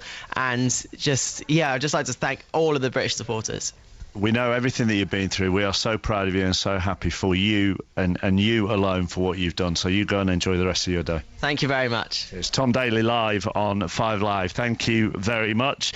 Our bronze medalists, if you missed it earlier, Fred Evans, thank you, Tom, got a silver earlier. So 28 gold, 16 silver and 19 bronze. We have 63 medals. Anthony Joshua goes at 3:15. Let's go back to talking about Kevin Pietersen. Left out of the England squad for the third test against South Africa, which starts on Thursday at Lords. As Jonathan Agnew was saying to me, Pietersen released last night this interview on YouTube saying he was willing to play all forms of cricket. Let's just listen to a little clip of it. The mood in the dressing room was, I think, in the last 24 hours, sorted out. I had a really, really, really good long chat to a teammate of mine yesterday, who we went through everything. We went through differences. We went through loads of different things. And I actually finished that conversation a very, very happy bloke. I mean, the ECB statement today just blows that wide apart, doesn't it, Jonathan? Let's just read that little last clip again, the statement from Hugh Morris, Managing Director of England Cricket. The success of the England team has been built on a unity of purpose and trust. Whilst we have made every attempt to find a solution to enable Kevin to be selected, we have sadly had to conclude that, in the best interest of the team, he will miss the Lord's Test. Yeah, and that is the fundamental point of all of this. Interesting reading James Anderson's column in the Mail on Sunday today, in which he said this whole thing had been a distraction. He also said that actually we didn't know that there's any problem in the team until Kevin told us in that rather strange press conference up at Headingley. He said as far as they were concerned there wasn't an issue, but I thought the underlying message in that column from someone who's a pretty influential figure, let's face it, in the England dressing room, in James Anderson, was actually we've got to go on, and if Kevin isn't with us, well, that's fine. You know, we will miss his runs, but this has become a distraction, and clearly this is a huge test match for England. You know, they have built an awful amount clearly on being number one in the world. They've got to play much better than they have done so far to win this game against South Africa and to retain that. If they don't, then down to number two they go. So there's a huge amount at stake. I think it just shows just how disenfranchised Pietersen is from the England setup. They would not have taken this step lightly, and I do think that video last night was also a mistake, and I think Kevin has made a few of those mistakes along the way. It's easy when you're not involved, you can take a step back and have a look, but to go via YouTube and to actually not address, as he didn't in that statement, the key issue, which is this question of sending text to the opposition. I mean, I'm looking at my Twitter feed. Some people don't think quite understand what that means. If you're in the England dressing room, you've got one member of your team who's sending texts to the South Africans, reportedly being derogatory to your own captain and coach. That's a pretty serious charge, and the fact that he's been asked to disclose those texts and to say that, you know, they were not derogatory, and he's failed to do that, well, you draw your own conclusions, I suspect, and it appears that Kevin has been given a chance, and it hasn't happened. And is there a way back in all of this? Well, there is, because as part, of course, of this film last night was him announcing again that he's now available for England. Whether that remains the case after this, we shall wait and see. But key message in that was that he will only play half of the IPL, or approximately that for the Delhi Daredevils next year, and he will be available to play Test cricket against New Zealand. And that's the fundamental point of all this. Texts, team spirit, whatever you like. All of this actually really started because Kevin Pietersen wanted to choose which Test matches he played in and which he didn't. And that was the first stumbling block that really sparked this whole thing off. Jonathan, thank you. That's our cricket correspondent Jonathan Agnew on the news that Kevin Pietersen is out, has been left out of the England squad for the third Test against South Africa, which starts on Thursday. And of course you'll hear full commentary of that Test match on 5 Live Sports Extra and on Radio 4 Longwave with Jonathan and the Test match special team. On 5 Live Sports Extra at the moment, it's the Community Shield, Manchester City against Chelsea. City a goal down, Chelsea down to 10 men. Last time we were with Alistair Yeomans. City have equalised 8 minutes into the second half. Yaya Toure, good run down the right wing by James Milner, got to the byline, crossed it in, the ball fell to John Terry, he stretched, only got his clearance as far as Toure on the edge of the penalty area. He lashed the ball home. 1-1 then, and remember, as you said, Chappers, Chelsea down to 10 men. Branislav Ivanovic, a crude challenge on Alexander Kolarov towards the end of the first half. And not for the first time, he'll be serving a suspension, quite a long one, I think, as well. It's Manchester City 1, Chelsea 1.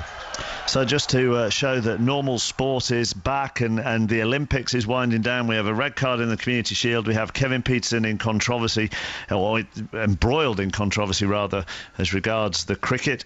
And in the PGA, Ian Carter, Tiger Woods has got involved with the cactus. Is that right? He has, yeah. It was an eventful hole, that 15th hole. He sprayed his tee shot away towards the beach. He propelled his club in frustration, which again showed him in a very, very poor light, and a cactus or some kind of thorny plant was clearly disgraced by what he'd done there, because it managed to lodge itself into his right leg and leave him limping. He did actually make a par in the end, Tiger Woods, and he's just birdied the 16th. He's at 3 under par. He's 4 shots off the lead, and that is held by Rory McIlroy, who's just parred the last hole for a round of 67. And the Northern Ireland youngster at 7 under par is leading the PGA by 3 shots from Carl Peterson, who's playing the 18th.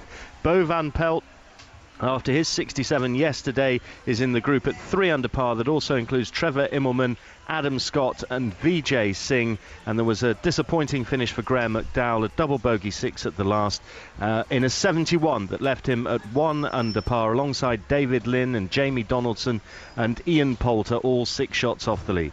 Thank you very much, Ian. This is Mark Chapman with 5 Live Sport. Final day of the Olympics. I'm sat at Team GB House. It's funny here, actually, because occasionally you just hear rounds of applause and cheering coming from a different room, and you wonder which of our Olympic medalists has walked in there. I would assume it's Tom Daley at the moment, who is still doing the rounds. Once we finished with all the boxing, don't forget Anthony Joshua goes at 3:15 in his gold medal winning fight. Then we'll be concentrating on the basketball, because we have the superstars of the USA team in the gold medal match taking on Spain. Let's talk to Chris Mitchell and Fabulous Flournoy, our commentator and summariser, who are in the North Greenwich Arena. Chris, how much of a threat will Spain prove to the United States this afternoon? The biggest threat so far, but whether they'll be big enough remains to be seen. Remember, this is a rematch of 2008, Spain losing to the United States in Beijing, 118 points to 107. The two sides are pretty similar, the Spanish one especially so, and you'd have to say that they're older, wiser and better. But you can't really say that, because throughout the Olympics here in London, they've stuttered and faltered and haven't looked at their best. But they're canny, and perhaps they've saved their best till last. It could be a beautifully close game, but at the same time, if Spain carry on playing like they have been playing, the United States will win easily. But we mentioned, obviously, the NBA stars as Michael Jackson blares out in the background. We've mentioned the NBA stars in the USA team. It's not as if Spain don't have the odd one of their own. Fab. No, they don't. They have the 2 Gasol brothers. The older one, Marc Gasol, who plays for the Paul Gasol, who plays for the LA Lakers, and he's teammates with, obviously, of course, Kobe Bryant. Then you have his brother, Marc Gasol, who plays for the Memphis Grizzlies, and then you have Serge Ibaka, who plays for the Oklahoma City Thunder. So, you know, they razzling with talent. You got Rudy Fernandez, who's with the Denver Nuggets. So, you know, they can match the USA for NBA talent. It's just that the USA have 12 of them, whereas they have, you know, a great handful. What's the reaction been, Chris, to this United States basketball team as their games have taken place? It's been one of awe. You know, whenever they come out onto court like they did just a few moments ago, a huge cheer goes up, and you almost sense that the Spanish fans are cheering them as well. It's like the circus has come to town. And throughout this tournament, they really have played like, if you like, the 1992 Dream Team. They've been averaging some 116 points per game. I mean, in football terms, that's like going out and beating the teams 8-0, 6-0, 7-0, a thrashing every time. And in fact, against Nigeria in the preliminary rounds, they broke the Olympic record. They scored 156 points, and they've done it in a variety of ways. Long-range shooting, spectacular from Kevin Durant, listen out for him, and those drives to the basket from the muscular and the king of basketball, self-proclaimed LeBron James. It's been awesome to watch. The only problem, I would say, is that it's almost at times been too easy for them, and like it was for the women last night, who won the gold medal, beating France by almost 40 points.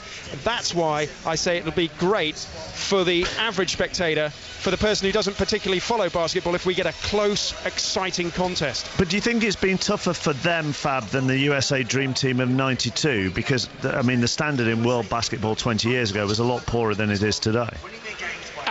No, I think the first Dream Team has had, you know, they're in a class by themselves. These players that's here have patented their games and the way they've grown up playing to emulate and to play the way. So that Dream Team actually changed the format. It almost broke the mold of how basketball in the States, as well as basketball in Europe, is being played. So to undo that, it's almost as if they reinvented the game. And for this team has not reinvented it. You have to say that they came close to not losing, but Lithuania took them to, it was about 2 minutes, and they held them close. And I just don't see it. Just bottom line, I don't see it. All right, Fab, thank you. Fab and Chris Mitchell will start the commentary of the basketball on Olympics Extra, and then we'll pick it up here on 5 Live once we are done with the boxing at the XL. Tom Daly's just walked past me to head to another interview. He can't stop grinning. And you can hardly blame him, can you, really? A bronze medal and Cheryl Cole wanting a diving lesson off him. We've just got some quotes from Charles Van Comeny, head coach of UK athletics. He's done an interview with our very own Sonia McLaughlin. We'll play it to you in a little bit on 5 Live. But the main thing that comes out of it is that he's going to go on holiday for a couple of weeks with his family. And during that time, he'll consider his future. Let's just put that in context for you. Don't forget, he said that he'd resign if UK athletics didn't make their medal target. Now, they didn't reach the 8 that he wanted, but he said in that 8, one of them should be gold. And of course, they have got 4 golds, but they haven't got the 8 medals in total. He went on to say as well that he'd take the blame for not being able to turn around the problems with the sprint relay team. We will hear the interview in full with Sonia McLaughlin in just a little while here on 5 Live. Back to the mountain bike, Simon Brotherton. A fascinating battle for the gold medal in store in the next few minutes. They're on the last lap at Hadley Farm, sweating away on the gravel tracks and the boulder-strewn course. Jaroslav Kulhavý of the Czech Republic, the world champion, is away in a 3-rider group with Nino Schurter of Switzerland, the current world number 1, and Marco Fontana from Italy, world number 10. He was 5th actually 4 years ago in Beijing. Hadn't done too much for quite a while in this group, but has started to show his face at the front in the last 5 minutes or so. These three are about 22, 23 seconds clear of Buri Stander of South Africa and Jose Hermida of Spain. Earlier on in the race, Liam Killeen of Great Britain crashed out on the second lap with a suspected broken ankle, and the defending two-time Olympic champion Julien Absalon from France, out of form and out of sorts, abandoned the race. I think that was on lap 2 as well. Rob Hales alongside me here. Rob, this is going to be a battle royale at the end between these three. It really is. Certainly not the procession that we saw yesterday with the women's, with these three riders battling it out. Nino Schurter, who's done most of the work today, really is starting to pile on the pressure now. Fontana, the smaller, more slightly rider, the Italian, was really piling on the pressure on the uphills, and Coolharvey, the world champion, who's actually the only rider riding a full suspension bike, which may very well help him at the back end of this race. He shouldn't be so fatigued with all the bumping and jarring on this circuit. Was being put under pressure, but he's come back now, and all three are still riding together. They've just gone hurtling down Dean's Drop, where there are various boulders sort of strewn down this track, which you could easily come a cropper on. And Nino Schurter, the Swiss rider, has made a bid for glory. I think he's got a lead of about 2 seconds now over Coolharvey, with the Italian just another couple of seconds further back from that. Thank you, Simon. Simon talking about Liam Killeen, unfortunately having to be carried off from the mountain biking with a suspected fractured ankle. Yesterday on 5 Live, I spoke to Maneo Mitchell. He's a USA 4x400 metre runner. He ran the last 200 metres of his leg at the relay with a broken leg. It is one of the most surprising interviews I think I've ever done. It was around 2 o'clock yesterday afternoon. If you want to listen to it back on the iPlayer, it might go on the best bits as well on the 5 Live website. But to run 200 metres with a broken leg is something quite spectacular. So listen again to that on the iPlayer. There's been another goal at Villa Park. Alice Yeomans. And Manchester City, the English champions, making most of their man advantage. They're 2-1 up, make that 3-1. Samir Nasri volleying the ball in, and Manchester City look in the mood now, and this could be a heavy defeat for Chelsea. Nasri just tucking it across there. It's 3-1. Before that, on the 59th minute, Carlos Tevez, a snaking run across the edge of the penalty area, the Chelsea penalty area. John Terry and Louise couldn't get a challenge in. A smashing shot from Tevez, and Manchester City lead Chelsea by 3-1. 5 Live Sports Extras, listen to that. Back to the Olympics. Jonathan Overend at the volleyball. Looks like, Mark, we are heading into a 5th and final set in the gold medal match here, which is quite a turnaround because Brazil led Russia by 2 sets to love. They had 2 match points in a third set that really they were dominating all the way through. Russia, though, miraculously saved those match points, won the set 29-27, and now Russia 22-18 up in the 4th set. If it does go 5, it would be the first 5-setter in a gold medal match at the Olympics since 1996, when they only played up to 15 in sets rather than 25 as it is now. So you can make from that this is one of the most thrilling volleyball finals they've ever had at the Olympic Games. It's great stuff. And the 5th set isn't shortened. It is. 5th set, goes to 15. Right. Absolutely. And one of the things, I just nipped out of the toilet a moment ago, you know, when you go to a concert or a sporting event, it's a sure sign of it's a fantastic event when people are sprinting along the concourse to the loos and sprinting back again because they don't want to miss anything. Brilliant. I'm sure we will be back with you very shortly. Continue to enjoy that. Jonathan, let's go back to the boxing at the XL. Anthony Joshua at 3:15. Darren Fletcher and Steve Bunce are there, and Darren, you have a very special guest with you. Yes, we've got our golden girl of the British ring. We've got Nicola Adams, the flyweight gold medalist, alongside Buncey and I in the commentary position here. And you've just said to Steve, it has actually started to settle in now. Yeah, it's only just started to settle in, you know. It's just been such an exciting time. The supporters in the arena, at home, on Twitter, you know, they've been really great. What have you been doing since the fight, since you got the gold medal, and where is it? Where is the gold today? Oh, it's kept safe with me at all times. You know, I've just done absolutely loads of media I haven't really had a chance to rest yet. Have you enjoyed it, or has it all been a bit too much? It's just a lot to take in, you know. Supporters asking for autographs and photographs, you know.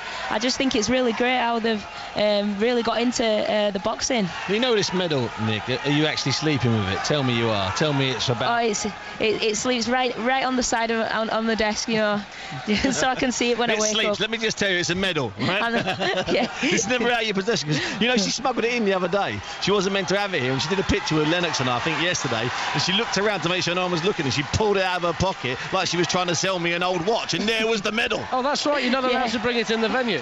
No. Oh, I didn't know that. She's a smuggler. Nick, you know when, over the years, all the different people that have been with you and all the different places you've been with, I mean, if you had to pinpoint 2 or 3 people that have made it possible for you to win that gold medal, who would they be? And it's not a slight on the ones you don't name, but who would they be, the 2 or 3? I'd definitely say Alwyn Belcher, Steve Franks, both my coaches, and definitely Dr. Mike Loosemore for helping me recover with my back injury. Yeah. What now, Nicola? I mean, is it all the focus? 4 years' time, Rio, and a second one of those gold medals. Is that now the long-term target? Yeah, definitely. You know, why not? Double Olympic champion. And what about the buzz in the GBT? Because I know you came into this Olympic tournament with high expectations, but 5 medals out of 10 competitors, very impressive. Yeah, you can't complain with that, can you? You know, we came here with the best, strongest team that we've ever had, and to come away with 5 medals for boxing, you know, you can't complain.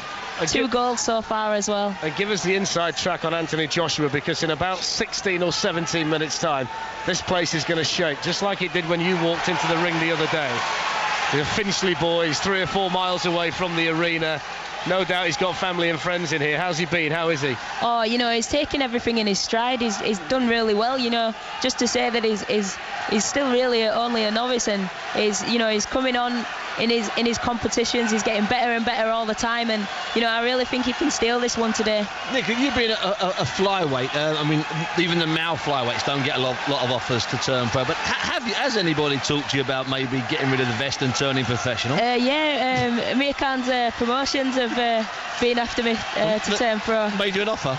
There's no offers on the table yet, but surely for someone like you, with the funding and with the fact that you are a golden girl now, I mean, you could do Rio, you could do the one after Rio, you could be in Istanbul with Fletch and I. Yeah. How good would that be? That's the way, eh? Yeah, definitely. Well, we're just about to get the result here of this light heavyweight fight, Mark, with the 2 names that you determined that I'm going to try and pronounce, so I'm going to have a quick go. It's between Makonchev of Russia, which is not too bad, against Niazimbetov of Kazakhstan. And if I tell you blues won it or reds won it, I'm only saying it once. Yeah. You do know that, don't you? How special is this, by the way, to have an Olympic gold medalist, an historic Olympic gold medalist alongside us here on 5 Live? I mean, that's, you know, when you think about that, I mean, that's got to be the thing that, it's all right winning a gold medal, but nobody can ever do what you did, which is be the first woman to climb through the ropes and win an Olympic medal. When they go through the history books, it's going to be you all the time. You're a pioneer for the sport. Yeah, you know, it's an amazing feeling. Just thinking back to when I was 12 years old, and you know, my dad putting on Muhammad Ali and Sugar Ray Leonard, and you know, watching them and getting to the ring and win their golds, you know, it definitely inspired me to do the same. I mean, you could never accuse Buncey and I of hyperbole in commentary, but we did actually mention during some of your fights that there was a bit of Sugar Ray Leonard about you at times, the little shuffle from time to time, and one or two little traits. Lennox noticed it as well, didn't he, Buncey? He did. Lennox was praising you through the roof and just kept slapping the air. Lennox was loving it. Oh, wicked. He did actually say the best compliment he could give you, and he said this live on 5 Live, is that you fight like a geezer. Way. And coming from the big man, that's quite a compliment. We're just about to get the result here, Mark, for the light heavyweights, and then we'll hand it back to you. Fred Evans is going to step into the ring soon to get his silver medal, and then all eyes are going to be on the big man Anthony Joshua, who's out at super heavyweight against Roberto Camarelli. Oh, I thought we were waiting for the results. Yeah, we're just about to have it. I just thought they were going to do it. I can see the piece of paper in the fella's hand. Who's it between again, Darren? It's between you. I knew you'd do this. You're a swine. Makonchev of Russia and Niazimbetov of Kazakhstan. Igor's in red and Adilbek's in blue. It's obviously tight then, isn't it? It was 8-all going into the final round. So It's been a really good contest. We must be. Are we on just about countback then? Well, we could be. Here we go. We'll find out. The judges scored the bout level at 15 points apiece. No winner can be found on the board. The winner on judges' individual preference in the red corner, representing the Russian Federation, Igor Mekonchin. There we go. It's in the red corner. The winner on the judges' individual preference? Yes. Yeah. Bunsey will explain it. What happens, chappers, is we have the original score, which was 15-15. So then we go to a countback score, which would be something like, in my opinion, 42-42. So then what happens is the 5 judges are asked to give their preference. Nothing to do with computers. And of the 5 judges, one from Korea, one from Algeria, one from Italy, one from Uzbekistan, and one from Turkey, they decided either 5-0, 3-2 or 4-1 to go for Igor. How rare is that, Nicola, that you get a judge's decision like that? Oh, it's really, really rare. Really rare. So really rare. We've got the first woman to win an Olympic gold medal in the boxing ring, which was extremely rare before the Olympics, Mark, and a very rare way to decide the light heavyweight gold medal as well. I'm pleased to say the fellow with the most pronounceable name has won it, Mekonchin from Russia. I'm delighted. If it said blue corner, I would have just said, blue won it. Maybe the judges took that into consideration, Darren, just when they made their decision, just to make your life a little bit easier. Right, they're going to have the medal celebration there, and then we will be back with Darren and Bunsey and Nicola for Anthony Joshua's fight for the gold medal. The mountain biking has finished. Simon Brotherson, who's got gold there? Well, somebody's going to finish the race without a saddle on their bike, which is an eye-watering thought after you've been racing for an hour and a half. That's all you need, isn't it? You can't even have a sit down for the last 500 yards or so, but hopefully they're okay and didn't impale themselves on the seat post. But Jaroslav Kulhavý, the world champion from the Czech Republic, has won the gold medal. Nino Schurter from Switzerland took the silver in the same time. It was a 2-up sprint for the line on the gravel. It was a fantastic race between the pair of them. Marco Fontana of Italy was in tears when he crossed the line, but I think, Rob Hales, they were tears of joy that he got a medal rather than the fact that he was dropped near the end and couldn't go for gold. Yeah, especially with the fact that his saddle did come off in those last few. No wonder he was crying. The last few hundred yards. But no, it was a great race. Schurter, he just lost out with 2 bends to go in the sprint. Kulhavý just outwitted him and got the inside line, and it purely came down to tactics. But the 2 strongest men, world number 1 and the world champion, both getting up there. So yeah, it's a great race. I'm just seeing a shot now, a replay of Fontana when he crossed the line, and it was indeed the Italian who finished without a saddle, and he tried to sit down on the bike, and he was sitting down in a very low position indeed. A grimace soon turned into a smile though, and it's a bronze for him, but Kulhavý takes the gold. Not such a good day for Great Britain. Liam Killeen crashing out on the second lap with a suspected broken ankle, and the defending champion Julien Absalon from France, big race favourite, a bit ahead of this one, world number 3, abandoned as well early on, clearly out of sorts and out of form. I don't blame him for grimacing. Simon, thank you very much indeed. Jonathan Overend at the volleyball. And we are into that 5th deciding set that I was telling you about a moment ago that was looking likely. We're into it now, and Russia lead Brazil 3-1. This has been quite a comeback by this team of giants from Russia. Their shortest player is 6'2". Their tallest is 7'2", and it's been the big men at the net that have done the damage. They were 2 sets down. They were 2 match points down in the 3rd, but now in the 5th they're 3-1 up. 1st to 15 wins gold. Stephen Kiprotich from Uganda won the men's marathon this morning. He's said in the last hour or so, if I die now, I die an Olympic champion. I am so happy. I wonder if Anthony Joshua will be an Olympic champion in 7 minutes' time. His fight starts at the XL Arena. Back with Darren and Bunsey after the latest 5 Live news. On digital radio, digital TV, mobile and online. This is BBC Radio 5 Live. BBC News on 5 Live, I'm Rebecca Bucchiello. A man's due in court tomorrow accused of murdering 12-year-old Tia Sharp in South London. Stuart Hazel, who's 37, is the partner of Tia's grandmother. Christine Sharp has been released on bail along with a neighbour. Police in Manchester investigating a fatal shooting and grenade attack have arrested a 37-year-old man. David Short was killed on Friday, weeks after his son was shot dead in a pub in the city. Detectives are still trying to trace a second man, 29-year-old Dale Gregan. The Prime Minister has confirmed that funding for Britain's Olympic sports will be maintained at the same level, at least until the Rio Olympics in 2016. UK sport gets 40 million of which comes from the government. The rest is from the lottery. David Cameron made the announcement this morning. The lottery has transformed the way we fund elite sport, and we should go on doing that. Normally, governments fund programmes 1 or 2 years ahead, so we're saying, look, be in no doubt, this works, we know it works, it's a lot of money, but it's worthwhile. And tributes have been paid to the darts commentator Sid Waddell, who died last night at age 72. Gary Lineker described him as the voice of his sport, while Sky Sports' Jeff Stelling called him totally irreplaceable. Labour peer John Prescott tweeted that he was a double top bloke. This is BBC Radio 5 Live. London 2012 with Mark Chapman.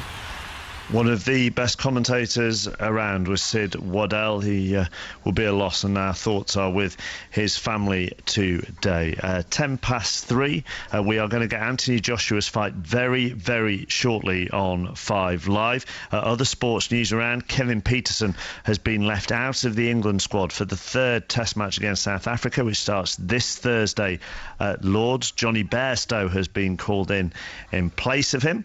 And as far as the Community Shield is concerned, Alice Yeomans, it's looking like it's Manchester City's. Yes, 12 minutes of normal time to go. Manchester City lead by 3-1 and almost 4-1 just then. And Chelsea need the final whistle here. They went ahead through Torres after 40 minutes. 2 minutes later, Branislav Ivanovic got sent off for a needless, nasty challenge. Chelsea have been under pressure ever since. Yaya Toure, Carlos Tevez and finally Samir Nasri have scored for Manchester City, who have just eased off the pedal a bit, but I wouldn't bet on them or bet against them scoring again. It's Chelsea 1, Manchester City 3. OK, coming up a little bit later, we'll have commentary on the basketball with the USA team taking on Spain in the gold medal match here on 5 Live. At the moment, it's on Olympics Extra if you want to listen to it. Let's just dip into the commentary there with Chris Mitchell and Fab. Navarro then with the ball for Spain. Bounce pass into Marc Gasol. Spain have possession here and they lead. Rudy Fernandez goes up for the three-point shot. Hits the rim, rattles but doesn't fall, and the United States get it. And now Kobe Bryant straight out to Durant. Durant under the bucket has the ball swatted away from his hand by Rudy Fernandez. Big oohs and ahs go up from this capacity crowd in the North Greenwich Arena. And he is called for an unsportsmanlike foul. So Rudy Fernandez, Juan Carlos Navarro and Kevin Durant involved in an almighty tangle there. Yeah, there's no love lost right there, because as he went up, he grabbed him by his neck, and you're not allowed to go for the man's neck. You have to go for the ball. Spain leading by 2. It's 12:10. Welcome to listeners on BBC Radio 5 Live. Just giving you a snapshot of the action here. Spain have started incredibly well, shooting 3 3-pointers down to their guard, Juan Carlos Navarro. They've now committed an unsportsmanlike foul on Kevin Durant, who will go to the line for 2 free throws, and then they will get possession of the ball. The crowd are loving it. We're loving it on Olympics Extra. And Spain are leading. We have a game on here. Kevin Durant, the first of his free throws. And that is sunk with aplomb. And he gets the next one. The leading scorer in the NBA for 3 seasons running, don't forget, Kevin Durant. Goes up for his second one. The whistles ring out from the Spanish fans. And he gets both. And now the Americans will get possession of the ball. And you have to catch your breath here, Fab, because the Spanish have started just how they would have liked. They started offensively going inside out, getting the basketball into Powell kicking it out. Navarro playing extremely well, shooting the three-point shot as one of the keys into beating the U.S. You have to shoot the three well, and they're also limiting their transition defense, forcing them into jump shots. Kobe Bryant for 3. And this is going to be one hell of a contest. Long-range shooting here, both sides doing it well. It's Rudy Fernandez for Spain with possession of the ball, guarded by Durant. Pau Gasol comes to help him out, now goes towards the paint. Marc Gasol, top of the key, long pass to Navarro, fakes the shot, goes to the baseline, puts up the 2-point jumper and sinks it. And the Spanish side have a hot hand here in the shape of Juan Carlos Navarro. LeBron James kicks it out to Carmelo Anthony, Mr. Offense himself, and he sinks a 3-point shot. It's breathtaking in its quality here in the North Greenwich Arena. The men's gold medal game, Spain versus the United States. We're 5 minutes through the first quarter. And the USA at the moment leading here by 18 points to 14 over Spain. Thank you very much to Chris and to Fab. So you can listen to that on Olympics Extra, and we'll have it on 5 Live a little bit later on. And whilst the baskets were flying in at the North Greenwich Arena, there's been another goal at Villa Park. Alice Yeomans. Well, credit to Chelsea. They've got it back to 2-3 here. Daniel Sturridge, one of the substitutes, a shot. It was fumbled by Costel Pantilimon in the Manchester City goal. And Ryan Bertrand, another substitute, raced in to follow up. I don't think Chelsea have got enough time. They trail by 3-2. 8 minutes to go. City in control still, just about. Yeah, the exile for Anthony Joshua's fight very, very shortly. But this tense final at the volleyball, Jonathan Overend. God, listen to that noise. Yep, and that's on the low setting. Do you want it on the highest setting? Crank it up if you want. Oh, okay, here we go then. It's 9-4 to Russia in the 5th and deciding set. It looks like this amazing volleyball competition at Earls Court is going to come down to all this, and one of the great comeback wins of the entire competition. But Brazil there firing away a spiked winner through to Sousa, reminding you Brazil led 2-0. They had 2 match points before an amazing Russia comeback. Russia 9-5 up in the 1st to 15 final set.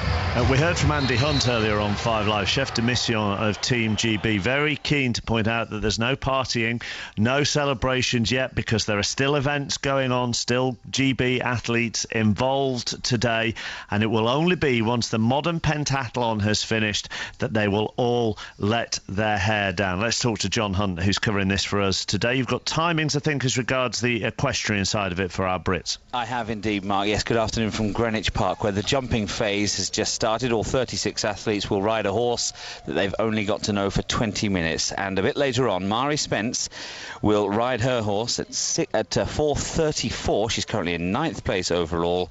And Samantha Murray at 4:52. That's when she goes. Spooky, Mark. They draw a horse randomly. Samantha's horse is called Glen Gold. She's in 3rd place at the moment.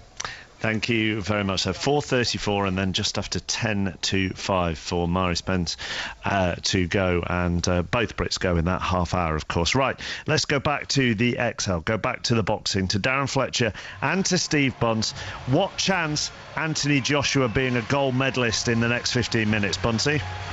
Well, I'll tell you what, there's every chance, and I'll tell you why. It's not just that Joshua beat this brilliant and effective Italian Camarelli last year at the World Championships. That's only part of it. It's because you feel that the back of that medal's got A. Joshua, brackets Finchley, brackets GB, and I've sensed that from day one here. I really have. We're just at the medal ceremony involving Fred Evans, the welterweight ceremony, which Fred got his silver medal. He can go back to being Fred Evans now instead of Freddie Evans. Nobody in Team GB can work out quite where that came from. 1 or 2 photographs just being taken at the side of the ring. A couple of interested spectators have just arrived as well. Kath Granger and Anna Watkins have gone across to meet Nicola Adams, and they've all been having photographs taken with the public away to our right-hand side. So good to see some other gold medalists in the room about to cheer on Anthony Joshua. He's about to follow in the footsteps potentially of Lennox Lewis, Vladimir Klitschko, Tyrrell Biggs, and of course Audley Harrison as well. Lennox Lewis is part of our team here at XL. Seoul, 1988, this was you, about to walk into the ring with fame and fortune beckoning, but you've got to get the job done first and foremost against Riddick Bowe. Absolutely. You know, everybody was saying that I was going to win, but I didn't listen to everybody. I know I had to go in there and do the job, and that's what I did. I was focused, very determined. I went in there. The first round wasn't good for me. I got punched with a great uppercut, and I realized that was his best punch. In the second round, when I went back to my corner, my nose was bleeding, and I was like upset, so I came out. And I said, I just mullered him after that, and that was it. Gold medal. That's the situation here, isn't it, for Joshua, because people are expecting him to win, so he's got to deal with that today. And he's an inexperienced amateur fighter in an Olympic final. We've got to remember that. Yeah, I mean, but he's beaten a lot of experienced guys that had more experience than him. So I feel very confident that he's going to go in there. And the fact that I believe that a good big heavyweight always beats a good small heavyweight. Now, what about Camarelli, Buncey? We know that Joshua beat him in his first fight at the World Championships last year. Camarelli's made one or two excuses about that, wasn't in the best of shape, didn't know an awful lot about Joshua. He's promising to be better here today. Yeah, well, in all fairness, he's been a bit economical with the truth there, Camarelli, because he keeps saying, I hadn't seen him, I didn't know who he was.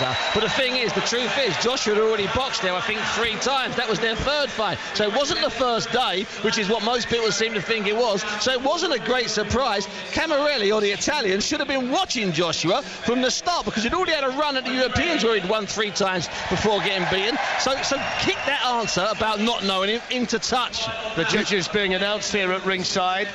Just to give you the comparisons between the two, Anthony Joshua is 23, Roberto Camarelli is 32. Camarelli is the defending Olympic champion, the former world champion, and he was a bronze medalist at the Olympic Games in 2004 as well. Joshua, though, stands 6'6". He's a taller man.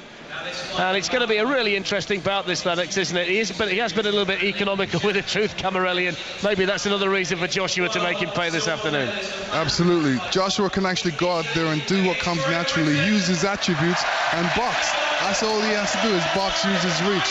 Bunsey mentioned earlier that he'd gone off the rails a little bit, had a brush with the law, says that now he doesn't go night clubbing on a Saturday, he goes running instead, and it's led him all the way to an Olympic final as we prepare to greet the boxers into the arena here at Excel, the final bout of the Olympic boxing tournament for the most glamorous medal of all, the Olympic Super Heavyweight Championship. And here comes big Roberto Camarelli from Italy, that barrel-chested Italian, bouncing up and down on his toes in the red vest.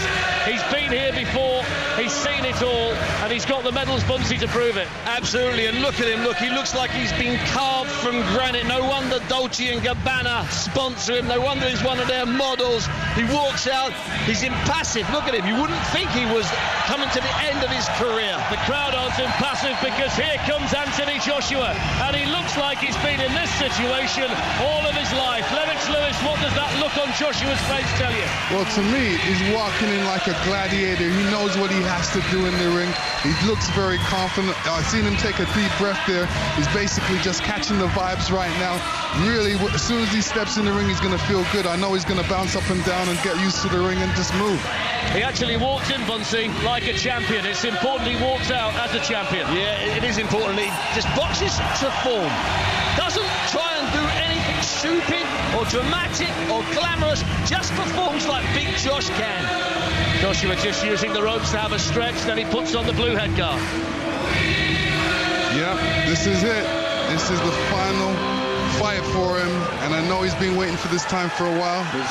He only lives about 4 miles away from the arena in Finchley. In the red corner, representing Italy, the reigning and defending Olympic champion and 2-time world champion, Roberto Camarelli. Both fighters touch gloves in centre ring. You listen for the roar for Anthony Joshua. Representing Great Britain, he won 7 last year's world championship, Anthony Joshua. It's like a world title fight atmosphere as the bell sounds for the first round. Anthony Joshua in blue, to the left as we look at it, against Roberto Camarelli of Italy in red. Joshua is probably the more mobile of the two. Camarelli, though, the wily old fox, the 32-year-old. And Joshua looks to get the punches going early on, flicking out that left jab. Joshua, we think, is the more powerful of the two. He's certainly got the punch that can change the fight, but with super heavyweights in the ring, anything can happen. Camarelli comes forward for the first time, and he's caught on the counter by Joshua. Joshua then flicks out the left jab 2 or 3 times more. He's up on his toes already. The big man from Finchley, all 6'6" of him. He's made a confident start here in the opening 40 seconds of the first round. 3 3-minute rounds to decide the destiny of the Olympic gold medal. Good shot by Camarelli. A little lead hook as Joshua came in. Then he throws the left hand that falls short, and Joshua continues to bounce up and down impassively towards his own corner, the blue corner, to the left of the ring as XL as we look at it. Union flags all around the place as Anthony Joshua looks to win Great Britain's 3rd gold medal of the Olympic tournament. That's a good right by Joshua as Camarelli came in. I'll tell you one thing, Fletch, Big Roberto's not come to nick it, he's not come to float, he's gone out there to fight. I think they suspect that Joshua can be hurt, and that's what we want. Joshua boxing on the counter at the moment. Camarelli coming forward, such an experienced man. He's very flat-footed when he moves around the ring, is Camarelli. The one thing you're not going to see is him springing around on his toes, but with his feet set like that, he can let the power go.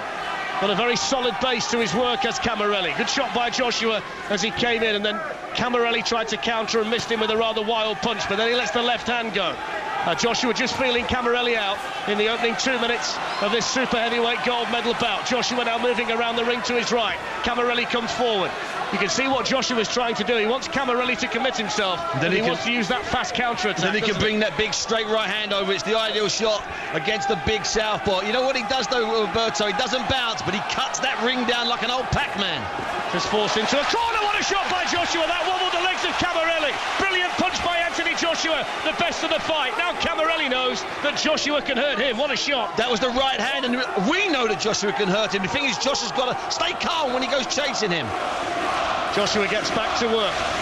Not excited by the landing of that big blow that did shake the foundations of Roberto Camarelli. Final 30 seconds of the first round. The best punch has been landed by Joshua, who certainly looks the more accurate when he lets them go. Just feels the force of a Camarelli blow. Back to the Italian's corner. Camarelli pouring at Joshua, letting the punches go. Joshua caught with a big right. Camarelli hits him with another. Joshua's in a bit of trouble. Camarelli starts to unload. Worrying times for Joshua. It's a slugfest. Camarelli wobbled a little bit as well during the exchange, and the big men are flowing the leather, and Anthony Joshua felt a couple of those from Roberto Camarelli. Really good opening round here to this super heavyweight gold medal bout. Both men have been rocked, and Camarelli nicked it by 6 points to 5. Lennox Lewis.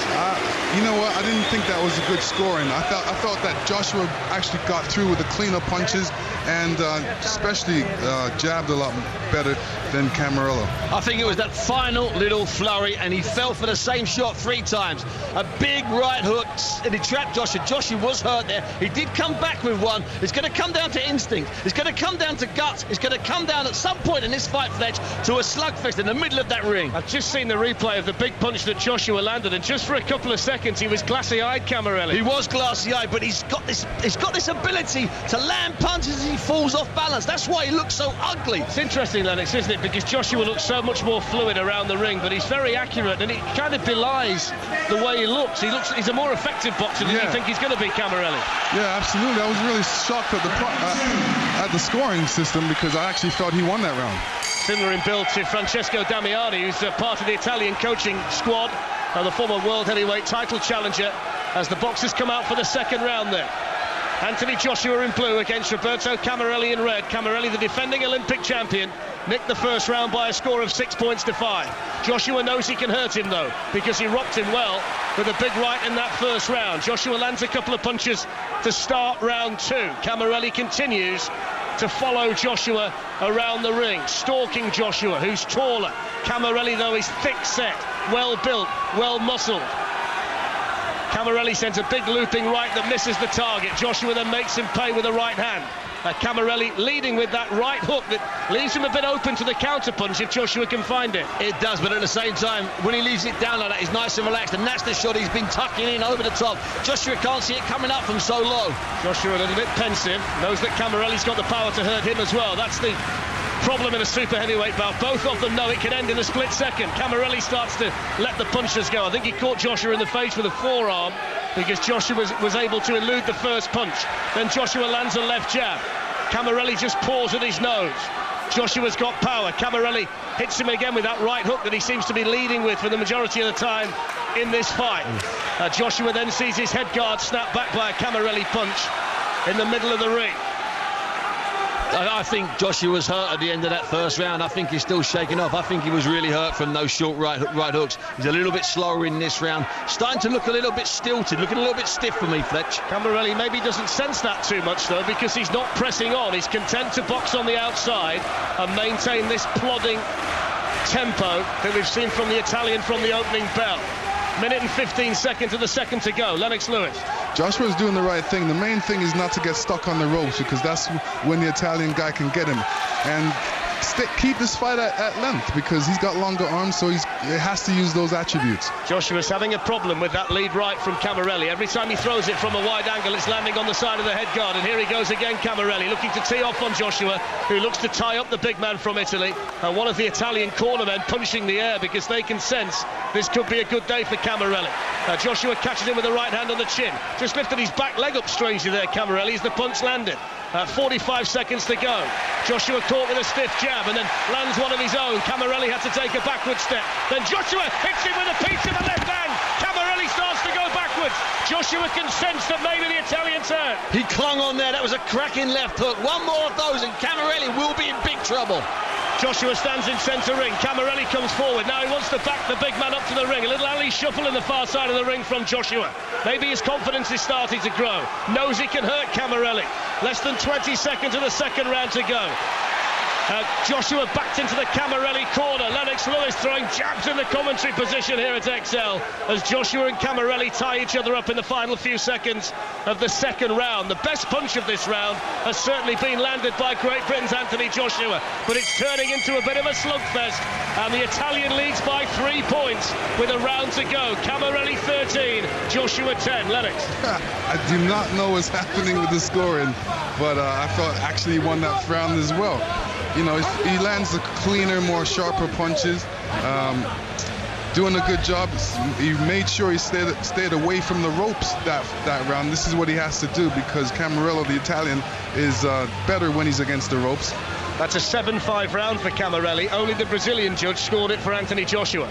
Yeah, well, in all fairness, I would have given that to Joshua, apart from the last 20 seconds where for the first time in that round, as Lennox has been saying, he got trapped in the corner and caught again with the 2 or 3 clean punches. Those 2 rallies in the same corner, the same punch, that's what's giving him the lead at this point. The interesting thing here is, though, Lennox, that the points might not be an issue. If Joshua keeps landing those big shots, he can take Camarelli out of there. Oh, absolutely. I think this is going to be a big round for him, and I think he's going to let it all go this round.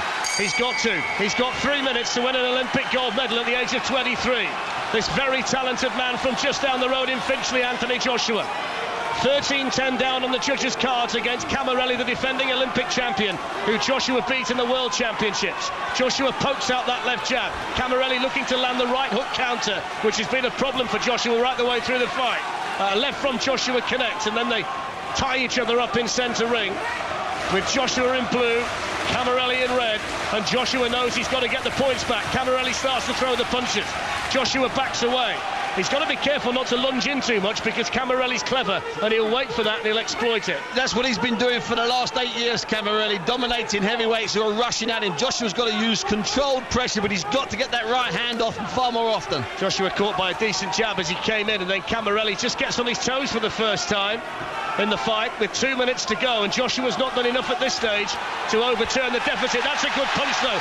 A left hand that sends Camarelli spinning towards the ropes on the far side, and he wants to lean on Joshua and make it awkward and use his experience. Joshua's got to make the distance bigger so he can let the punches go. At the moment, he's being smothered by Camarelli, who comes forward himself. Joshua can't do anything in close. He's not experienced enough for that. He just needs to get out of there and throw from distance. 90 seconds to go. Hurt him. The crowd trying to lift. Lennox has spotted sign of weakness. Camarelli's a little bit wobbly in there. Joshua did something in that clinch, and he's hit him again. Anthony Joshua starting to pour it on. Minute and 30 seconds to go. Joshua and Camarelli trading punches in centre ring. They're both so tired now, but I just get the impression, Lennox, the Italian might be running out of steam. He is running out of steam. When he's running out of steam, that means his hands are down. That means it's easier for Joshua to hit him. All Joshua has to do is throw that punch, throw those punches. Joshua has to be patient and aggressive all at the same time. Minute to go. Joshua 3 points down on the judges' cards, but he's landed some meaty blows in this third round. Roared on by this capacity crowd at XL, fighting for super heavyweight gold. Joshua pushes Camarelli away and then comes forward, and then the Italian ties up Joshua again, who catches Camarelli, who wobbles his head a little bit in the centre of this XL ring. Joshua can smell blood, but he needs a big finish. Joshua stalking Camarelli, who threw a big shot of his own, and the Italian's corner jump in the air and punched the air. Joshua, though, comes forward and punches Camarelli, then takes the shot of his own, and they're so tired they're wrestling on the ropes on the far side. They're wrestling on the ropes, but Camarelli's winning this with experience. That's the difference. difference here. It's not style, it's not skill, it's experience. Joshua catches Camarelli with a big shot. They're on the feet at Excel. He looks tired. Oh, Joshua catches him. 2, 3, big punches. Camarelli a little bit flat-footed. Joshua can maybe pull this off. Less than 10 seconds to go. All of those 3 shots landed cleanly on the chin of Roberto Camarelli. Has Joshua done enough? We're about to find out. The bell rings. What a performance by the inexperienced Anthony Joshua. He punches the air. The Italian's corner punched the air. It was a very, very good fight between 2 very good big super heavyweights, and it all comes down to the judges. Lennox Lewis. Well, I felt he won that round big. I don't know what the judges are going to say with this one, but it's a very close fight, and both boxers have nothing to be ashamed of. They boxed well, but Joshua won that round big. He's reached a final at the Olympics a year after reaching the final at the World Championships. He's fought his heart out against one of the best modern super heavyweights in amateur boxing. Nothing to be ashamed of. Don't think he's done enough today, Fletch. Don't think this was his afternoon. Well, it depends on the way the judges saw it, because Camarelli didn't do much apart from hang on to Anthony Joshua in the final round. That Joshua did land some clean blows. I think Lennox is slightly more optimistic than Buncey. Anthony Joshua's body language would indicate he thinks this is pretty close. He's got a smile on his face as the big man, although he looks very nervous too. Camarelli standing to the left of the referee, Joshua standing to the right. We know what the crowd wants inside Excel.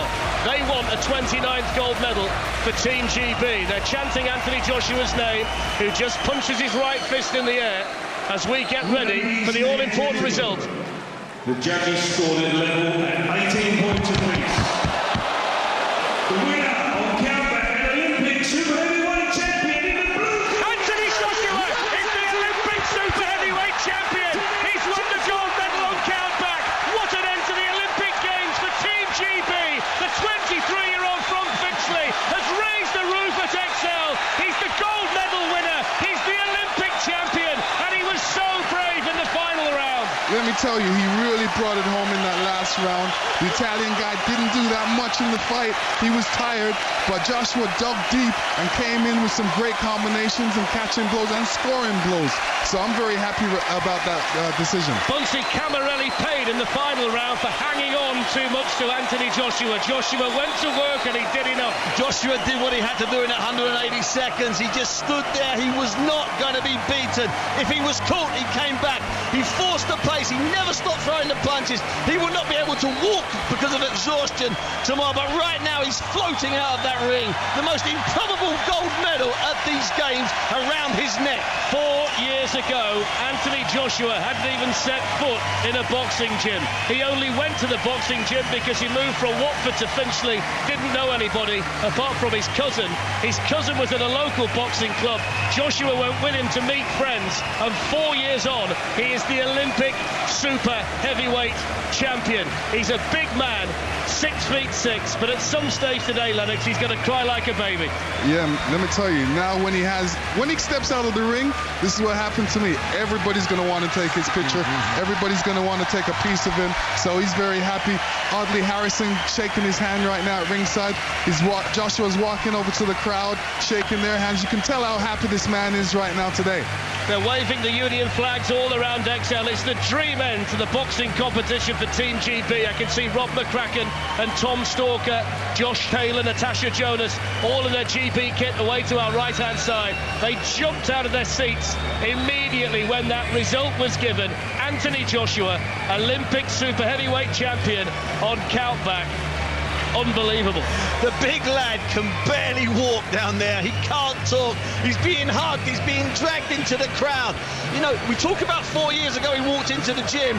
A year ago, he was off the squad. He was off the funding. He was nowhere. He was lost to the sport of boxing. It's taken 14 months to turn this kid from a nobody, from a kid that's been in a gym, to a kid that's now been in the Olympic ring and will leave London 2012 with that gold medal. It's a 29th gold medal for Team GB, and it's a 3rd gold medal in the boxing ring for Team GB. 5 medals. It's the best gold medal hallmark since 1908. What a tournament it's been, and what a final 3 minutes from Anthony Joshua. Wow. Wow, wow, wow. It's a fairy tale, is this? These Olympic Games are a fairy tale. We get to the final afternoon and we are still winning gold, Steve Bunce. You know, Mark, and we're not being after-timers here. We said on the first Saturday, there's something about this venue, there's something about this event, and we always mark Joshua down. The kid that shouldn't be here. He shouldn't even have a GB tracksuit, let alone a gold medal. And as I said, and I did in that piece at 1:30 today, the piece I've been doing on a regular basis, he shouldn't have been here. It's been emotional for me, chappers. I've known the boy a long time. And let me tell you something, he shouldn't have even been anywhere near this ring. He's fought his heart out to qualify, and he's overcome odds in that ring and outside that ring. There has never been a more worthy winner, in my eyes, of all of those medalists we've had. And we've had some tall tales, chappers. This kid tonight, he's made fantasy, he's made fairy tales come true. Mark, I'd love to hear from Lennox Lewis how life changes now for Anthony Joshua, because when you get that super heavyweight gold medal, wow. The future is golden, Lennox. Absolutely. This is the pedigree for the heavyweight championship of the world. You know, I've got two pictures right here. One with the gold medal, with me holding my gold medal after I won it, and the second one was me holding all my belts around my waist. So, you know, from this, it's just all uphill swing. So, has he got people, Buncey, around him who are going to look after him and protect him? Well, what's funny, chappers, is he had some offers last year. They weren't bad, a couple of $100,000 to turn over. He was thinking of them seriously because he wasn't even in, Olympic contention, let alone gold medal contention. And what he did then was he cut himself off, and he's had nothing. He's got no one. He's got no tricky, ridiculous, slimy agents which seem to pop up and walk out of the woodwork. He's a man that does it on his own. If he comes onto any of my shows, or if he comes to the boxing, he goes to a pro show, he arrives with a friend. He's got a couple of different guys he floats around with. There are no agents in tow. Managers have been firing into him and promoters for the last 4 or 5 months, and he's been blocking them out. He's been saying, no, I've got to win a gold medal first. Don't distract me. I want to win the gold medal. And I'm telling you now, he hasn't got his signature on anybody's contract, and it would be nice if he was given a week or so just to relax. Lennox, they're not going to take no for an answer, though, are they? They're going to be like a pack of wolves chasing this big man. Oh, absolutely. I would say the best thing for him to do is just relax. He's got plenty of time, pick and choose who he wants to do his professional career with. But, hopefully he's going to make the right choice. And like I said, he has nothing to be rushed about. You know what I mean? Take his time. Enjoy this moment. This moment can go for a couple years until he's ready to decide to turn professional. Let's find out how much he's enjoying the moment right now. He's talking to Gary Richardson. Many, many congratulations. What a way to win the gold medal. Ex-Olympic champion, multiple world champion. Once again, no easy fights in these Olympics. And I pulled it out of the bag. My heart's still pumping with adrenaline. And I'm just hyper right now. I mean, you did pull it out of the bag. Were you aware you were behind, and how did you do it? Third round is always a good round. I'm a heart of a warrior. I watch Leonidas from Spartans all the time before I fight, and one thing is never give up. And the crowd was so supportive of you, weren't they? Look at them all, man. The crowd was so supportive, weren't they? Yeah, man. Again and again and again, they've come out. So Sunday is a holy day, and I was blessed. You certainly were. Everybody's saying, what will you do now? You're only 22, you'll obviously take a time, but what would you like to do, do you think, in the future? A pro? I want to gain more experience and just keep on pushing. I've had 43 bouts, 40 wins, and that's nothing, and I just want to keep on pushing, really. As a pro or an amateur? As an amateur. I'm still an amateur as for now, so... Lastly, you're going to go out there into the ring shortly, and they're going to put the gold medal around your neck. They're going to do... What do you feel? What will you feel? The hearts of all these people out here around the nation. That medal represents my journey, the support from the team, and it's much more than just a gold medal. It's a life experience, and I'm just proud to have that around my neck.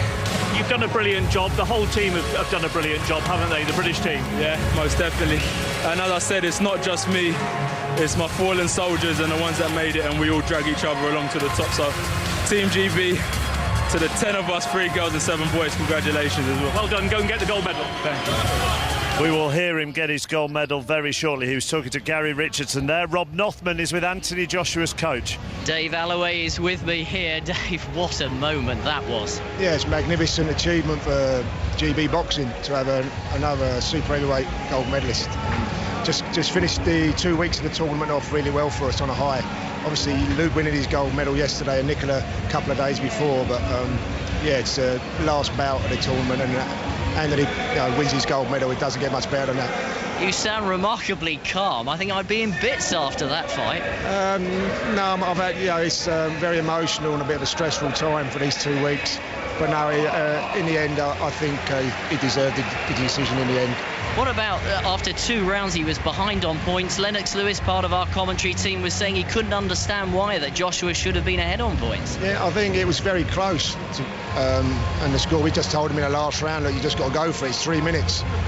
Put your punches together, but you can't afford to give a shot away. He went out there and done that. He showed true heart, put everything into it. He's always been fit. We knew he could do it after 3 minutes at a high pace, so it was fine. And be honest, Dave, going into this Olympic boxing tournament, 5 medals, 3 golds, you couldn't have dreamed of that, could you? No, to be perfectly honest, no. Even though it was a home-based games, we knew we had a strong team before we arrived, but they performed like we knew they would, because we've got a winning mentality on the GB boxing team, because we've been around the world in the past 3 years, getting results wherever we go. But to come here and perform like we did in front of our home crowd is magnificent. And you and the guys in the corner, you deserve some credit too, because whatever you said to Anthony Joshua going into that 3rd round, it certainly worked. Well, no, it's not only myself, coaches, it's Paul Walmsley, Lee Pullen and other coaches. They help us out, and all the support staff, because without those we wouldn't have the team in a tip-top condition it was to arrive at these games, because we knew we had to be in tip-top condition, because we didn't want to let anybody down, and I don't think we have. I think we surpassed ourselves. And one last question, just standing in the corner there in the middle of an Olympic boxing ring, you've got 10,000 people screaming. What is that like? I've never known anything like it. I probably won't never know anything like it again in my life, but to do it in your own base games is fantastic. I've got that for the rest of my life now, not only the boxing for the boxers, but for myself and my family. It's been a fantastic experience. Well, thanks so much for talking to us. Off you go, tally your man down for the medal ceremony. Well done. Chappers, he's a happy man. I'm not surprised. There sounds like there are a lot of happy people there. We'll talk more about how British boxing has done at these Olympic Games, try and put it into some kind of context in just a couple of moments with Steve Bunce and Darren Fletcher and Rob McCracken, the performance director of the British boxing squad. The total overall, 29 gold now, thanks to Anthony Joshua's win. 16 silver, because Fred Evans picked up a silver earlier on this afternoon. 19 bronze. By my maths, that's a medal count of 64. And the modern pentathlon is still going. Mari Spence, Sam Murray, their equestrian ride is both of them will go between 4:30 and 5 o'clock. So you will hear those with John Hunt and the team on that. Let's just nip away from the Olympics. I'm sat in the park now. It's going to be a very quiet park because everybody's being asked to leave so they can finish their preparations for the closing ceremony. But let's just nip away from the Olympics, back to Villa Park and the Community Shield. How did it finish? Alistair Yeomans. Well, everyone's leaving here as well, Mark. The Manchester City fans are more happy because they've beaten Chelsea by 3 goals to 2. Community Shield it was, friendly it wasn't, and a huge moment on the 42nd minute. Chelsea were 1-0 up at the time. Fernando Torres, a neat finish after good work by Ramirez. Then Branislav Ivanovic, the Serbian international, lunged into Alexander Kolarov. It was off the ground, one-footed, a straight red card. Kevin Friend had no alternative. And in the second half, it's difficult enough playing Manchester City when you've got 11 men. They scored 3 times in 12 minutes in the second half, City. Yaya Toure, Carlos Tevez and also Samir Nasri. They looked like they could run right. Credit to Chelsea, they got one back with 10 minutes to go. Ryan Bertrand followed up a mistake from Kostel Pantilimon. But it's City who go away with the first silverware of the season. And I just wonder if Ivanovic might apologise to his teammates, Mark, because not only did they lose this game, not only is he suspended, but they were run ragged in the second half before the season starts with 10 men for 45 minutes. So City have won it by 3 goals to 2. Back here at the Olympics, it's the USA 52, Spain 49, coming towards the end of the second quarter in the gold medal basketball match. Let's go back to the XL. I've given you the total medal count for Team GB, but Darren Fletcher, just once more, tell us the boxing medal count. 3 golds, a silver and a bronze, and there's a man sat next to me with a big smile on his face, the performance director, Robert McCracken, who we spoke to earlier today. And I sensed a bit of tension with Rob Chappers, but all that release has come out now because the big man's got the gold medal. Yeah, fantastic, absolutely brilliant performance by Anthony Joshua. What an achievement, we're delighted. You know, there was a point there, Rob, in the in the second round when Camarelli was doing what Camarelli does, floating around the ring. And you could just sense that Big Josh was looking at him and saying, don't worry, son, because I've got the third round, and I love the third round. Yeah, his fitness levels have been fantastic. That's the great thing about him, his speed and his fitness at super heavyweight. He's internationally still a novice, as we all know. That's why we've all got a smile on our face. But he's Olympic champion. What a phenomenal talent, and I'm sure he's going to have a great future. We're delighted.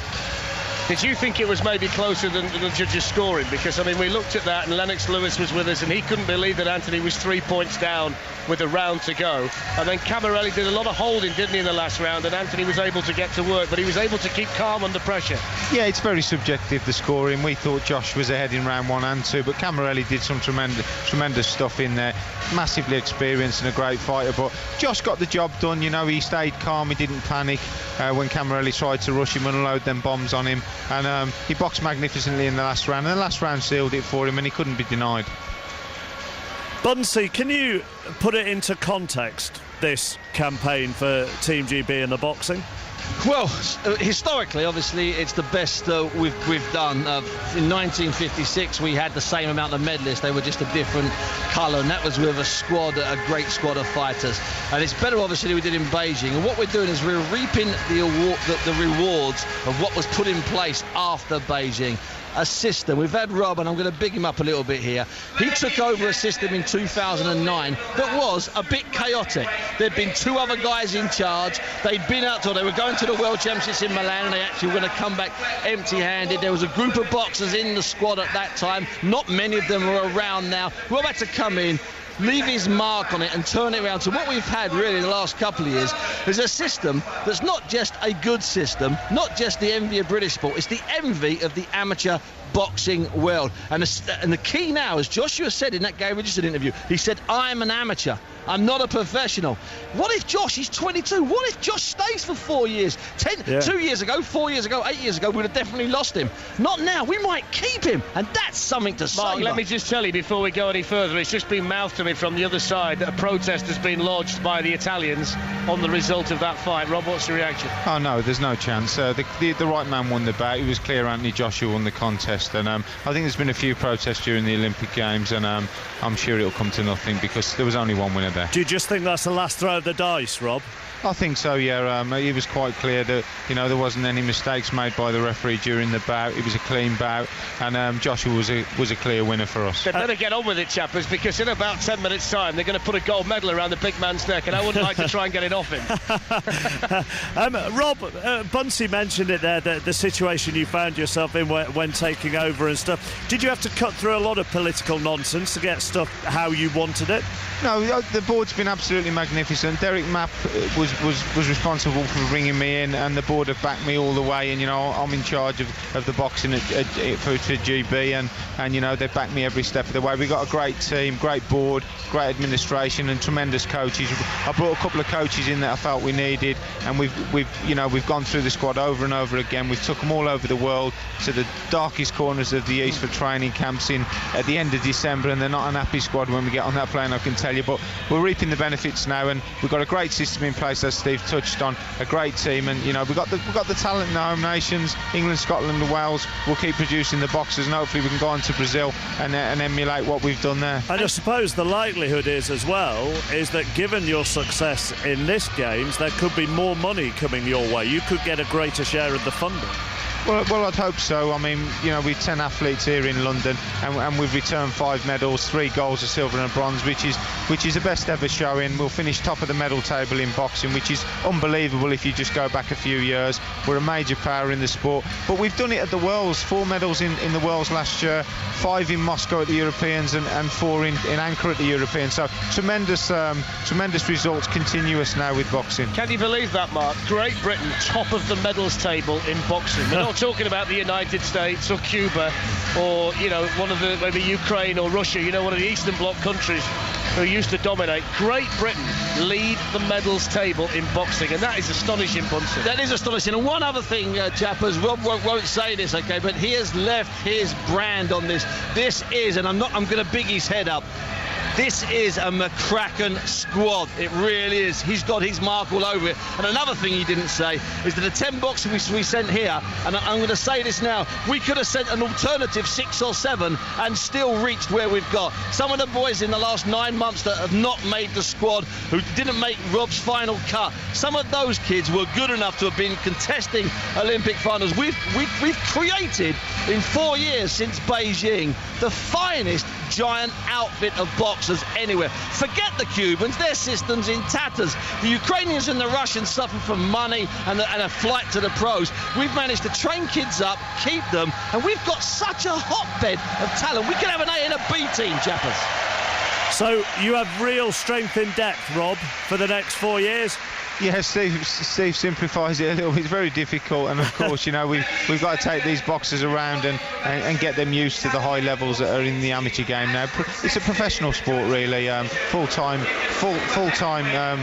boxers all over the place, you know. So basically, we'll just keep working hard. We'll keep developing the talent, and you know, hopefully it'll keep coming through, and hopefully we can hit the results that we've hit here. But it'll take some doing. It's a difficult job. Mark, did you hear that in the background? The crowd are just being told that there's an appeal lodged by the Italians, and the International Boxing Association are reviewing it. So the medal ceremony should actually be taking place as we speak, but they're taking a look at the situation. But here's the thing, Mark. Sorry, the appeal will flounder, as Rob touched on there. The appeals that are made, there have been lots of them. There have actually been 2 contests overturned. The appeals can only be against something that the referee has done wrong, something that a referee did to influence the outcome of a fight, i.e. he didn't count a knockdown, he didn't disqualify a fighter, he didn't give a public warning, which means that one fighter gains 2 points. And so there was the referee today. In fact, I don't even know what he was. I can't even remember seeing the referee in the fight. So it's a last-ditched effort by Damiani, the Italian coach, and the rest of the Italian team, and Big Roberto. It will not come to anything. We may just have to wait. The last appeal came through at 2:38 in the morning, chappers. I don't know what you're doing between now and then. Well, I was just going to ask you how long this might take. Well, as I say, I'm not joking. They have taken a lot of hours in the past. Right. But there's got to be a sense of urgency with this. Bearing in mind, you've got a room full of people, Mark. I mean, these people here want to see a medal ceremony. They're not going to sit here till the early hours. We've got a closing ceremony. There's got to be a speed through the process now, because people, I tell you, are going to start getting restless in here. It's not going to be popular if they do overturn it, which is Buncey says they won't do, but you're not going to keep this audience in here sat nice and calm for very much longer, I can tell you. And listen, I thought the decision was close, and if Camarelli had got it, I wouldn't have screamed. Josh got it, absolutely, I couldn't scream. But it certainly wasn't a decision you could appeal, because the third man in the ring, it may have been a woman. We've had some female referees. I didn't even see her. Is Rob still listening? He is. Rob, one final question before we let you go. Daley Thompson earlier was saying to me that his one concern after these Olympics is that tomorrow morning, on Monday, a whole load of kids will be taken by their parents to whatever sport they have fallen in love with during the Olympics, and those clubs, those associations have got to be able to cope with the demand of kids being brought to them to try and take up a sport. Are you confident that amateur boxing clubs up and down the country are going to be ready tomorrow for boys and girls to go, yes, we want to give this sport a go? Oh, for sure. I mean, there's amateur boxing clubs up and down the length of the country, England, Scotland, Wales. They're thriving. There's plenty of room for all the boxers in the gyms. They make room. You can have as many boxers as you want in a gym. You create a fantastic atmosphere and you create talent. That's what the Cubans have done. They've packed their gyms, and that's what hopefully we'll do in the UK, and we'll keep producing Olympic gold medalists in boxing. Congratulations on your achievement during these games, and let's hope this appeal comes to nothing. Thank you. Thank you. Rob McCracken there, Performance Director of British Broadcasting, British Boxing, sat next to Darren Fletcher and Steve Bunce. We'll be back with them as soon as we get news on that appeal, and hopefully it will be sooner rather than later, and then we can confirm Anthony Joshua as our 29th gold medal winning Olympian. Now, earlier on, it was Brazil against Russia in the volleyball. It went to a 5th set. We can find out how it ended with Jonathan Overend. Well, an amazing end to this volleyball tournament, which has been staged in such a spectacular atmosphere here in Earls Court, and it's Russia's men winning the gold 15-9 in the 5th and deciding set from 2 sets down, from 2 match points down, against a Brazilian team which started so strongly but tired towards the end. It was the big men at the net of Russia who did the damage late on, particularly the giant, 7'2", Dmitry Musersky, and it was appropriate that he did the spike that won it for the Russians. It's their 3rd Olympic title, but their 1st since Moscow in 1980. Thank you very much, Jonathan. Another very exciting game going on at the moment is in the basketball. It's at the North Greenwich Arena. There's 3 seconds left in the second quarter. USA 59, Spain 58. We'll have commentary of the second half on the way here on 5 Live. It is 2 minutes to 4. Let's get the latest BBC News. On digital radio, digital TV, mobile and online. This is BBC Radio 5 Live. BBC News on 5 Live, I'm Rebecca Pucchiello. Police in Manchester are continuing to appeal for help tracing a man wanted over a fatal grenade attack in the city. David Short was killed on Friday, weeks after his son was shot dead in a pub in the city. One man's been arrested, but detectives still want to speak to 29-year-old Dale Cregan. A man's due in court tomorrow accused of murdering 12-year-old Tia Sharp in South London. Stuart Hazel, who's 37, is the partner of Tia's grandmother, Christine Sharp. She's been released on bail along with a neighbour. After his role organising the London 2012 Olympic and Paralympic Games, Lord Coe is to become the UK's Olympics Legacy Ambassador. He'll advise the government on how to achieve long-term benefits from the Games. The IOC President, Jacques Rogge, says he's very happy with how the 2012 Games have gone. On the 6th of July 2005 in Singapore, London promised athletes games, and that's exactly what we got. A splendid village, state-of-the-art venues, 44 world records, 117 Olympic records, and I would say history being written by many, many athletes. And darts broadcaster Sid Waddell has passed away at the age of 72. The man known as the voice of darts had been battling bowel cancer since last September. Eric Bristow said he was a one-off who wasn't going to be replaced.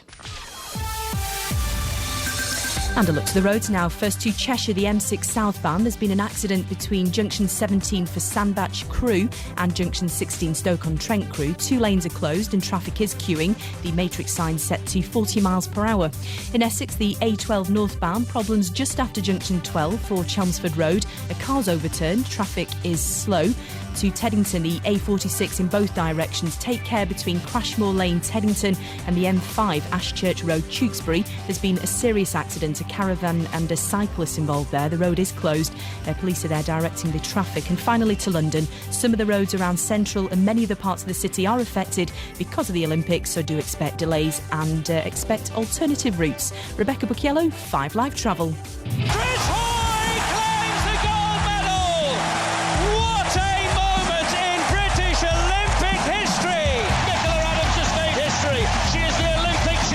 He serves. It's an ace! It's gold! Gold! You better believe it! Gold for Andy Murray! Great Britain surging for the line. Well done, boys!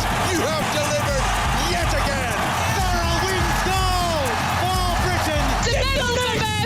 Bev Tweddle gets that Olympic medal! London 2012 on 5 Live and 5 Live Olympics Extra. Have a listen through our best bits online at bbc.co.uk/5 Live. Just click the best bits box at the top of the page. Good afternoon, this is Mark Chapman on 5 Live. I've moved from Team GB House, where I was for most of the day, and I'm now sat in the sun in the Olympic Park, in the shadow of the Olympic Stadium. And the park is as quiet as it has been since before the game started. It is being cleared of all spectators, people who've been in here earlier watching other events, so that they can get ready for the closing ceremony. There are mainly games makers around and a few members of the public walking up towards the tube stations, but apart from that, it is very, very quiet. One lady's just walked past me wearing a vest that said costume team on the back, so we are assuming that she is going to have some kind of role in the closing ceremony this evening. You'll be able to hear the closing ceremony in full with Mark Pougatch from 8 o'clock tonight on 5 Live. Let's just step away from the Olympics. We're still waiting, by the way, for news on the Anthony Joshua gold medal winning super heavyweight fight. He won the fight, but the Italians are appealing. We have no news on that appeal at the moment. So let's talk cricket. The big cricket news of the day coming from England, who have announced that there will be no Kevin Pietersen for the third and final test against South Africa, which starts on Thursday at Lords. Let's talk to Phil Tufnell. Afternoon, Phil. Hello, mate. This has got quite serious, hasn't it? Well, yes, it has.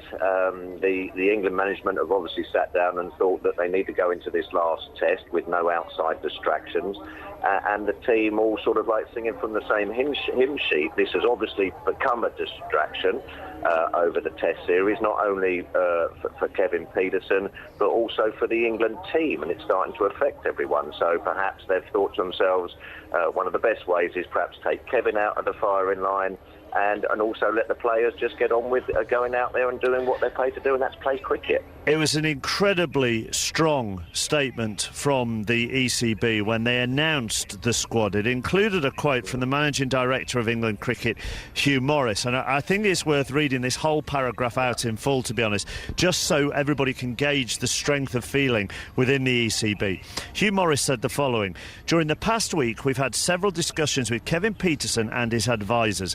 Following a constructive meeting, it was agreed that a number of actions needed to be completed to re-engage Kevin within the England dressing room. A fundamental item was to confirm publicly that no derogatory texts had been sent by Kevin to the South African team. This has not been forthcoming, despite clear timelines being set to allow the selectors to pick the squad. We provided an additional 6 hours this morning to provide every opportunity for agreement to be reached, but regrettably, this has not been possible." Now, it's been a long time, I think, since the ECB have issued a statement as strong as that, and that is strong, isn't it? No, it is. I think it's because it's now starting to affect the team and affect the England players as well. I think also their patience have just worn thin a little bit. You know, they keep having to sort of come up with these statements. They keep reading about things in the newspaper, and it's now, you know, they've had enough a little bit. You know what I mean? Go away, sit down, have a little think about what you've been doing and your actions. I'm sure that the door isn't closed for KP.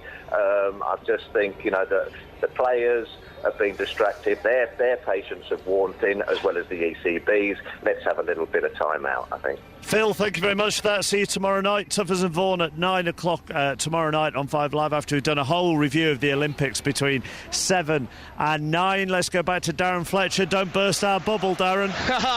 Appeal rejected. Gold, Anthony Joshua. I'll just talk you through the process, what they do. The officials go away and they watch the entire 3 rounds of the fight, and the Italians will then point out where they think the errors have been made. The Great Britain coaches will also be in the room and would also make a counter-argument, and they've had a look at it. The International Boxing Association, there was nothing wrong with the referee's performance. It's the only way a decision can be overturned. Anthony Joshua is the Olympic champion. They timed it just right, chappers. The slow hand clap was just starting at XL when they made the announcement. So they've got the ring ready, and Anthony Joshua very soon is going to be climbing in there to get the gold medal deservedly placed around his neck. Although a bit of a difficult balance, Bunsey, because obviously they have a crowd there, and the crowd will be wanting the medal ceremony, and they're doing the slow hand clap, but they've got to get the decision right as well. Absolutely, because, you know, imagine if it had been Joshua who lost by the narrowest of decisions on the countback, and imagine if we were up here, Fletch and I and Lennox Lewis ranting, although I can't really imagine Lennox Lewis ranting because we felt Cammarelli had held and he hadn't been told off. So trust me, the process has been forwarded, and as Fletch pointed out, surely, Bunsey, he turned to me because he's adopted a Cockney accent down here, surely they'll rush this through, Governor, and they did. I tell you what, Mark, because it was a relatively straightforward decision, that's why it's not taken very long, because all they did was they watched the 3 rounds, and the referee, as Bunsey pointed out, I've just been chatting to Richie Woodall as well, because the referee had made no errors during the fight, then there's no grounds for appeal when you look back at it. So it's a 9-minute process effectively. What's that man shouting in the background? Are we ready to go with the victory ceremony? He's telling us that we're just about ready to have the super heavyweight victory ceremony, yes. Go on then, you two take it away, because I think we can enjoy this. We've waited a long time after that appeal. It's another gold medal for Great Britain and Northern Ireland, our 29th of the Games. Took a while for Steve Bunce and Darren Fletcher to bring us some gold medals, but they got there in the end. All yours, Darren. Thanks, Mark. Well, he becomes the 3rd super heavyweight gold medalist inside this building at Excel. In fact, he's the 4th, because Audley Harrison's here, along with Vladimir Klitschko and Lennox Lewis. And Anthony Joshua, in the GB tracksuit, walks out with Roberto Cammarelli to collect this medal. I mean, I can't even imagine what he's going through. I mean, he looks relatively nervous. I don't know, he looks more nervous now, Bunty, than when he went in to fight. That's why I was pointing at the screen. You know what? Something happened, and he looked knackered when he walked from the ring. I think he's ready for a kip. He's allowed himself a little smile, Anthony Joshua. It's just creeping across his lips. Just spots somebody in the crowd and breaks into a big grin. There's got to be so many people inside this arena who he knows. He only lives 3 miles away from here. The main guy who's here is the guy that's been working with him, who's first taught him how to jab, first taught him his footwork, a guy called Johnny Oliver, Lord John of Finchley, and that's who I think he waved to there. Lord John will be crying his eyes out right now. Medzidov and Dichko are going to pick up the bronze medals. Cammarelli is going to get his 3rd Olympic medal. He's got the full set now. He's got a gold, a silver and a bronze. And Anthony Joshua is going to climb highest on the podium, and he's going to claim the gold medal.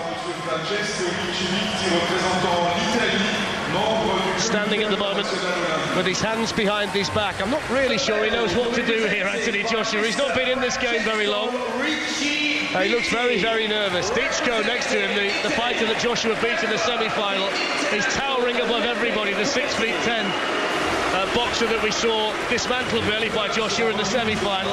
He did a great job to get rid of Dichko. They're booing there because they've announced that the man presenting the medal is Francesco Ruiz-Cibiti from Italy. As soon as they said Italy, this crowd remembered where it was, remembered the bear pit, remembered the beers, remembered the hot dogs, remembered everything they've got here. It's very British, this arena, and they booed the Italian. Everybody in Excel is standing on their feet. I don't think anybody's sitting down for this. It's the kind of moment where you've got to stand up. The GB team are away to our right-hand side. Big faces, big smiles on their faces. I can see Nicola Adams and Natasha Jonas. Tom Stork and the captain is in there as well. Here's Ivan Dichko from Kazakhstan, the man that Anthony Joshua beat in the semi-final. And the world champion Magomed Medzidov. They're the bronze medalists here in the super heavyweight division. Medzidov beat Joshua in the World Championship final by a single point, remember, in front of the army and the president. Lord knows who else in the building in Baku. But it's a bronze this time for the world champion, and a bronze for Dichko as well. But what a story Anthony Joshua is. 6'6", 18 stone. I had that wow moment when I wondered just how big he was. I was at the English Institute of Sport, and they were coming round saying, we've had a message from Team GB, what size kit do you need? So Joshua was going through the sizes, and they said they want to know about your boxing boots. He said, oh, they're a size 13. And I looked down at these feet, holding this giant man up, and I thought, you'll do for me. And he's not got an ounce of fat on him at all. But the interesting thing about him also, Fletch, is that 6'6" and about 18 stone. He's athletic. He's not just a big towering lump. Sporting applause inside the arena for Roberto Cammarelli, who on another day might well have done enough to retain his Olympic title. He leaves with a silver today, looks extremely disappointed. A silver medal placed around his neck, a bronze medalist in Athens, a gold medalist in Beijing, and a silver medalist here in London. And for the 29th time in these Olympic Games here in London 2012, an athlete from Great Britain is going to stand on the top step of that purple podium. The Olympic rings on the front.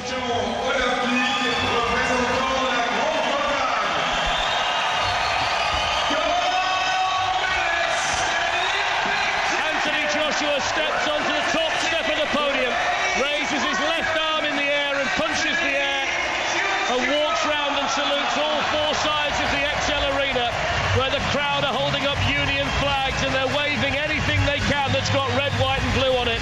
And the gold medal is placed around the neck of 23-year-old Anthony Joshua, the Olympic super heavyweight champion, the third man from Great Britain to win that gold medal, joining Lennox Lewis and Audley Harrison as Olympic gold medalists at super heavyweight, as Joshua turns and prepares for the national anthem.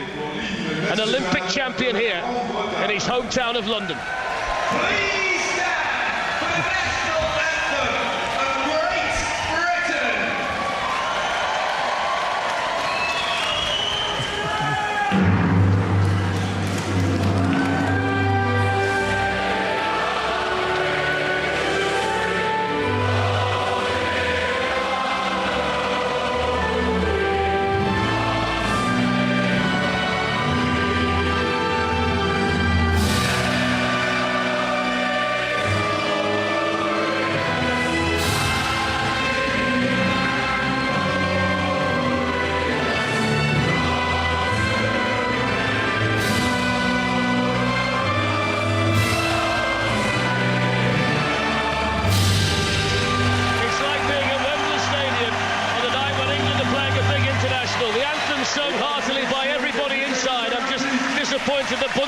Couldn't join in. What a moment for Anthony Joshua. What a moment for Anthony Joshua. What a moment for British boxing, and what an Olympic boxing tournament it's been. It has been one of the finest Olympic boxing tournaments I've covered and the ones I've read about. And Joshua's topped it, capped it. It's fairy tale land. It's fairy tale land. Everybody standing up inside the arena, Mark, preparing to enjoy Heroes by David Bowie. And in terms of stature, Anthony Joshua the biggest hero in this Great Britain team. Well done, you two. Well done on a fantastic tournament. You two go and have a dance to David Bowie, and we'll see you back here at the Olympic Park a little later on. And in what was a very, very surreal moment, as the national anthem was being played at the boxing, in the Olympic Stadium behind me, they were rehearsing the national anthem as well. But it was just a little bit further on than it was at the boxing. And the national anthem, and I'm not going to give too much away, but it's just been segued into Madness, our house, in the Olympic Stadium behind us. It is a party atmosphere in the park. As I came through security, the troops were all dancing to Daft Punk one more time. The games makers in front of me at the moment have all got their headphones on, listening to 5 Live, so celebrating Anthony Joshua's gold medal, waving at me now. There are some games makers further on who have got masks on of Queen Elizabeth II and the Duke of Edinburgh. They are ready for one massive party in the Olympic Park, in the Olympic Stadium tonight.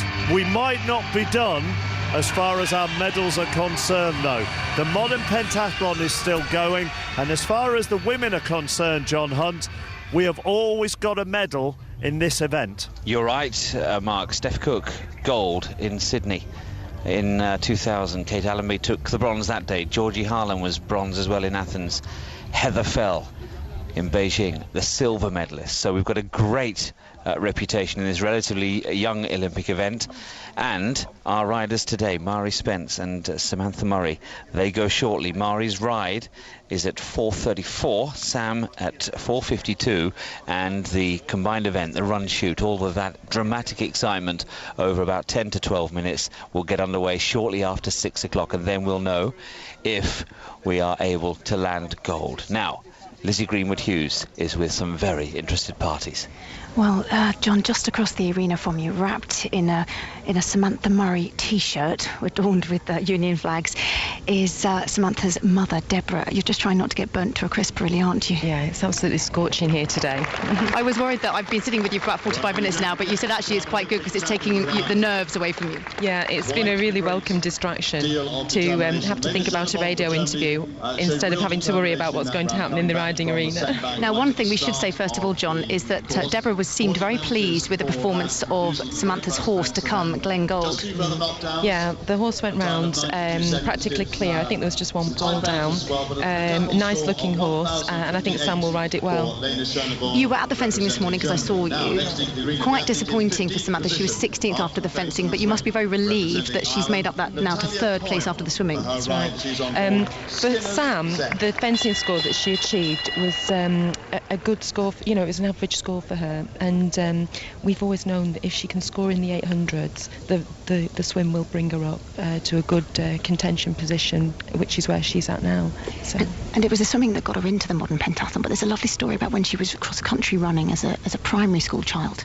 Yeah, that's right. When she was in year 6 at primary school, she represented the Ribble Valley in a cross-country competition, and she won, and she was approached by a local coach who asked her to train with him, and she did really well at cross-country. She was Lancashire champion for cross-country and track and field champion for 1500 metres a number of times, so she did excel in running, and when she left primary school, she was given a leavers book, as were all the children, and her most likely adage was the phrase was going to be most likely to be at the Olympics, so I suppose it was always meant to be.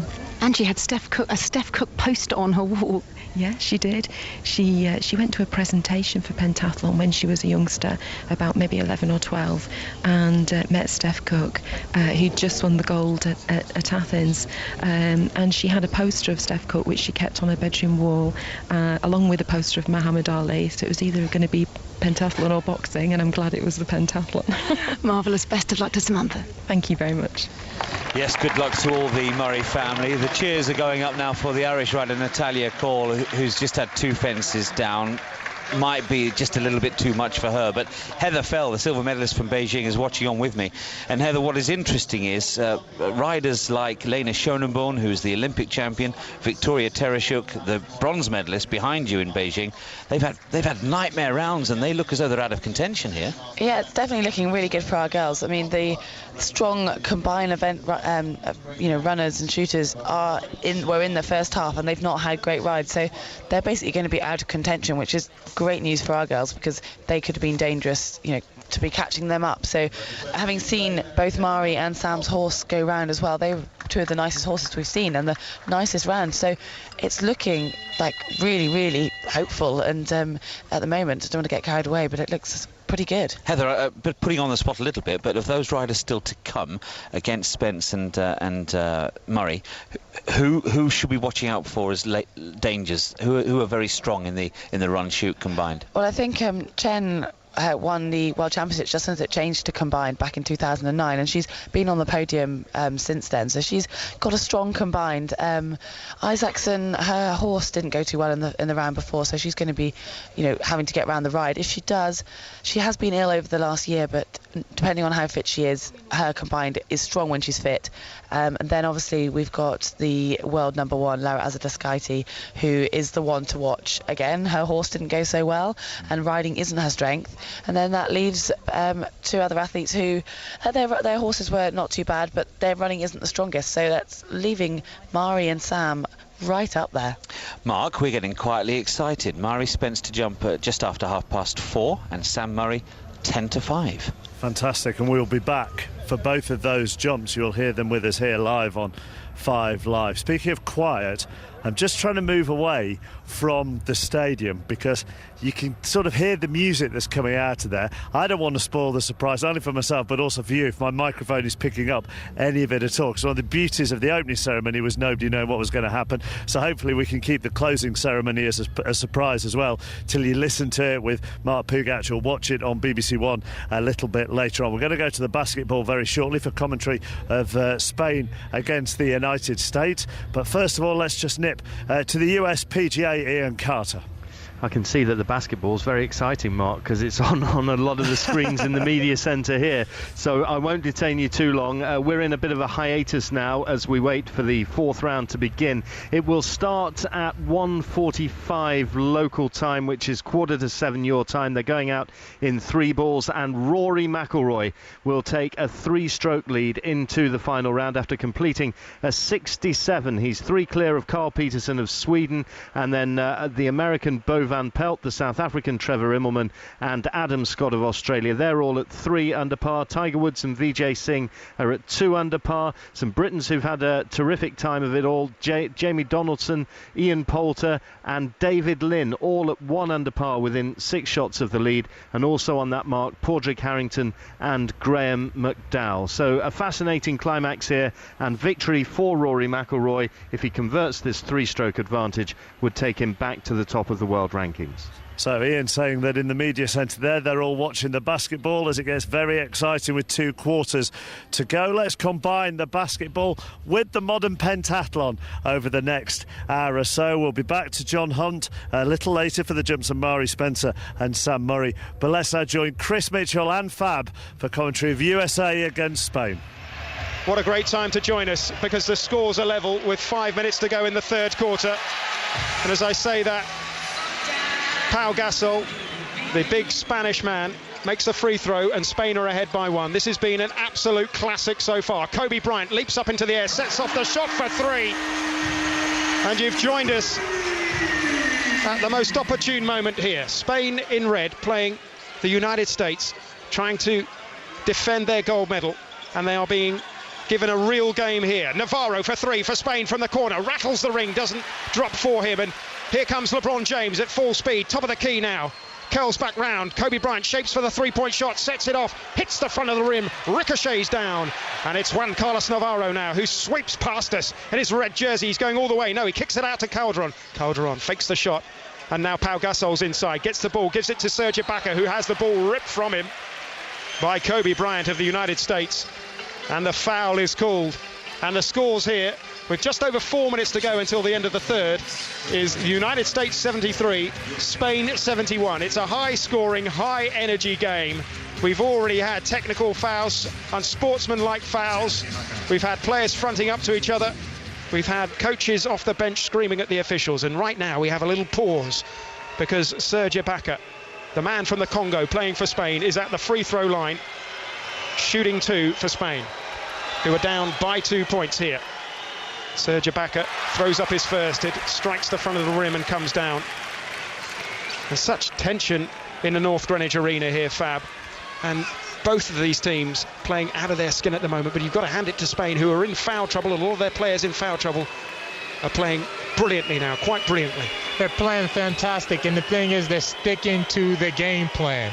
As long as they stick to the game plan, staying close, getting the ball down into Gasol, it's beautiful to see. The U.S., don't get me wrong, because we're talking about Spain, because Spain is the underdogs, and the U.S. have so many different weapons, and what we want to see is a good gold medal game.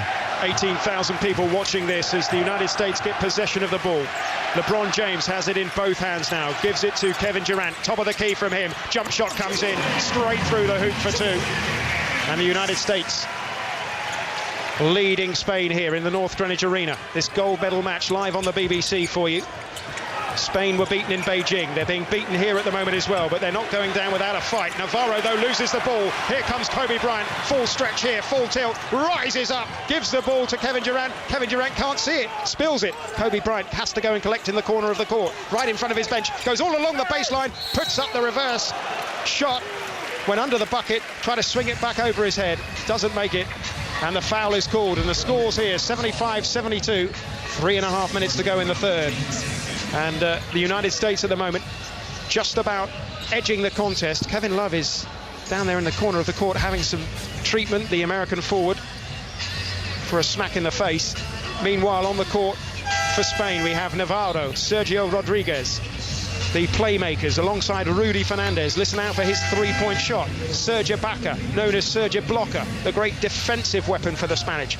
and Pau Gasol, the big man for Spain who plays for the LA Lakers and has so far in this game already put up 21 points. For the United States, we've got LeBron James on court with Kobe Bryant. Chris Paul is the playmaker, the point guard for them. Carmelo Anthony offers instant offense.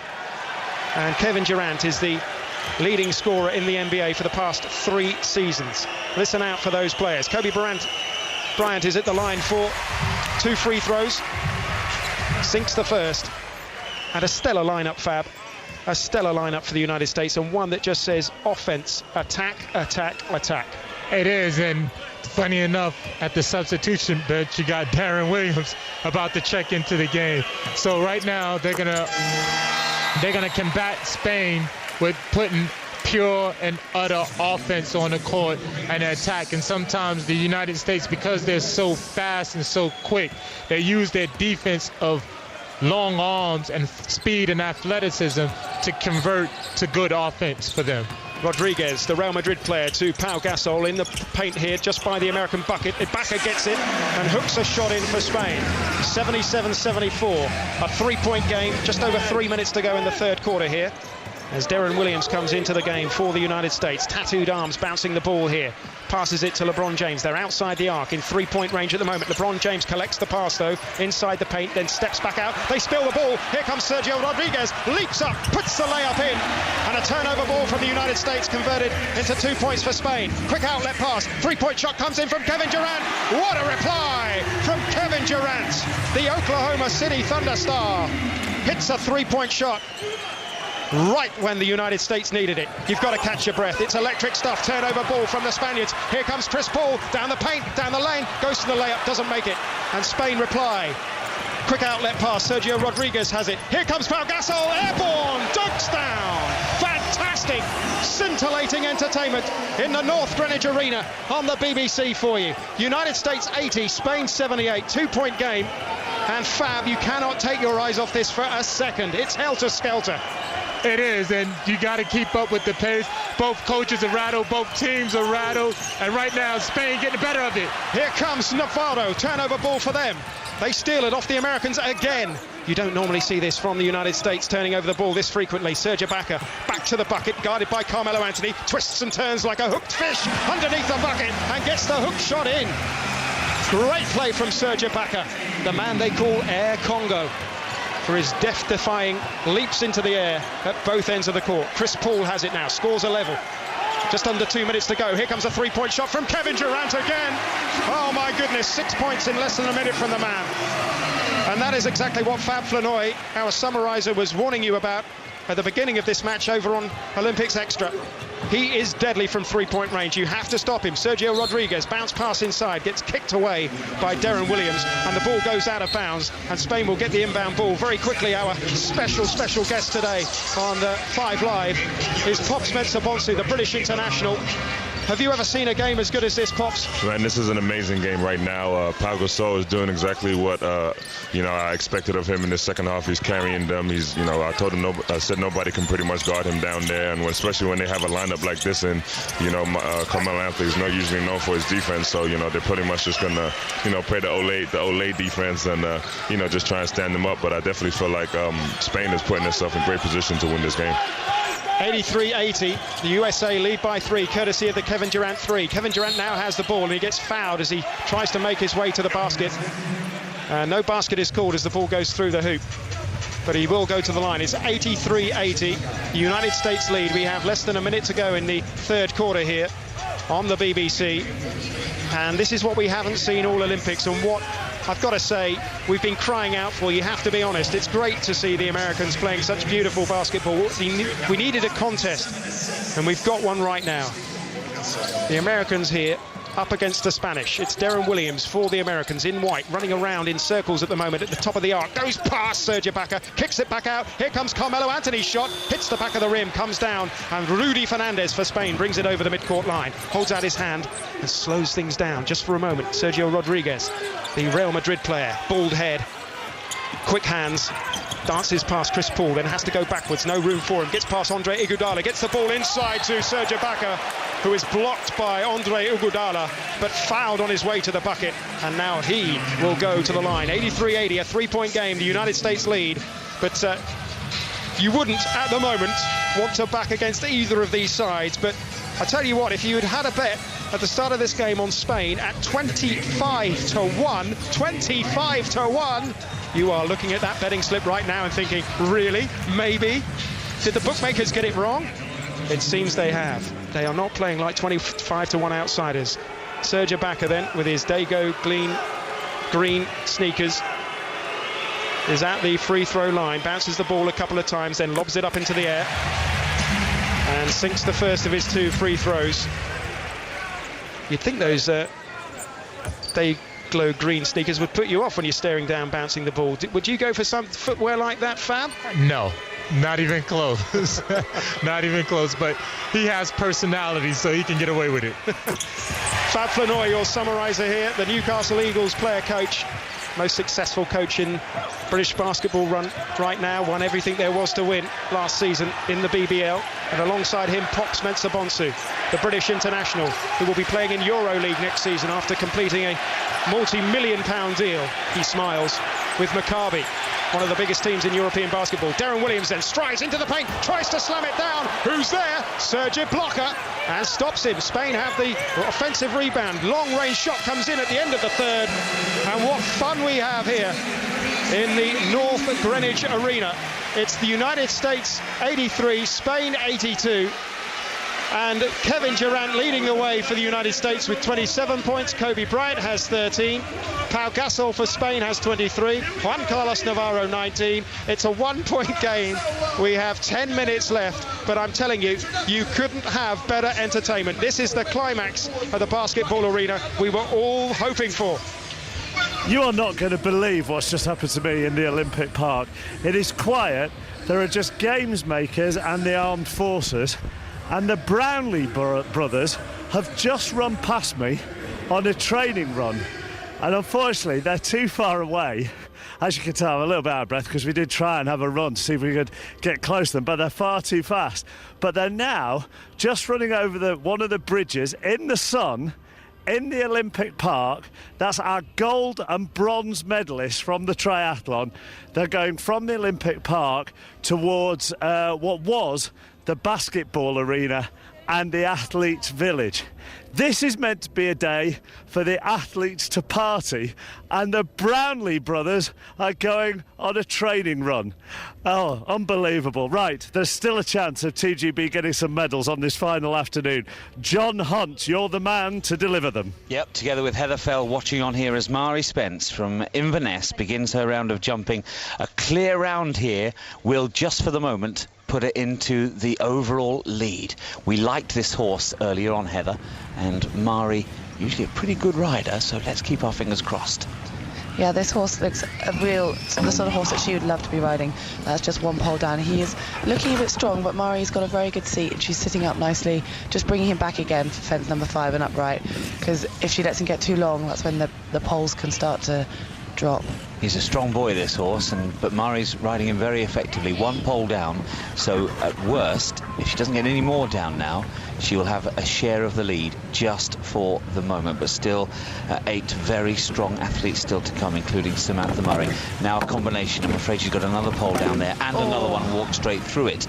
So this is going wrong for Mari Spence, still with 4 to jump. Yeah, he is looking incredibly strong. She can see she's fighting with him a little bit, but she just brought him right back then. Look at him, he's so keen to jump. He's just being a little bit too careless. It's almost as though the jumps are just too small for him. She's doing as good a job as she can, but he is a very clever horse and he's skipping over them, but he's just got that little bit too much energy and getting a little bit carried away. Just 2 fences to go now, John. Well, Mari's going to have to rely on a really good run-shoot combination. She's had 4 fences down, and that is how it finishes for her. She's had a time fault as well, which is effectively the same as having 5 fences down. It is not what Mari wanted. It gives her a running total of pentathlon points 3-1-1-6, and that means at best for Mari, she'll start in 6th place in the combined run-shoot.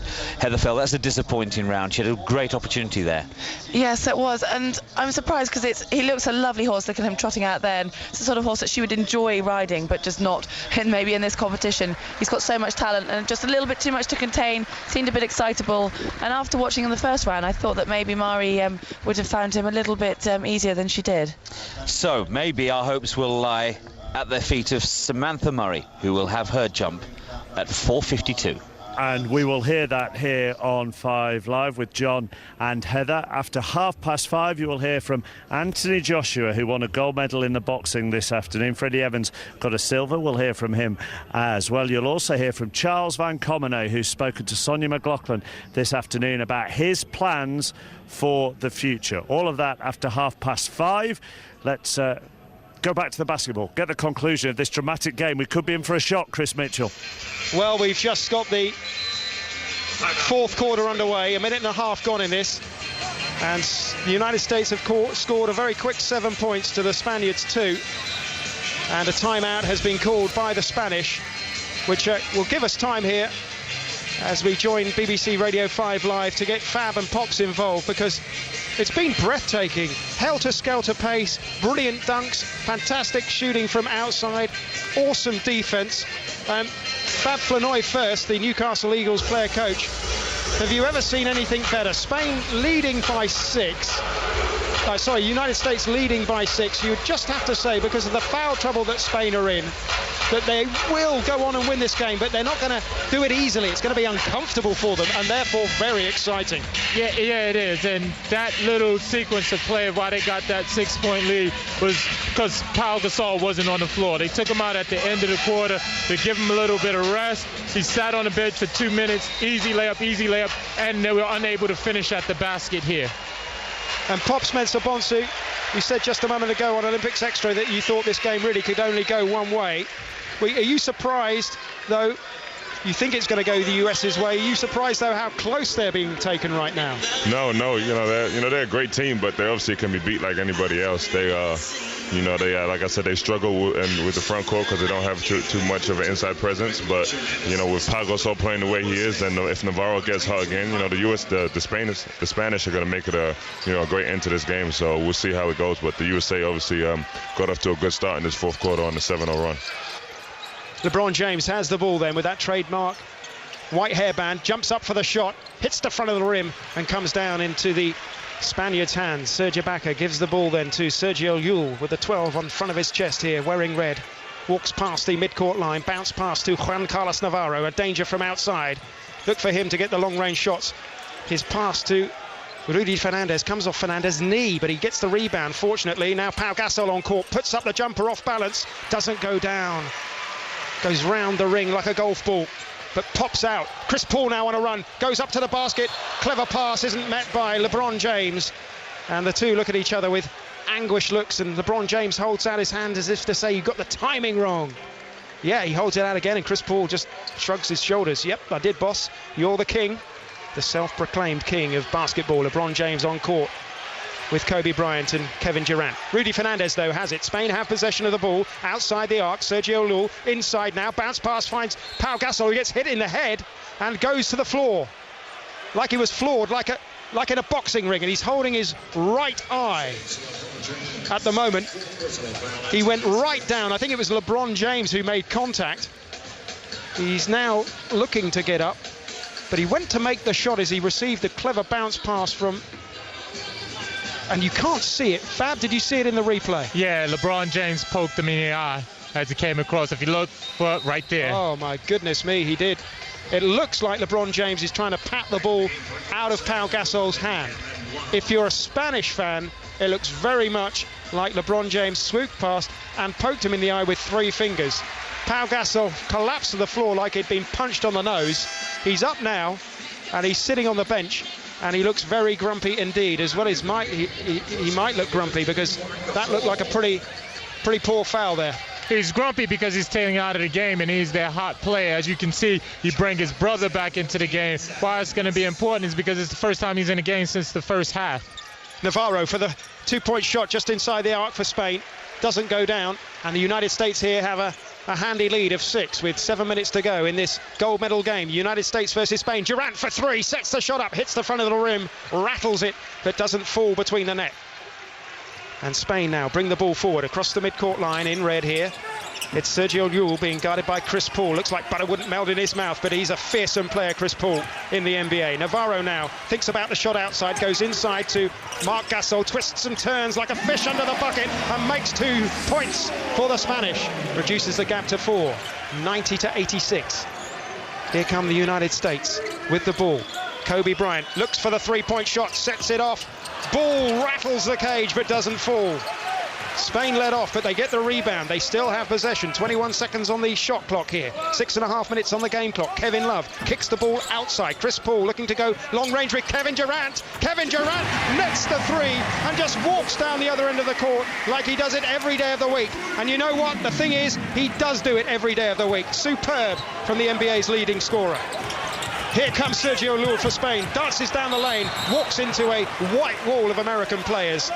And eventually the foul is called as the Americans get the turnover ball and stretch forward. It's 93-86, 6 minutes to go in the fourth. What entertainment we have here on the BBC at the North Greenwich Arena. It is, and it's pure entertainment as you get the timeout call right here by Spain.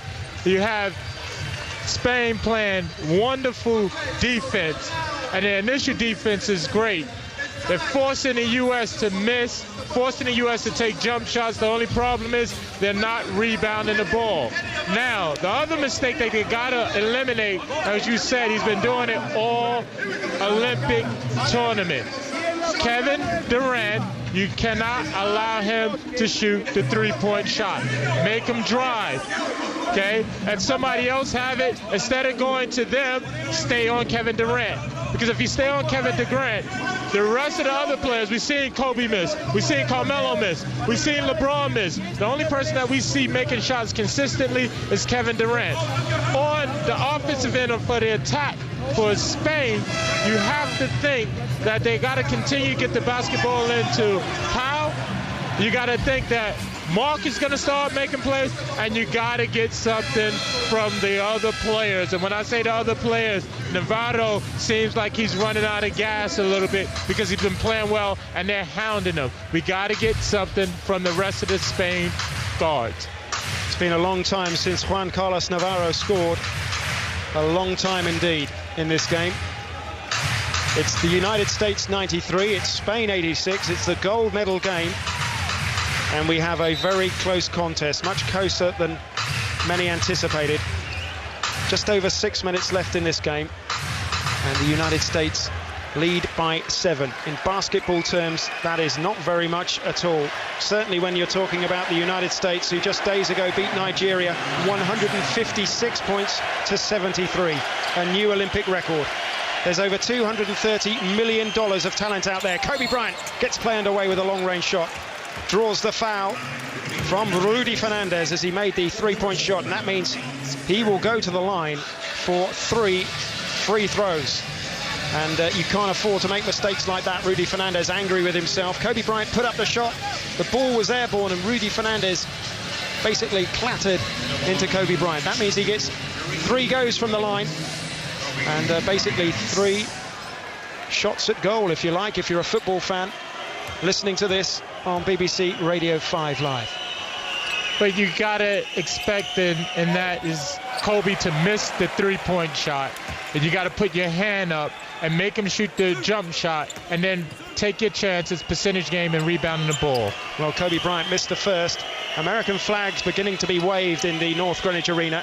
They sense that they perhaps are just doing enough to reclaim that gold medal as Kobe Bryant gets the second. He's got 1 more to come. Bounces the ball of his white sneakers, blue socks up to his knees almost, all in white with blue trim. Lobs the ball into the air and it goes through. 2 from 3, and all of a sudden they have a 9-point lead, and Spain need to respond, and they need to respond quickly. What can they do? Sergio Llull for Spain here has control of the ball, gives it to Rudy Fernandez. He has Kevin Durant standing in front of him, extending his arms aloft so he can't get the shot off. And the Spaniards get the ball inside. and the foul is called. 95-86, just under 6 minutes to go here. It's interesting to see how foul trouble plagued because LeBron James isn't on the floor. And as Kobe Bryant made those 2 free throws, you got to expect he's going to play big performance because he did it last time in Beijing for them to win the medal.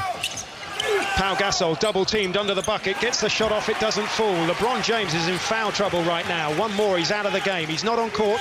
We've got Chris Paul in control of the ball, gives it to Carmelo Anthony for 3, rattles inside and pops out, doesn't go down. Anguished cries from the American fans behind us. Here comes Juan Carlos Navarro. Can he be the Spanish hero here? Trying to dance past Chris Paul, eventually gets some space, makes for the shot, but there isn't enough room. Here comes Gasol with a pass. Well, great passing from Navarro as Pau Gasol sprinted down the lane, collected the bounce pass, went up to the bucket, couldn't get the shot off. Instead, he drew the foul, and now he'll go to the free throw line for 2 shots. And in the first half, we had free flowing basketball.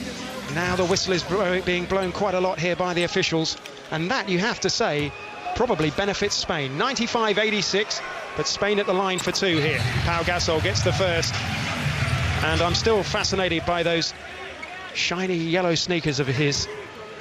They look like patent leather shoes, but they're providing Pau Gasol with great mobility, but he doesn't get the spring out of them there as his second free throw rattles out.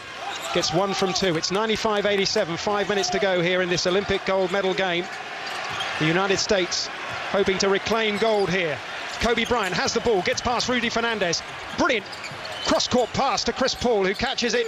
Another cross-court pass. Kobe Bryant's free for the three-point shot. Rattles the rim, won't go down. And at the moment, it's like there's a lid on that basket at that end of the court for the United States. Mercifully for the Spanish, if you're a Spanish fan. Sergio Llull has the ball. The Real Madrid player gives it to Pau Gasol, into Marc Gasol, who spins, puts the shot up, doesn't quite drop. And Marc Gasol, of course, one more foul, he's out of the game. Great tension here. 4.5 minutes to go. At the moment, the United States are on course to claim their gold medal. Carmelo Anthony for 3 from the corner. Oh, it goes in and comes out. Kobe Bryant gets the rebound, fade away, jump shot goes down, and at last somebody scores a bucket. And it's a 10-point game and the United States lead. Rudy Fernandez now gets the quick outlet ball from Spain. 3-point shot comes in from Navarro. He stepped inside. It's just 2 points for him. Great shooting from Navarro. He's back in the game. And it's electric out there at the moment. You cannot take your eyes off it here. You're listening to the gold medal game in the basketball on BBC Radio 5 Live. The United States versus Spain. Chris Paul shapes for the shot. The Americans in possession of the ball right now. Just over the midcourt line. They want to slow it down. They know they have this game won if they can keep the Spaniards away from their bucket. There's Kobe Bryant. Wow, he jumps up in the air, wriggles about. His pass is intercepted. Here comes Spain. Oh, it's a tip-in from Rudy Fernandez. Navarro sprinted from the midcourt line all the way down to the American bucket. His shot didn't go in, but fortunately for him, he was followed there by Rudy Fernandez, who tips in his shot. 97-91, 3.5 minutes to go. The United States lead here. Chris Paul gets to the top of the key, puts up the floated shot, hits the glass. Carmelo Anthony's there to get the rebound. His pass to Kobe Bryant hits the photographers on the head and goes out of bounds, and we have a timeout. And Fab Flanoy, your summariser, is jigging around in his seat because he knows we've got a game on here. It's a 6-point game. The United States lead, and the United States have taken a timeout. It's just like I said, you got to limit the U.S. to shooting jump shots, because if you make them shoot jump shots, they won't make them all night long. You have to rebound the basketball, and you do that, you have yourself a chance of winning the game. The last thing that you have to see is that, yes, they're governed with stars, but because there's so many stars in this game for the U.S. team, they don't know who's supposed to get the ball. They don't know whether it's supposed to be Kobe Bryant. They don't know if it's supposed to be Chris Paul. They don't know if it's supposed to be Carmelo Anthony. So right now you had 2 turnovers, uncharacteristic from Kobe, because he didn't know whether he was supposed to shoot the shot or get the basketball to someone else. Well, it's electric stuff. Pop Spencer Bonsu is our special guest for this gold medal coverage. And Pops, it's an absolutely fantastic display from both sides. But what's it like? You've done it, playing against the United States when they can bring any player off the bench, and it's just quality after quality after quality. Man, every time people ask me about how the game went in Manchester, I told him, well, you give it 110% against a guy like LeBron James, and then they sub him out and bring Kevin Durant on the bench. So, I think that's what it was so difficult with. Like, you're guarding the best player in the world at one end, and then he has to guard you on the other, and, they're just going to bring another NBA All-Star in to replace him. So, it's pretty difficult to play a team like that. Spain then with possession of the ball. They are down by 6 points. Sergio Llull has it. He's running the floor for them at the moment. Bounces it through his legs, guarded by Chris Paul. Gets to the top of the key. His pass out to Rudy Fernandez is expertly intercepted by Kevin Durant. And the ball goes out of bounds, and that means Spain will get the inbound ball in the Americas' side of the court. So they're very much on the attack at the moment, Spain. Sergio Llull waiting for the ball to be given to him by the officials, who've struggled at times to contain the energy of these players. Pau Gasol back to the bucket, guarded by Kevin Love, makes space for the shot. Little lob shot, doesn't go in. They get the rebound, but they just deflect it to the hands of Chris Paul, who is fouled by Sergio Llull as he made his way to the other end of the court here. Smart foul from Sergio Llull. They would have hoped to have got points from that possession. They didn't. It's 97-91. 3 minutes to go in the gold medal game. Chris Paul has the ball, bouncing it nonchalantly at his feet as he crosses the mid-court line. Just gives it to LeBron James, who's guarded by Rudy Fernandez. Goes alone, he's going to take off, slams it down, gets airborne, slams it down right-handed. The lane opened up like the seas parting, and he has imposed himself at just the right time. 99-91. Under 3 minutes to go. 8-point game. Can the Spaniards reply? They haven't for a while. They need something special. Here's Juan Carlos Navarro, who's being chased around the court by Kobe Bryant and LeBron James. Hounded and harried like a wounded animal. And in the end, they spill the ball. But the Spaniards will get it back. It was an American foul. 99-91. 2.5 minutes to go here on BBC Radio 5 Live. Are we going to see the Americans reclaim gold, or are we going to see the Spanish snatch it from them? Navarro, with LeBron James in front of him, goes along the baseline, gets the pass to Marc Gasol, who slams it down on the head of Kevin Love. 99-93, 6-point game. Just over 2 minutes to go here. And the United States have possession of the ball. It's coast-to-coast stuff. It's trading baskets right now in this gold medal game. LeBron James at the top of the key. They're giving him space. They want him to take the jump shot. Marc Gasol stood in front of him. And LeBron James getting ready like a ball, scuffing his feet at the ground, goes for the long-range shot, and he sinks it for three. Oh, there's no stopping him. The MVP of the NBA and the NBA Finals, who got his first championship ring with Miami this season, just nets a three to put the century up for the United States, 102-93. And then as Spain get possession of the ball, a foul is called. You got to see what they're doing on the defensive end. Spain went a box and won that time. They played zone on 4 players and keeping someone on Kevin Durant. But what happened was LeBron James, that three-point shot wasn't LeBron James because he made that three. The three was because he had momentum, because he attacked the rim. He's feeling good. And this is the same thing that happened to Lithuania when the U.S. played them, where it was tight all the way up into 2 minutes. And then all of a sudden, LeBron James came alive by attacking the basket first. He went inside, then out. Spain, with 1 minute and 52 seconds left to go, what Spain have to do is take their time, get the basketball inside, and get quick scores. If they open up the three-point shot after getting the ball inside, great. But I wouldn't just come down and take the three-point shot. Very quickly, Pops, is LeBron James the greatest player there's ever been in basketball? I'm definitely not going to say he's the greatest player of all time. I know when it's all said and done, he'll be in those talks, but it's pretty difficult to say Michael Jordan is not the greatest player of all time. Right here, we do have a bunch of Hall of Famers on this court, but LeBron James is a great player, but not the greatest player of all time. Thanks very much to Pops. I don't know if you can hear us out there. The volume has been put at 12 all of a sudden. Stupendous. The crowd absolutely lapping this up. The Spanish and the Americans and the neutrals. It's fantastic stuff.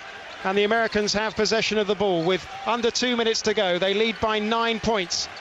Will LeBron James do what Michael Jordan did before him, become NBA champion, MVP in the league and the finals, and then go on to win gold like Jordan did in '92. Not like that he isn't. His shot is an air ball. Here comes Chris Paul, long range, hits the shot clock. Way off target.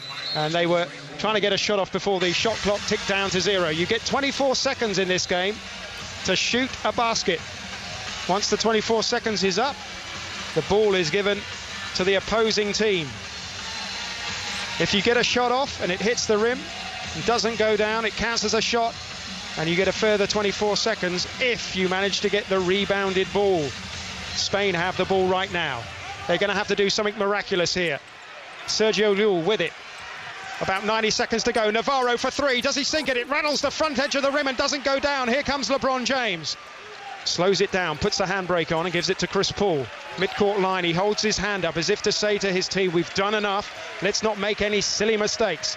Chris Paul, guarded by Rudy Fernandez, gets past him, goes through the arc to the paint, gets near the bucket, then skips back outside again. Less than a minute to go here in the North Greenwich Arena. The United States on their way to gold. Here comes Chris Paul, layup. Oh, he wriggled and spun his way down the paint and put it up with one hand. 104-93, 11 points the difference. Sergio Llull to Navarro. Pau Gasol back to the bucket, spins past Kevin Love, gives it to Rudy Fernandez, but Kevin Durant sticks out his long arms and with his fingertips knocks it out of bounds. The ball will come in bounds right now from Spain underneath the American bucket. They have 41 seconds left, but they are down by 11, just like they were in Beijing. Marc Gasol gets the easy bucket for 2. 104-95, 30 seconds to go. And the foul is called on Rudy Fernandez as Chris Paul charged past him. And Rudy Fernandez is out of the game. Fouls himself out. And he had to do that because right now, with 37 seconds left, the United States lead 104 points to 95. And the only way the Spanish can get back in this game is if they foul the Americans, hope they miss their free throws, and get possession of the ball afterwards. That's basically now their only hope, isn't it, Fab? It is their only hope at this point in time. As the crowd get into it, and Coach K since the moment, he sends his bench in so his players can get a standing ovation at this moment in time. Yeah, they think they've won it. The scenes not unlike those in the Ryder Cup. I don't know if you remember when the Americans started celebrating before the game was over, and perhaps they should play out until the game buzzer goes here. But LeBron James has walked off and is now being embraced by Tyson Chandler. Chris Paul sinks the first of 2 and chomps on his mouth guard, and at the moment they look nonchalant, in command and confident. And why wouldn't you? They're the greatest team on earth, and they're about to win gold unless the Spanish can do something amazing. They have the ball as Chris Paul misses the second free throw. Here they come then, in possession of the ball. Sada has it, gives it to Llull. There's not enough time. The pass comes into Marc Gasol. Rudy Fernandez. Victor Claver has it now. Sada, Llull, they can't get a shot off. The Americans are in their faces. 21 seconds left. Marc Gasol twists under the bucket, tries to get the shot to go down. It does. He gets the 2 points, and he'll also get the foul, and he'll go to the lane to get one free throw. It's 105-97. That took too long. They needed a shot. If they was going to make any plays at it, they needed to get that shot quicker.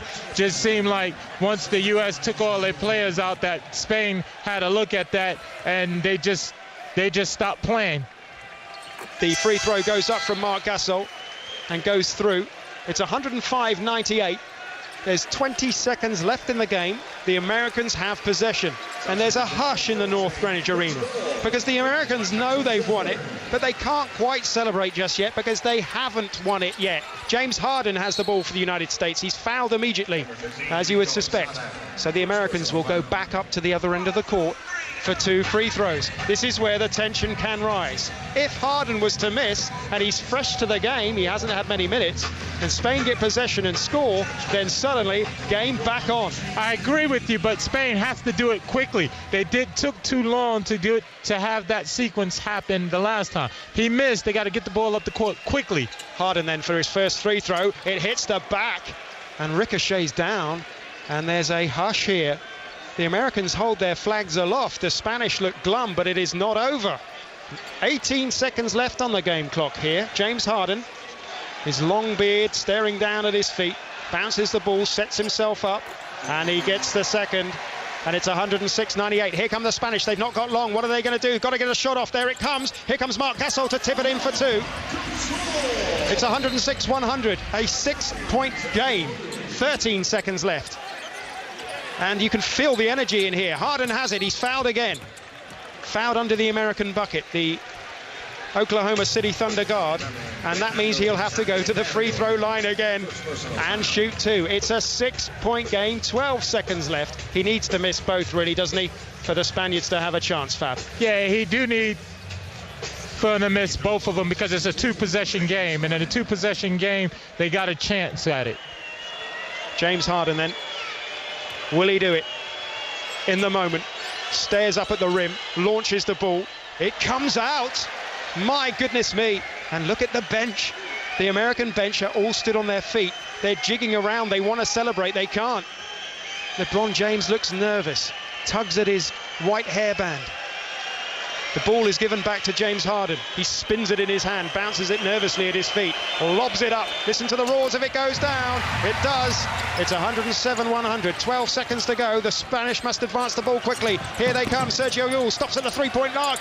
Does the ball go down? No, it doesn't. The Americans get the rebound with Anthony Davis, the #1 draft pick from Kentucky. The youngest man out there holds the ball and then gives it to his teammates, and the game is over. The Americans have reclaimed their gold medal.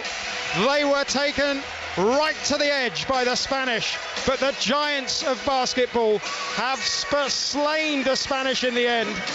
They are masters of their craft, and you have to hand it to LeBron James and Kevin Durant. They were superb out there tonight, and LeBron James especially, who has done what no man has done since Michael Jordan. He's won the NBA, he's the MVP in the NBA, and he's come to London, to the Olympics, and got his second gold medal. An outstanding performance from the Americans here, but what a fight the Spanish put on. It's USA 107, Spain 100. Gold for the Americans then in the basketball. And whilst that was reaching its conclusion, Sam Murray was going in the equestrian discipline in the modern pentathlon. Let's hear how she did now. This is the commentary with John Hunt. So now, what a moment for Samantha Murray. Laura Asadaskaite has just gone, the European champion and #1 in the world, and Asadaskaite's round put her in front. But a clear here for Murray will put her into the lead with a couple of riders still to go. Samantha Murray then, what a big 80 seconds ahead of her. Heather Fell watching on, silver medalist from Beijing. Gosh, this is nervous moments, isn't it? She's had a good start, very controlled over the third fence, and this is looking very tidy at the moment. This horse had a lovely round in the first with the first rider we saw, and Sam is most certainly as good a rider, if not a better rider, than the previous round. So it is all looking. Oh, she just touched that one, and very lucky. That's over the first 5 fences. Yeah, it stayed put. Here's the 6th, the Abbey Road fence. Lovely jump there. Now this combination coming up, 3 quick fences in succession, all forming part of one fence. Pace here very important, Heather. Yeah. Oh, and she got saved then. That was a very good horse. She has got, and she was incredibly lucky through that. Got in an extra stride at the beginning, and then knocked that last pole, but it stayed. She has got luck on her side today. Is it going to remain with her for the remaining few fences? That's the 5th last, still clear. Now the 4th last, a verticals, caused 1 or 2 problems, and she's got that one down, I'm afraid. So that's her first fault. Now it's important. Oh, the 3rd last has gone down as well. So now she must hold it together over these last 2 fences, because she's going to pick up time penalties as well. You've got to stay clear over these 2, Sam Murray. Here's the last now, in quick. She's over it nicely. She's going to pick up time penalties, and that will send her into the combined run shoot. No worse than 3rd place. Very closely. Could have been so much better though, Heather, couldn't it?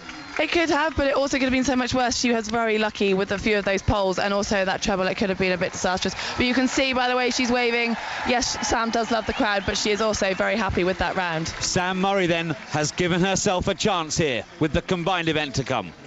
So that happened just a few moments ago. Let's join John Hunt live, shall we? She's given herself a chance in third then, John. Yeah, well, she's just slipped down to fourth. Jana Marquez, the rider who went after her, had a fairly good round, so she's moved into second place. But it all boils down now, Mark. The points they've accrued so far, from the fencing to the swimming pool and now the show jumping, they're now all converted to time handicaps. So the leader into the run-shoot, the final event, is Laura Asadouskaite, jointly with Jana Marquez. They're on identical scores. Kaze for France will start her run just 2 seconds after those two, and then another 6 seconds back will be Samantha Murray, right on their tails in fourth place. Tot a second behind her, and then there's a fairly substantial gap of some 8 or 10 seconds back to the next athlete. So Murray will have the leaders well in their sights as she begins the combined run-shoot, all to play for from 6 o'clock onwards. And Heather Fell, knowing the relative strengths of Sam and the people ahead of her, does she stand a chance of going further up? She definitely does. We've been analysing this, and Sam has got an incredibly strong run, and she's in good shape at the moment. And the others around her are definitely not as strong a runners, other than Laura out in front. So it's going to boil down to the shooting, whether she can hold her nerve under this pressure and the sight of those Olympic medals, whichever colour they might be.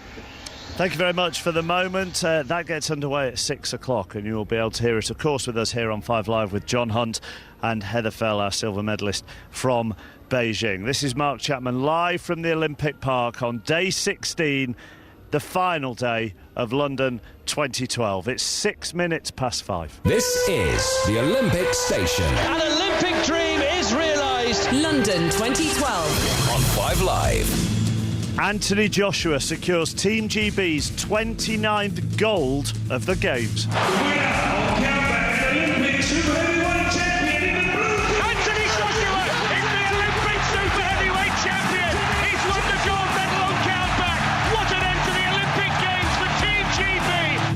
The final medal of the Games in the modern pentathlon will be decided in the next 90 minutes or so. The Chief Exec of the British Olympic Association, Andy Hunt, tells me that all sport governing bodies need to work together to ensure further British success. I really hope that this is a blueprint for how sport in this country can work together collaboratively. Imagine what we could achieve every year in the 4 years if we all work together in that way. Bronze medalist Tom Daly tells me he can't wait for tonight's closing ceremony. It's the closing ceremony tonight, and that's the bit that all the athletes look forward to, because everyone's done their job, everyone's got time off, everyone's looking forward to just going out and enjoying the last night of being in the Olympic Village. And we will have full coverage of the closing ceremony from 8 o'clock tonight, right here on 5 Live with Mark Pougash. Remember, you can catch every Olympic moment right here on 5 Live, and also over on our new digital radio station, 5 Live Olympics Extra. And if you miss it, catch up later on the BBC Sport website. This is the Olympic Station. BBC Radio 5 Live. BBC News on 5 Live, I'm Rebecca Pucchiello. Police in Manchester have arrested a man in connection with a fatal shooting and grenade attack on Friday. He's being held on suspicion of murdering 46-year-old David Short. Detectives say they still want to speak to another man, Dale Cregan, who's wanted in connection with the murder of Mr Short's son, Mark. Tia Sharp's parents have laid flowers at a memorial outside her grandmother's home in Croydon. Her grandmother's partner, Stuart Hazel, has been charged with her murder. The final day of London 2012 has seen Team GB pick up another gold medal. Anthony Joshua beat defending champion Roberto Camarelle in boxing's super heavyweight final. Attention has begun to shift to ensuring lasting benefits from the Games, with Lord Coe being named the UK's Olympics Legacy Ambassador. I would obviously say that the first legacy is the delivery of a great Games, but it does have to be all our collective challenge now to make sure that we leverage every ounce from the golden opportunity that is in front of us, whether it's economic, whether it's social, or whether it's sporting. And more than 200 firefighters are tackling a blaze at a recycling centre in Dagenham in East London, a short distance from the Olympic Park. London Fire Commissioner Ron Dobson described it as the largest fire in the capital in recent years, but said cover for Olympic venues isn't affected.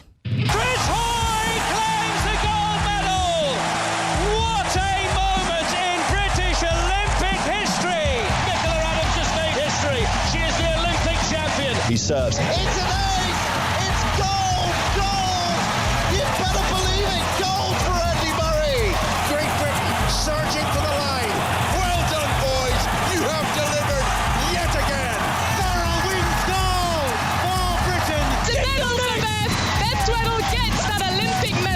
London 2012 on 5 Live and 5 Live Olympics Extra. Have a listen through our best bits online at bbc.co.uk/5 Live. Just click the best bits box at the top of the page. Let me round up the Olympic news for you on this final day of London 2012. Anthony Joshua won Great Britain's 29th gold medal of the Games with victory on count back in the super heavyweight final. It was silver for Fred Evans in the welterweight after defeat to Kazakhstan's Serek Sapayev. Britain won 5 boxing medals in total at the Games. The United States have won gold in the basketball with a 107-100 win over Spain. France beat Sweden in the men's handball final. Croatia were gold medal winners in the men's water polo. Reigning world champion Jaroslav Kulhavy of the Czech Republic was the winner of the men's mountain bike, and we'll be grateful for that. And Steven Kiprotich won Uganda's first Olympic gold medal since 1972 with victory in the men's marathon. Been quite a busy day away from the Games as well. Kevin Peterson has been left out of England's squad for the third test against South Africa at Lords. Johnny Bairstow has been called into the side. Manchester City came from behind to beat Chelsea 3-2 to win the Community Shield, and City have also agreed an undisclosed fee with Everton for midfielder Jack Rodwell. One result to bring you in the League Cup: Blackpool 1, Morecambe 2. In the SPL it finished Hibs 1, Hearts 1, and in Super League Hull 30, Catalan Dragons 10. This is Mark Chapman in the Olympic Park. It's a quiet Olympic Park. The public haven't been allowed in yet for the closing ceremony. A few dignitaries have been allowed in. There are various golf carts going back carrying various bits of equipment. It's been quite nice actually, sat here about 150, 200 yards away from the stadium watching the school children go past who are going to perform a little bit later on. And as I say, still the most amazing thing that I've seen in the last hour was on this party day in the sunshine, the Brownlee brothers going for a training run, running past me and heading up towards the Olympic Village, which is to our right, where you can see tens of Union flags fluttering on Team GB balconies. I say the Brownlees are going for a training run because, Alison Mitchell, today we've been working together quite a bit. On our way to Team GB House, you were carrying a bag from Greggs for your breakfast, and you've sat down in front of me for your tea with a McDonald's. So other fast food outlets are available. Although John Murray and I both jogged over. Did you? No. No. It always amuses me during the Games, the contrast between what we all end up eating whilst covering these amazing athletes and Olympians. Do you have one moment, Alison, that you've enjoyed the most? Oh, well, I've spent so much time at the North Greenwich Arena watching the gymnastics. So for me personally, and the moment that I experienced and was there buzzing for was the men's bronze medal. When it was so dramatic, it built up over those 6 apparatus. Christian Thomas did one of the most amazing vaults, which Lewis Smith later picked out as a moment which then sparked the team into life. There was a drama at the end because of the fall from high bar, and then they came out and performed superbly on the floor. Christian Thomas again shouldering all that responsibility. Only then for a pommel horse inquiry to come out after we knew they had the bronze. They were suddenly up to silver momentarily, and that was tremendous. And that was the bronze medal again, but their first medal in 100 years. That was amazing. But being coupled with that, obviously, I was lucky enough to witness Mo Farah last night, and I think that slow Mexican wave of noise and the crowd rising and falling, following Mo around the track was truly magical and carrying him over the line. It's interesting how you kind of light up when you talk about gymnastics, and I don't know whether you find this as well, Simon, in that the sport that you've covered at this Olympics, you don't just turn up at the Olympics and cover it. You've been embedded in it for 2 years, 3 years, and unlike other sports, mainstream sports, you get to know these competitors and the people behind the scenes incredibly well. Yes, and I think the way that they've all performed has been outstanding, particularly in the velodrome, you know, and Bradley Wiggins in the time trial, Lizzie Armitstead winning the first British medal, that silver medal in the women's road race in that deluge on the first Sunday. I mean, it seems like a month ago, doesn't it, now, when we look back? And some extraordinary stories. I think my answer is, in terms of finding a moment from the Olympic Games, I'm finding it impossible to do that. You know, a moment from the cycling, well, in terms of his achievement, Bradley Wiggins backing up a Tour de France win with that time trial victory. The atmosphere in the air in Hampton Court that afternoon was very special. All the people on the bridge singing the anthem, just spilling onto the road in a very good-natured fashion. That was very special. In terms of Olympic landmarks, Sir Chris Hoy winning that 6th gold medal in the velodrome, the volume in the velodrome. But also, you know, I was at one of Alison's events, the men's team final. My family went to see that, and seeing the look on my children's faces when they walked into the arena and seeing where their seat was, the sort of open-mouthed gasp of how fantastic it was. I mean, that's really special. And the fact that when they came to the Olympic Park to watch some of the athletics on the first morning, they got up at 20 to 6 to get here. They were here by 8 o'clock in the morning, had the whole morning at the athletics, the rest of the day here, didn't leave the park till 9:30 at night, got home at 11:30. That's making the most of the Olympic Games. And really, you know, at 12 and 9, that sort of age group, that was special to see their enthusiasm for it. You can see the emotion in his eyes. You can see tears in his eyes when he says that, John Murray. Yeah, well, you know, it's just so great to be a part of it. And you know, one of the highlights has been just seeing people around the Olympic Park, hasn't it? And I've spent quite a lot of time away from the Olympic Park at these Olympics, covering the football. So I've been over at Wembley a lot. I've been out at Coventry and Cardiff. But it really, and the crowds there, I can tell you, were enthusiastic enough. But when I occasionally came back here onto the Olympic Park, you know, it reinvigorated you, didn't it? Because obviously we've been here in terms of a BBC sense every day. But of course, when you come in here, the public who are coming in, most of them probably only spending one day here. So it's wide-eyed and new to everyone. So that you know, that enthusiasm really gets to you.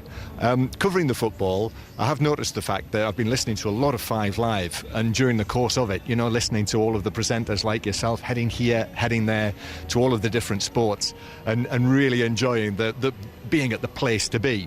Of course, in football, we never saw anything of you at all. Not a single presenter came to the football. It was just us commentators, so thanks very much for that. I don't know whether I don't feel particularly apologetic about that, really, for once. Neither should you be.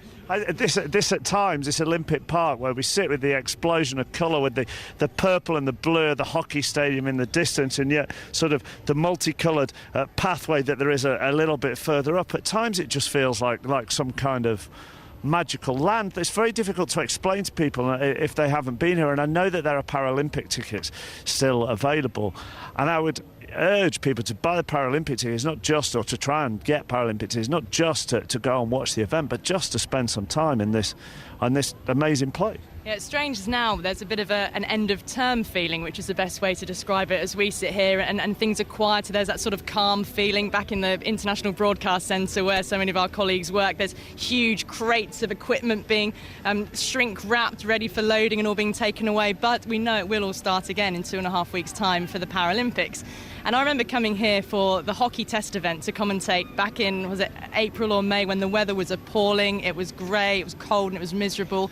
The park obviously wasn't all landscape like it is now, but it was, you know, largely empty at that time. And just to come here and see it finished, and then for it to be full of people, and it's the people which create the atmosphere always. The park is fabulous, but without the thousands of people who have turned up day after day, and as John said, the enthusiasm absolutely is what gives you that buzz daily.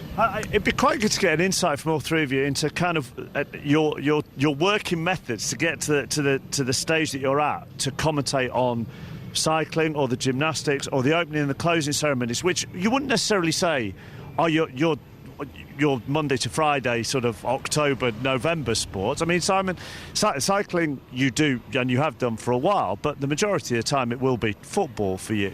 So, you know, do you feel that you put in more work for the cycling than you would for the football? No, I don't think so. But cycling, along with football, has always been my thing. And I've covered the Tour for the last 18 years for 5 Live. So it's a very special thing for me to be covering it. So it means a lot to me. But no, I mean, you just give it everything you've got, but then you do anyway, don't you? Whatever you cover, you just do the best that you can with it. Just wanted to go back to what Alison was saying a few moments ago about the whole atmosphere and people making it. I remember Seb Coe in the opening ceremony said something along the lines of, you know, we'll look back in years to come and say we did it right. And sitting here for the last 15 minutes, just looking around the park, it's the first chance I've had to sort of sit down and think about it all, really. Looking around the park, I think we can say that now. We don't need to wait for years. We did do it right. And I think we should be proud of the games that we have put on in terms of the organisation, in terms of the setting and the backdrop, and in terms of the people. The games makers, many of whom are standing around near us now, quite rightly, they've been praised. Those sort of people, yes. But also, the general public coming in, they've helped to really make this has been like a people's games. So I think Britain should be proud of these Olympic Games. We've delivered for the world a stunning Olympics. And tonight is the chance to have the celebration, to celebrate what's happened in the last 2 weeks. You're going to commentate on tonight's closing ceremony, John, in the same way that you did on the opening ceremony. Do you get a different feeling in your stomach doing an opening and closing ceremony to doing a football game? Enormously, but I was quite nervous coming up to the opening ceremony the week of. But when I went to the rehearsal, I really got the feeling that it was going to be the success that it was, because there was so much to it. And in terms of your earlier question about how to do it as a commentator, well, once I saw it, I thought, well, to be honest, we had a team of us there, and there was so much involved with that opening ceremony that the classic radio fallback, just say what you see, was certainly something that you could fall back on with that opening ceremony. But I felt that ceremony really needed to be the success that it was. And I think that the success that it was led immediately to the atmosphere that we had here on the first morning, because everyone had witnessed it the night before and couldn't wait for it to start after that brilliant opening ceremony.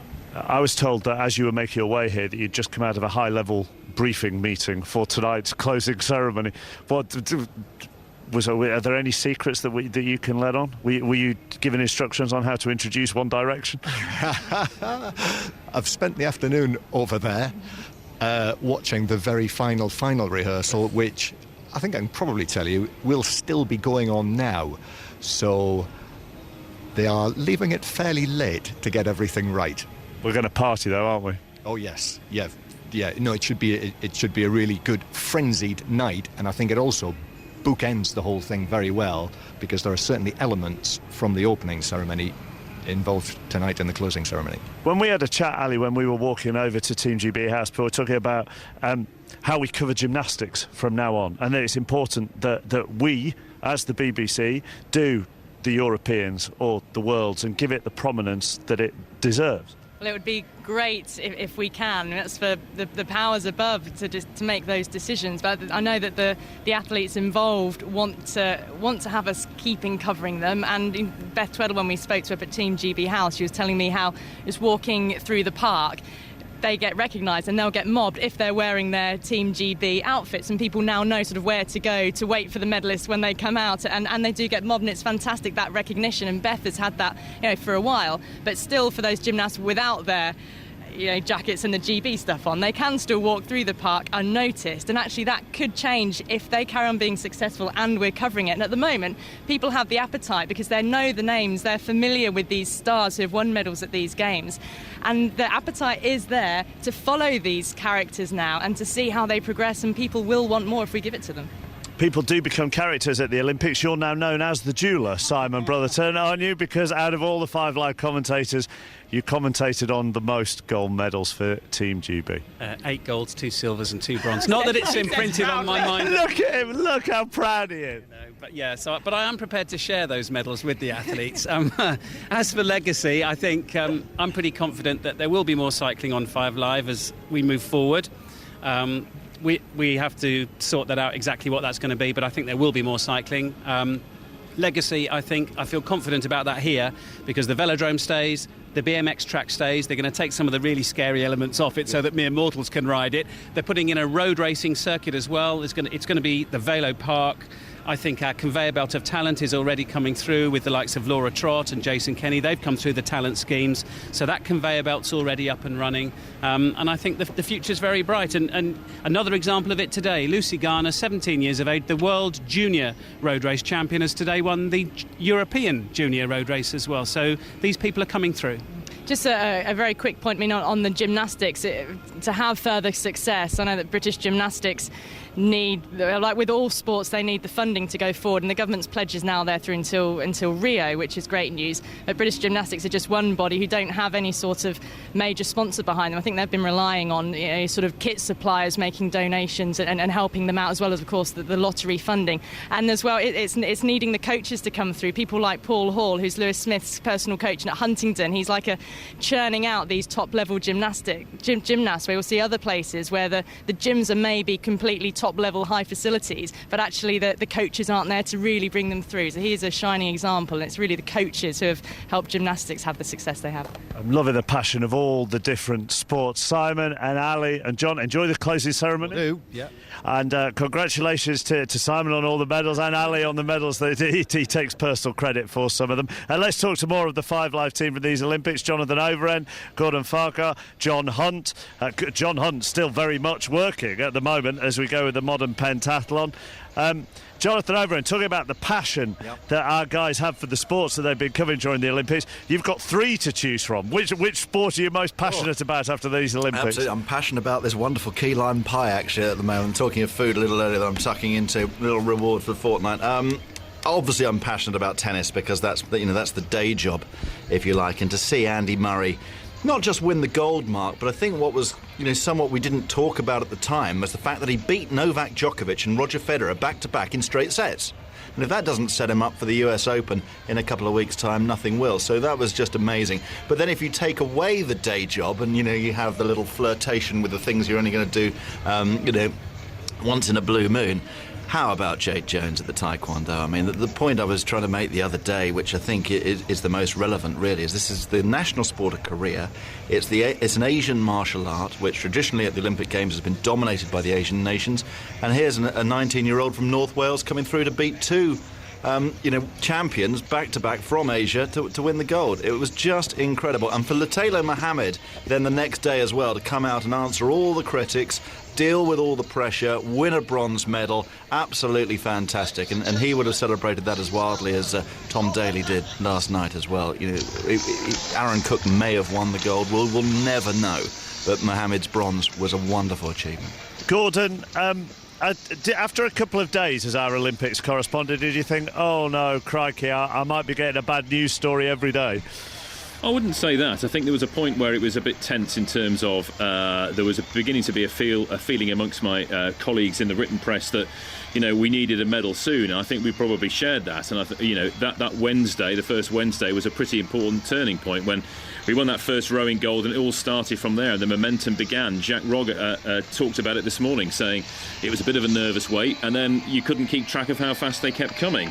I think up until that point, the inevitability of working at a big event like this is people tend to focus on the negative things until there is a lot of positivity to sort of take over. And there was still a nervousness, would we be able to do it? I mean, the opening ceremony got rid of a lot of that and dispelled an awful lot of fears about whether this was going to be, a success or a failure, or at least not a complete success for Great Britain. And I think by then, I think the mood notably changed. And when you ended up with hardened hacks like people that write for The Sun writing 4 pages on dressage, and normally they're talking about groin strains in football, you can tell that the mood has changed somewhat. And I think everybody universally in the media, the attitude and the mood flicked very quickly over into actually, this is great and let's celebrate that. I actually had a beer, Mark, with the man from The Sun, or one of the men from The Sun, last night, and he was telling me that he wrote more words on the hockey semi-final than he did at the Champions League final, which is amazing, isn't it? Because they've had this massive pull-out, and I think that's fascinating. That really is surprising. They had more correspondence at the Champions League final. Well, yeah, but even so.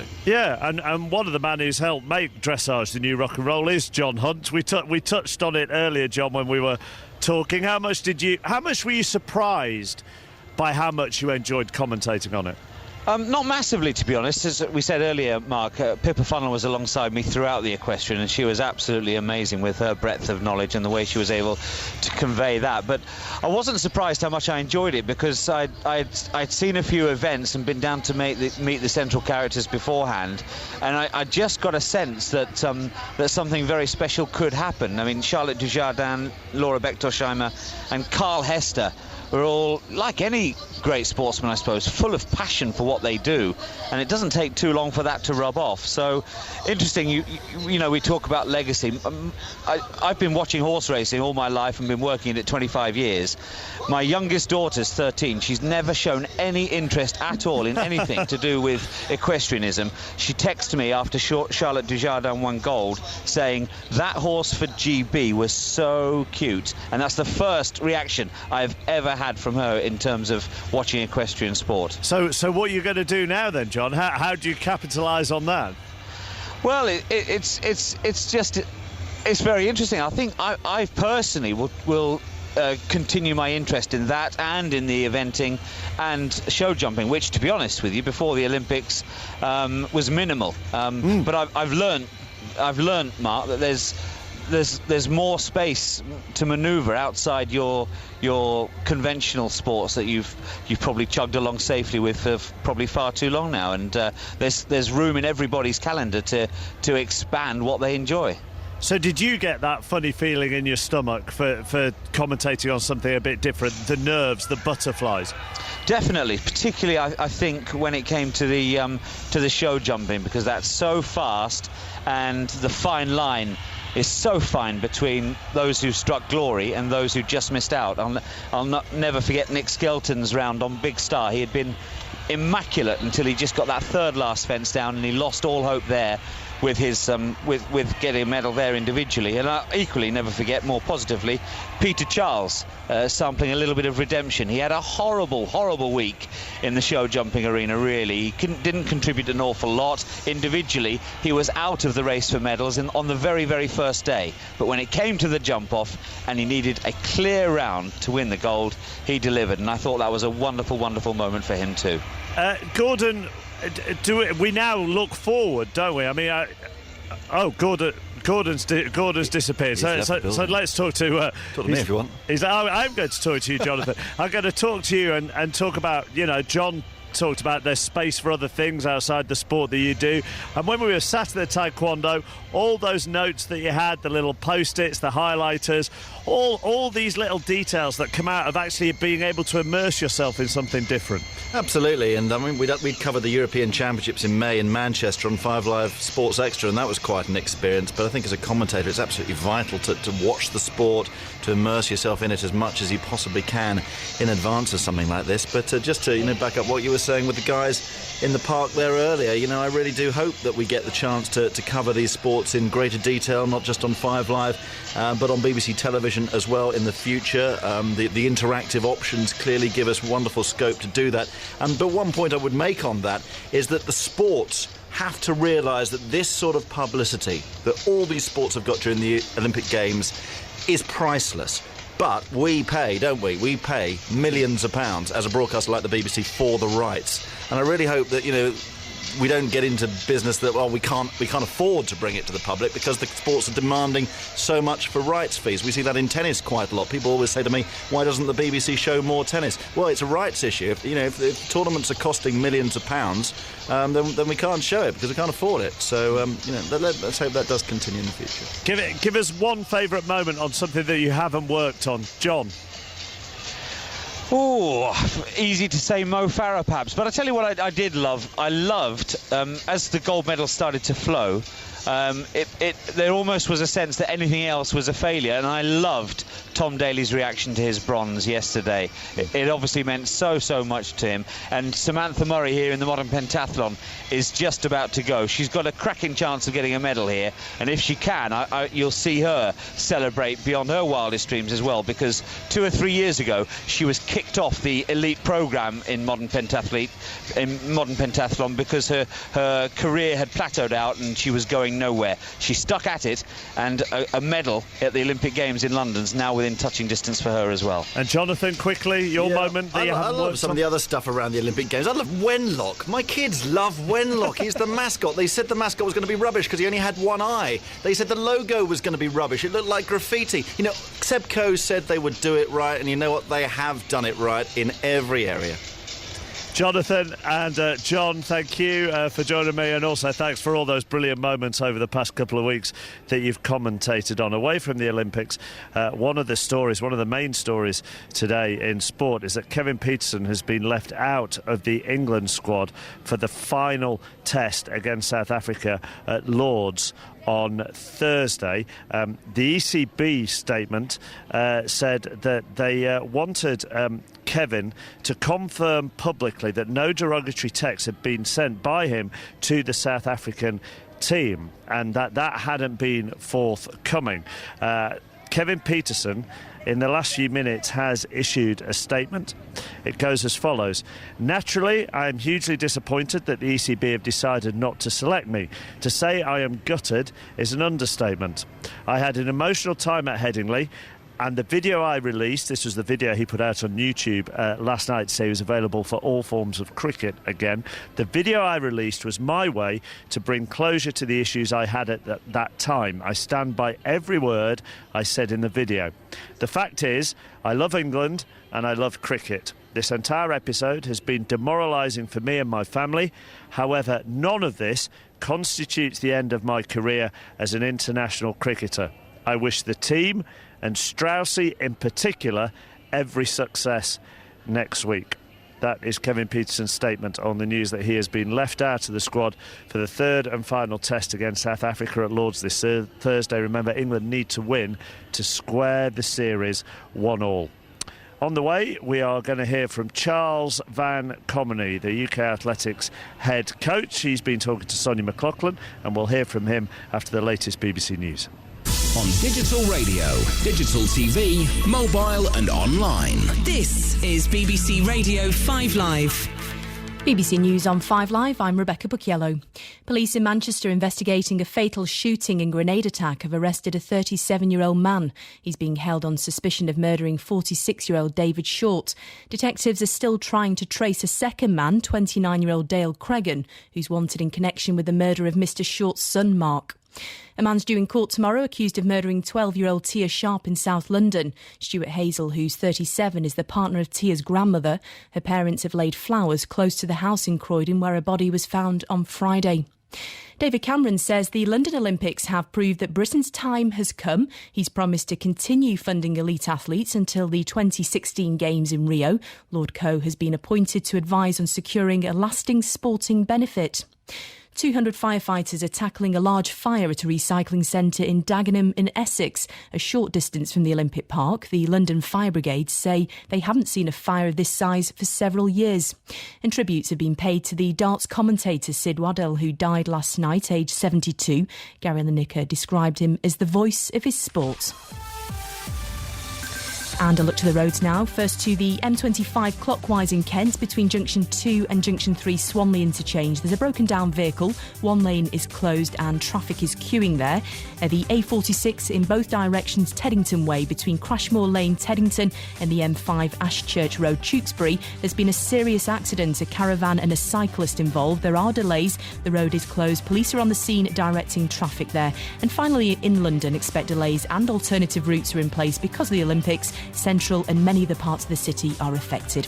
Rebecca Bucchiello, 5 Live Travel. Petersen waits. Morkel on his way again over the wicket. Bowls hit on the pad and there's a peel leg before wicket and he's out. Second ball. A finger raised. He looked out from here and that's remarkable.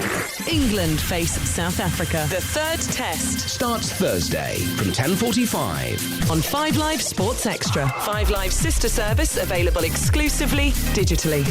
And goodness me, this is one of those moments in cricket when you know you're seeing something the like of which you may never see again. It's quite extraordinary. To find out how to receive 5 Live Sports Extra, click bbc.co.uk/5 Live.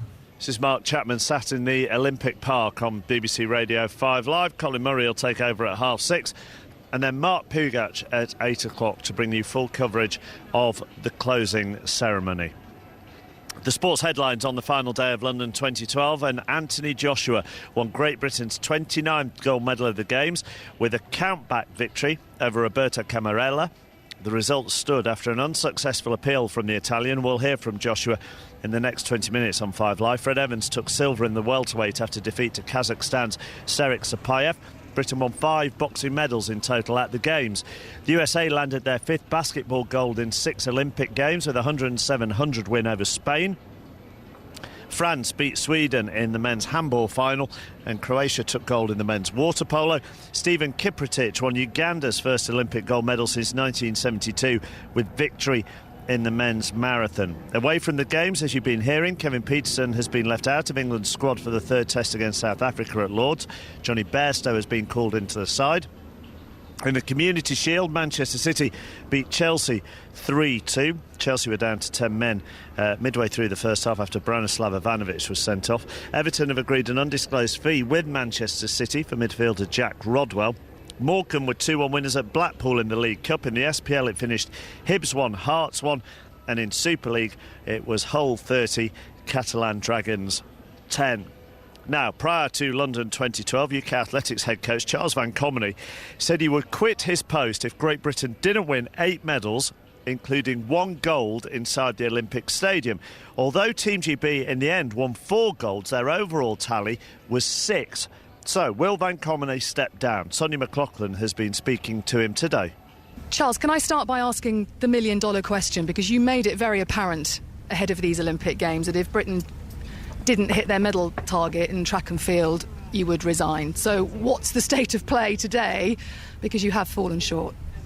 Yes, and those facts remain the same.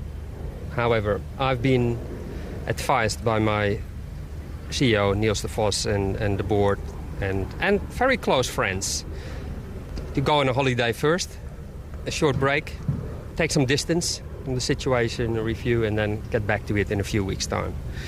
I think today is the day to savor the athletes' moments and to focus on what went right and what went wrong. And then the head coach's position is something to get back to another time. A holiday doesn't change the facts, though, that you have said if you don't meet the medal target, you would quit. A holiday isn't going to change that, is it? At the moment, no. But ask me again after the holiday.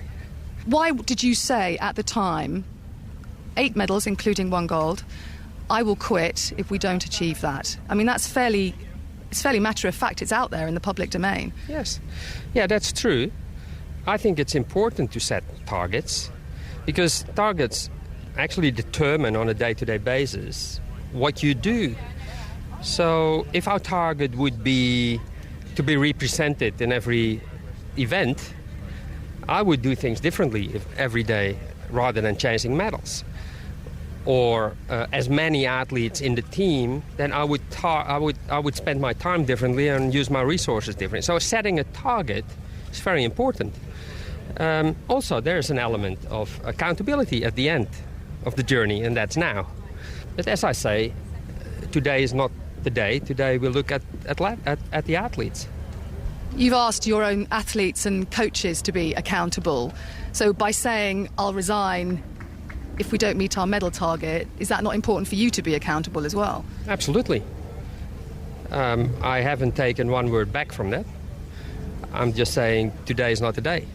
Do you regret, in a sense, setting that target? Because by putting it so publicly in the public domain, you've essentially given yourself some rope to hang yourself with should you not meet that target. Yeah, absolutely. No, I don't have regrets.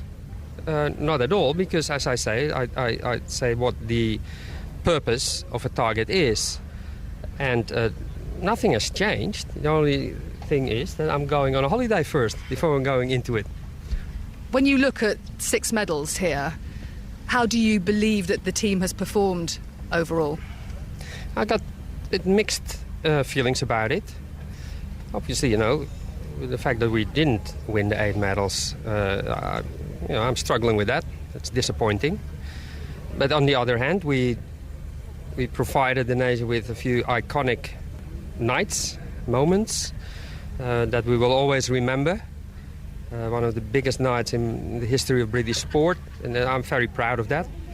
And the other medals that we won, and we finished 4th in the medal tally, and which is exceptional for us as a sport, athletics. So there are plenty of moments to be proud of. But yeah, mixed emotions about it, because obviously we want to win more medals. And by setting that target, you clearly felt it was achievable. So why do you think that this team has just fallen short? Yeah, you set a target, which I did 4 years out. As I say, it's something to target. It's never a prediction or an expectation. It's something to strive for. Yeah, where did I come short? A number of athletes did not really execute when it mattered. And I don't think many failed, but not many stepped up a level where you may expect that. In this arena where we, in London. So I looked at it carefully, and there are very few really who crumbled under the pressure. That's not the case. I think they simply didn't step up. Having said that, there were quite a few who did. And But what I've learned also is that there are some, exceptional talented young athletes like Katarina Thompson-Johnson and Johnson-Thompson. I always make that mistake. and a Jack Green and Lawrence Okoye and Andrew Potty. They are not there yet. They're coming. It looks bright in our the next 4 years for Rio, but they're not ready yet to shine here in London. Lord Coe has come out today and said he very much thinks your athletics team has done enough for you to stay in this job. How much do you, in your heart, want another 4 years? Yeah, obviously, it's quite an interesting, very interesting job and challenging. And there are not many of these sort of jobs in the world. So, yes, there's a big part of me that would like to stay.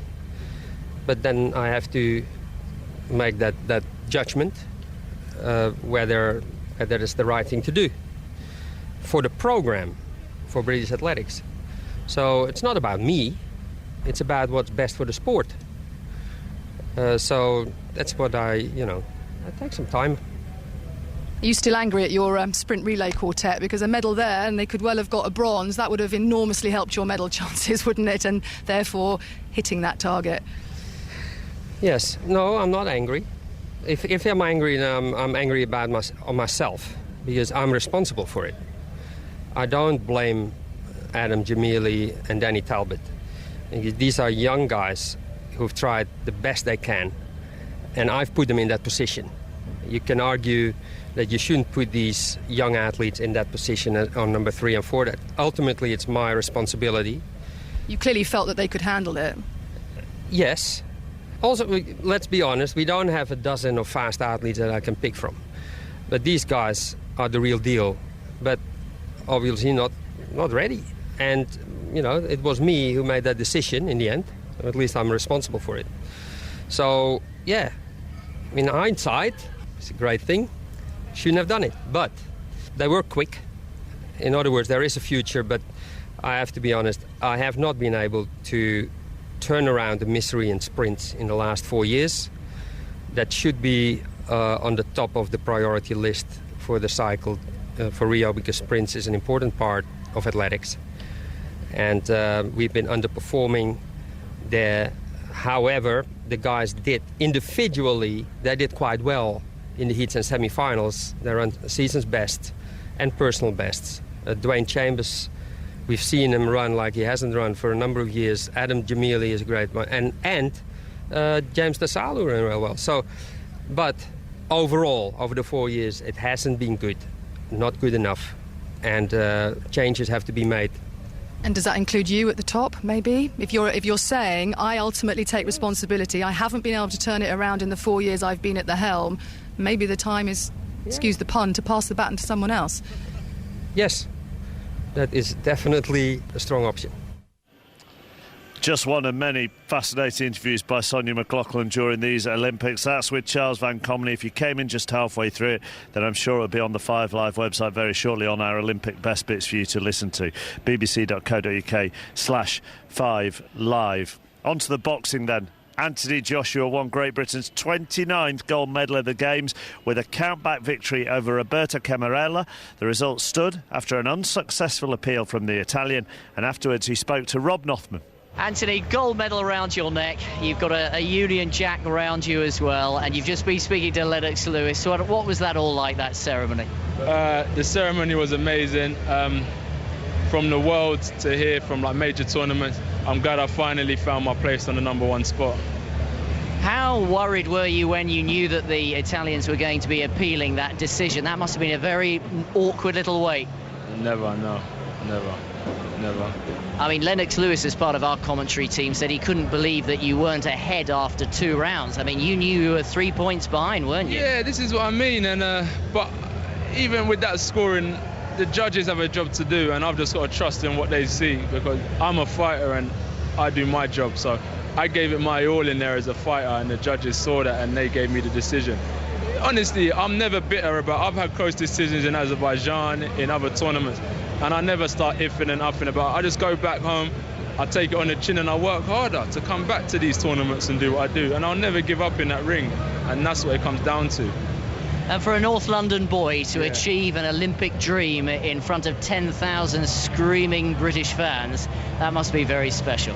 Yeah, it is. I don't like my mum coming out to my fights, and I just spotted her now, and I gave her my flowers because she's an amazing character. She sees the hard work that I put in as well. So thanks for the 10,000 people and the millions across the world for supporting Team GB as a whole. And it's an incredible achievement because in a way you're a Johnny-come-lately to boxing. You didn't take it up until pretty late. My body is in pieces right now from all the work I've put in. It hasn't been easy, honestly. And I'm just glad that now this has paid off. This is like a pinnacle of an amateur career. And I want to rest, but I'm hungry to get back into training because see close fights like this, I like to dominate fighters. I don't like it coming so close. So hopefully next time you see me, hopefully I'll be walking through a lot more fighters. And one last thing, the next time we see you, will that be in the pro ring? No, I'll probably be at the World Championships representing Great Britain again. So not going to be turning professional for a while? That's not in my thoughts at the minute. Right now I'm amateur Olympic champion, and that's a great achievement as it is. And I'm looking, in my mind, I'm looking to carry on that and gain as much experience as possible.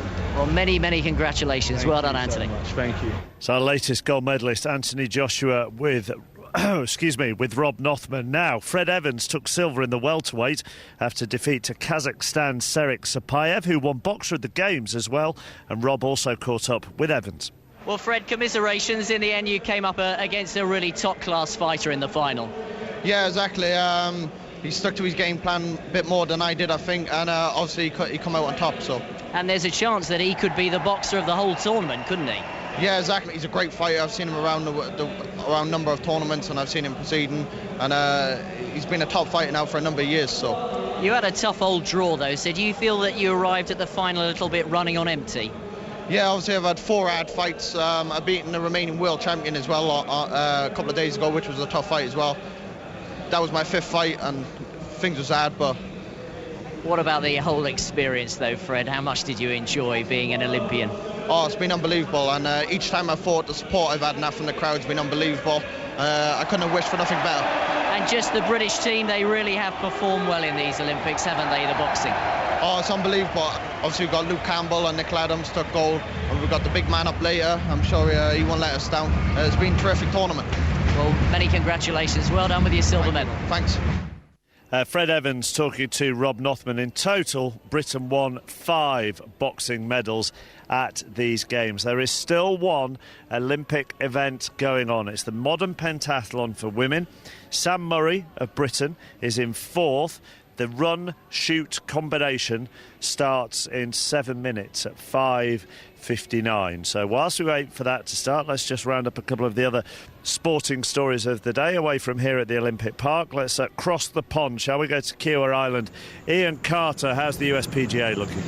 Well, obviously you'd want to be part of the closing ceremony of the Olympics, but if you can't be, then you want an exciting climax to the event that you're covering, and it certainly looks that way for us here at Kiawah Island tonight, your time, because Rory McIlroy is in pole position as he heads into the final round here. 7 under par, leading the PGA by 3 shots from Carl Peterson and by 4 from Bo Van Pelt, Trevor Immelman and Adam Scott. Tiger Woods has to make up 5 shots, so too does Vijay Singh when they get out onto the golf course. Padraig Harrington, Graham McDowell, Jamie Donaldson, Ian Poulter and David Lynn are all at 1 under par, 6 shots behind. But Jay Townsend beautifully poised for Rory McIlroy. He completed a 67 when he played his final 9 holes this morning and did so in very impressive style. He really did most of the damage yesterday before the close of play when he went out in 4 under par, 32 in the front 9 in the 3rd round. It was an amazing display of golf, which included 5 birdies in the opening 9 holes of that 3rd round. He's got it right there. He's got it right there where he needs it. He's in control. Tell you what, Jay, you come back and you clear your throat. Let's hear from McIlroy now, because he blew a 4-stroke lead going into the final round of the Masters last year. Then he converted a big lead, 8 shots at the US Open, into his first major title last year. And these are experiences that he's convinced will stand him in great stead this afternoon. I think, you see, a lot of guys that have I haven't held on in the past, it's been a first-time experience for them. I learned a lot from the Masters last year, and that's definitely something that I can think back to and draw on some of those memories and some of the feelings I had at Congressional as well. Just to feel right. Because you obviously you realise that you might not feel the same, or your anxiety levels are a little bit higher, and at least being in that position before, I'll know what to do again. So I think Augusta last year will stand me in great stead this afternoon. As Rory McIlroy, Jay's back with us. Those experiences will stand him in good stead, won't they? Well, he certainly learned his lesson from Augusta and applied it right away to runaway winner at the U.S. Open last year. He certainly has the same opportunity here. It's a golf course that suits him. It's conditions today. It's not nearly as windy as it was earlier in the week. He doesn't like the wind, so he loves it. Everything is set up for him to win today. OK, Jay, thank you very much indeed. Paul Lawrie's out on the course, has opened up with a couple of birdies. He has got it to 1 over par, a share of 24th place. 2 birdies to start for Justin Rose as well, in a share of 17th at even par. But tonight's going to be all about Rory McIlroy on Sports Extra. 7 under, leading by 3 as he goes into the final round. And that coverage gets underway with Ian and the team on 5 Live Sports Extra at 9 o'clock. Let's go back to Kevin Peterson, shall we? He's released a statement after being left out of the England squad for the 3rd and final test against South Africa at Lords on Thursday. He says, naturally, I'm hugely disappointed that the ECB have decided not to select me. To say I'm gutted is an understatement. I had an emotional time at Headingley, and the video I released was my way to bring closure to the issues I had at the time. I stand by every word I said in the video. The fact is, I love England and I love cricket. This entire episode has been demoralising for me and my family. However, none of this constitutes the end of my career as an international cricketer. I wish the team, and Straussy in particular, every success next week. Let's talk to former England bowler Angus Fraser, who's currently Middlesex's Managing Director of Cricket. Afternoon, Angus. Good afternoon. This is a mess, isn't it? But the ECB had to be strong. It is a mess, and the mess has been created by Kevin. So I say you're right that the ECB did have to be strong, and I think they have made the right decision. There's been a lot going on. It's taken total focus away from an important game of cricket, and they've had a player that has changed his tune a bit and left them in a position where I don't think he had anything else to do. Would you prefer, and this you can either do this as a managing director or as a former cricketer, would you prefer a player to attempt to build the bridges face-to-face behind closed doors in a dressing room rather than on YouTube? What do you think? I mean, it's great for the media, isn't it? Because it's all out there in the public and everybody can talk about it. Of course, these conversations should take place in private, and any grievances that you've got sorted out there, but it hasn't. Obviously, Kevin has been in the public eye, and I mean, he's great for newspapers. Having been in the industry myself and been a journalist for 7 years, I mean, it was great because you just had to put an intro, open quotes, and let it flow as such. But that's not the way that affairs like this should be dealt with. They should be dealt in private. Players have got differences. Players have always got differences and with management and stuff like that. But it needs to be handled properly, and that means that it's done privately and respectfully. Yeah. I think I bowled you a dolly with that question. Angus, thank you. Thank you very much. Angus Fraser, former England cricketer, Middlesex's Managing Director of Cricket. One event left to go at 2012 Olympics. Great Britain stand on 29 golds, 16 silvers and 19 bronze. It's a total of 64. We are 3rd in the medal table. Nobody can take that away. But John Hunt, it would be nice to get to 65. It would, with Samantha Murray here. She's 4th on the grid, effectively, Mark, for the start here of the Modern Pentathlon combined event. For those of you unfamiliar, it's a 3,000-metre run. They are off and running, but before they really run in earnest, all of these athletes have to fire a shooting target. 5 shots before they can effectively be on their way. Asadis Gaiti is underway, so too the Brazilian Marquez, joined now by Kaze for France, and then Samantha Murray riding behind them. And all all those athletes are now at the shooting range. Sadisaitis missed her first. Going well is Marquez. She's already 3 targets down. Sam Murray's hit her first down. Kaze's got 2 on the board. At the moment, though, Sadisaitis struggling with her shooting, and it's the Brazilian Marquez who's underway now. Marquez is away. The other athletes haven't yet completed their shoot, including Murray, who's got 3 down. Now Sadisaitis has got going, but Marquez has a fair lead on her. Kaze's away for France, back in 3rd place. And come on, Murray, you need another shot down. She's got it. She's away. Joint 4th. Heather Fell is watching on here. Silver medalist from Beijing. Marquez got a big lead on them at the moment. Gosh, she has, yes. But Laura's going to be closing that gap pretty quickly because she is definitely one of the fastest runners in the field.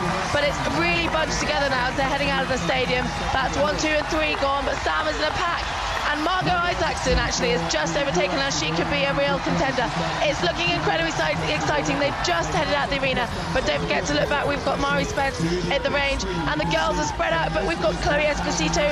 Could be dangerous. She's obviously shot very well and is closing down pretty quickly. So Mari is now away. You can hear the crowd going wild there, and it's all going to happen out on that run out the back on the hilly grass behind in Greenwich Park. In terms of Murray, it was alarming to see the American go past her. Chen, the Chinese, went past her as well. She looked a little bit legged to me, did Sam Murray, and all of a sudden from 4th, she's a little bit behind them now. Toth is ahead of her too, so it's Marquez with the lead here, and she seems to have a big lead. Sadisaitis world number 1, Heather. How quickly can she close this lead down, or is the Brazilian going to take an awful lot of beating from here? Well, Laura has an immense run, and the Brazilian is known for being not too quick on the running course. She would have been working a lot on her run this last year, but the last competition we saw her at, she wasn't on fire. So it is going to come down to this shoot, because Laura obviously had a bit of a nightmare shoot. And we haven't seen Laura have to run hard for a long time. She's actually set off quite well in advance of the last few competitions. So it's going to be interesting to see what she has in the tank. But it's still early days. I mean, they're only about halfway around the first kilometre of 3 loops. So we're going to see a lot of changes. 2 more shoots to go, and absolutely anything can still happen. The field behind these first 2, the Marquez and Sadisaitis, it's looking incredibly close, and it'll be chopping and changing. Interesting to see what order they come into the stadium shortly, John. Well, Marquez will be clear of Sadisaitis, who's about maybe 15 metres behind, but there looks a big gap between them, and already as they approach the second shoot, Sam Murray, the 22-year-old from Clitheroe, looks to have it all on here, I reckon, to land a medal. Let's see them back into the arena.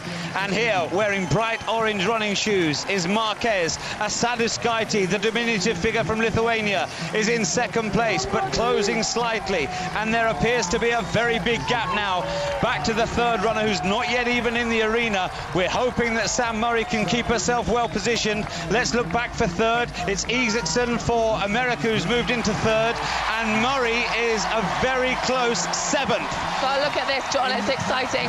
They have got all these athletes together, and at the moment you just can't, it doesn't matter who's where, because it is literally one behind the other, and the shooting will make all the difference to this time. The pressure's going to be on all of them coming into this shoot, and it's going to be vital, because it's really going to decide going out into that second run. This is their second shoot of 3, and it's going to be interesting to see what happens here. So approaching the shooting range, the race for gold at the moment appears to be Sadisaitis, who became a mum just 2 years ago.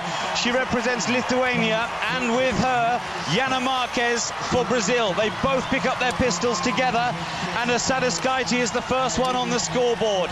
We'll have a look back. Murray not yet at her station for Great Britain, but it's Sadisaitis going blow for blow here with Marquez. Both have 4 targets down. They're attempting to get their 5th, and they both hit the 5th as one. Marquez, Sadisaitis, they now are absolutely together, embarking on their 2nd lap of Greenwich Park. But now our eyes fall back to the athletes chasing the bronze medal. Can Sam Murray get her shooting act together? She's 3 targets. She's 4 targets down at the moment. So too has Koklova, but it's Murray who emerges in the bronze medal position ahead of Isaacson for America.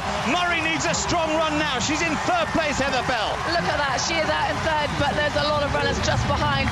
It's going to be amazingly close, but this is when the crowd are going to help her. They are going absolutely wild. They're Union Jacks flying everywhere. Everyone is stomping in the grounds, and she is just heading out into the park now, where hopefully this sound is going to carry her through. It's looking so close at the moment, and as I said again, they now have one chute left, and that's Mari. You can hear the crowd going wild yet again.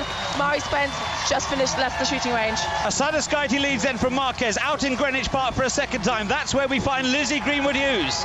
Well, Samantha Murray is just going up the first hill. She's about 150 metres behind second place Marquez, but she's looking very determined with those yellow spikes. She's not actually making up much ground though, John, but she's definitely keeping up the same pace. She needs to hold third from Isaacson. Chen's just in behind them, and then Toth and the others for Hungary. So Asada Skyty piling on the pressure. She is world number one as things currently stand. She's looking every inch the best in the world, Heather Fell, at the moment. She certainly is, and she's not world number one for no reason. She has got such a strong combined event, and this is where we've seen her come from further back. And with her starting off in that position, I find it hard to imagine that she's not going to clinch that gold medal.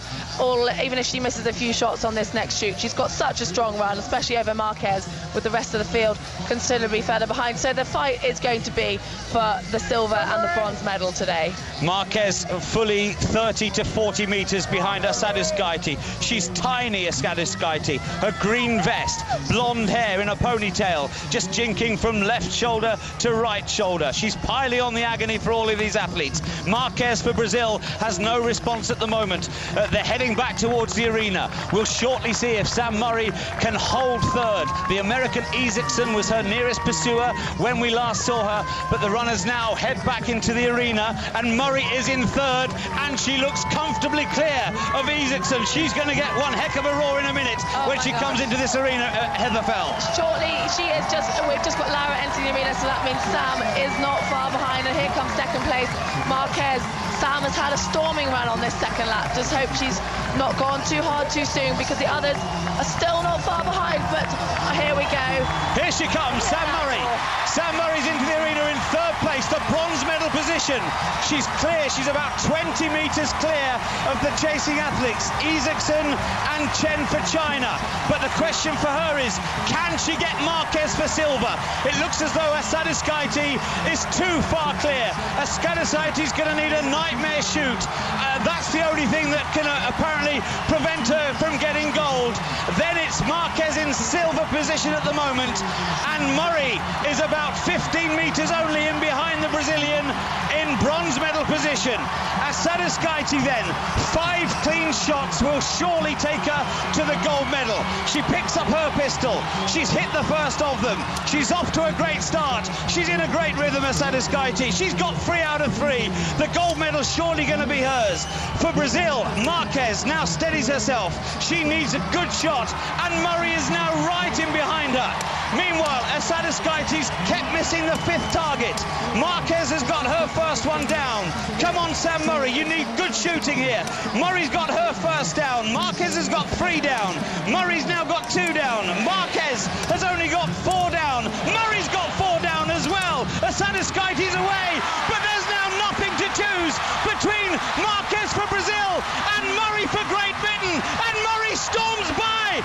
Marquez can't fend her off, and Murray's into the silver medal position. Oh my God, look at this. This is amazing. That shoot, she knew she had to nail it, and she has sorted that shoot. It is down to this last run, and Samantha Murray is eating up the ground, leaving Marquez standing still there, heading out into Greenwich Park. I think that silver medal is going to be hers. That is an absolutely storming run, and she's only got to hang on that last kilometre. It's looking so exciting, John. Isaacson in 4th, not closing. Chen for China in 5th, apparently not closing as well. Then a huge gap to Chloe Esposito for Australia, who's back in 6th. Barring tripping up here and breaking a leg, the gold is going to be Asada Skyty's, but Murray is determined, and she's heading your way, Lizzie Greenwood-Hughes, in silver medal position. She's just up the first hill. Marquez is trying to chase her down, but Murray is determined, her mouth open. She's powering on. She's being cheered on by all the British coaches in all corners of this course. I would say that Marquez is just making up some ground, but she's got about 15 metres on her. So less than 500 metres left to go. That's the only distance between Sam Murray and a medal here. We hope it's going to be silver. It's down to Marquez in behind her to see if it's going to be bronze. The gold has surely gone to the world number 1, Asadouskaite, who now makes another left-hand turn in Greenwich Park and heads back towards the arena. Asadouskaite is a long way clear. Hers will be gold, and much deserved too. Sam Murray and Yana Marquez of Brazil will battle out the silver and the bronze medal, and what a battle that could be. Asadouskaite then, clear, 50 yards clear. Lizzie, how's she getting on, Murray? She's pulling away. Samantha Murray is pulling away from Marquez in third place. Samantha Murray looks like she could be on for the silver here. She's got about 40 metres and she's powering. She's getting faster and faster as she's being cheered on by all the crowds here. She's got about 300 metres now before she gets to the finish line. And here we await her, a happy Greenwich Park that has seen so much success in equestrianism this last fortnight. Is Sam Murray about to bring our 17th silver medal, our 65th all told? Asadouskaite enters the arena for Lithuania. The gold is hers. She's starting to wave to the audience all around the three-sided Greenwich Arena. She's probably the best part of 100 metres clear. It's a fantastic run to gold for Asadouskaite. But here's Sam Murray in the silver medal position, the 22-year-old from Clitheroe. The gap back to Marquez is 10 metres. Marquez is trying hard. Murray needs to dig in for this silver medal. There's still 100 metres left to go. Murray's looking tired. Marquez 7 or 8 metres behind her. The final couple of turns. Asadouskaite out in front. Murray 7 legs clear, 7 metres clear from Marquez in third place. Then Isaacson, the final turn for Murray. She just needs to keep going for a wonderful silver medal. And she's yards away now. A great performance. Sam Murray is a silver medalist in the modern pentathlon. What a performance. Marquez sinks to the floor in third. Isaacson and Chen fourth and fifth. Heather fell. What a performance by Sam Murray, and she has maintained Great Britain's most proud interest in modern pentathlon. Oh my gosh, that is amazing, and what a tradition that lives on that we could not ask for anymore. She held her cool after that first shoot. It looked a little dodgy, but she brought it back, and what a storming finish we saw then. She was so determined, so strong, and that was 100% thoroughly deserved silver medal. Look at that face. I mean, she is absolutely beaming, and that is, I'm lost for words. Well, Heather, give us a few more words, because the story of Sam Murray's success is absolutely fantastic. 2 or 3 years ago, her place on the elite team was vulnerable. She had lost her form, and she was in danger of being kicked off the programme. She was, and I think maybe that gave her that extra bit of determination.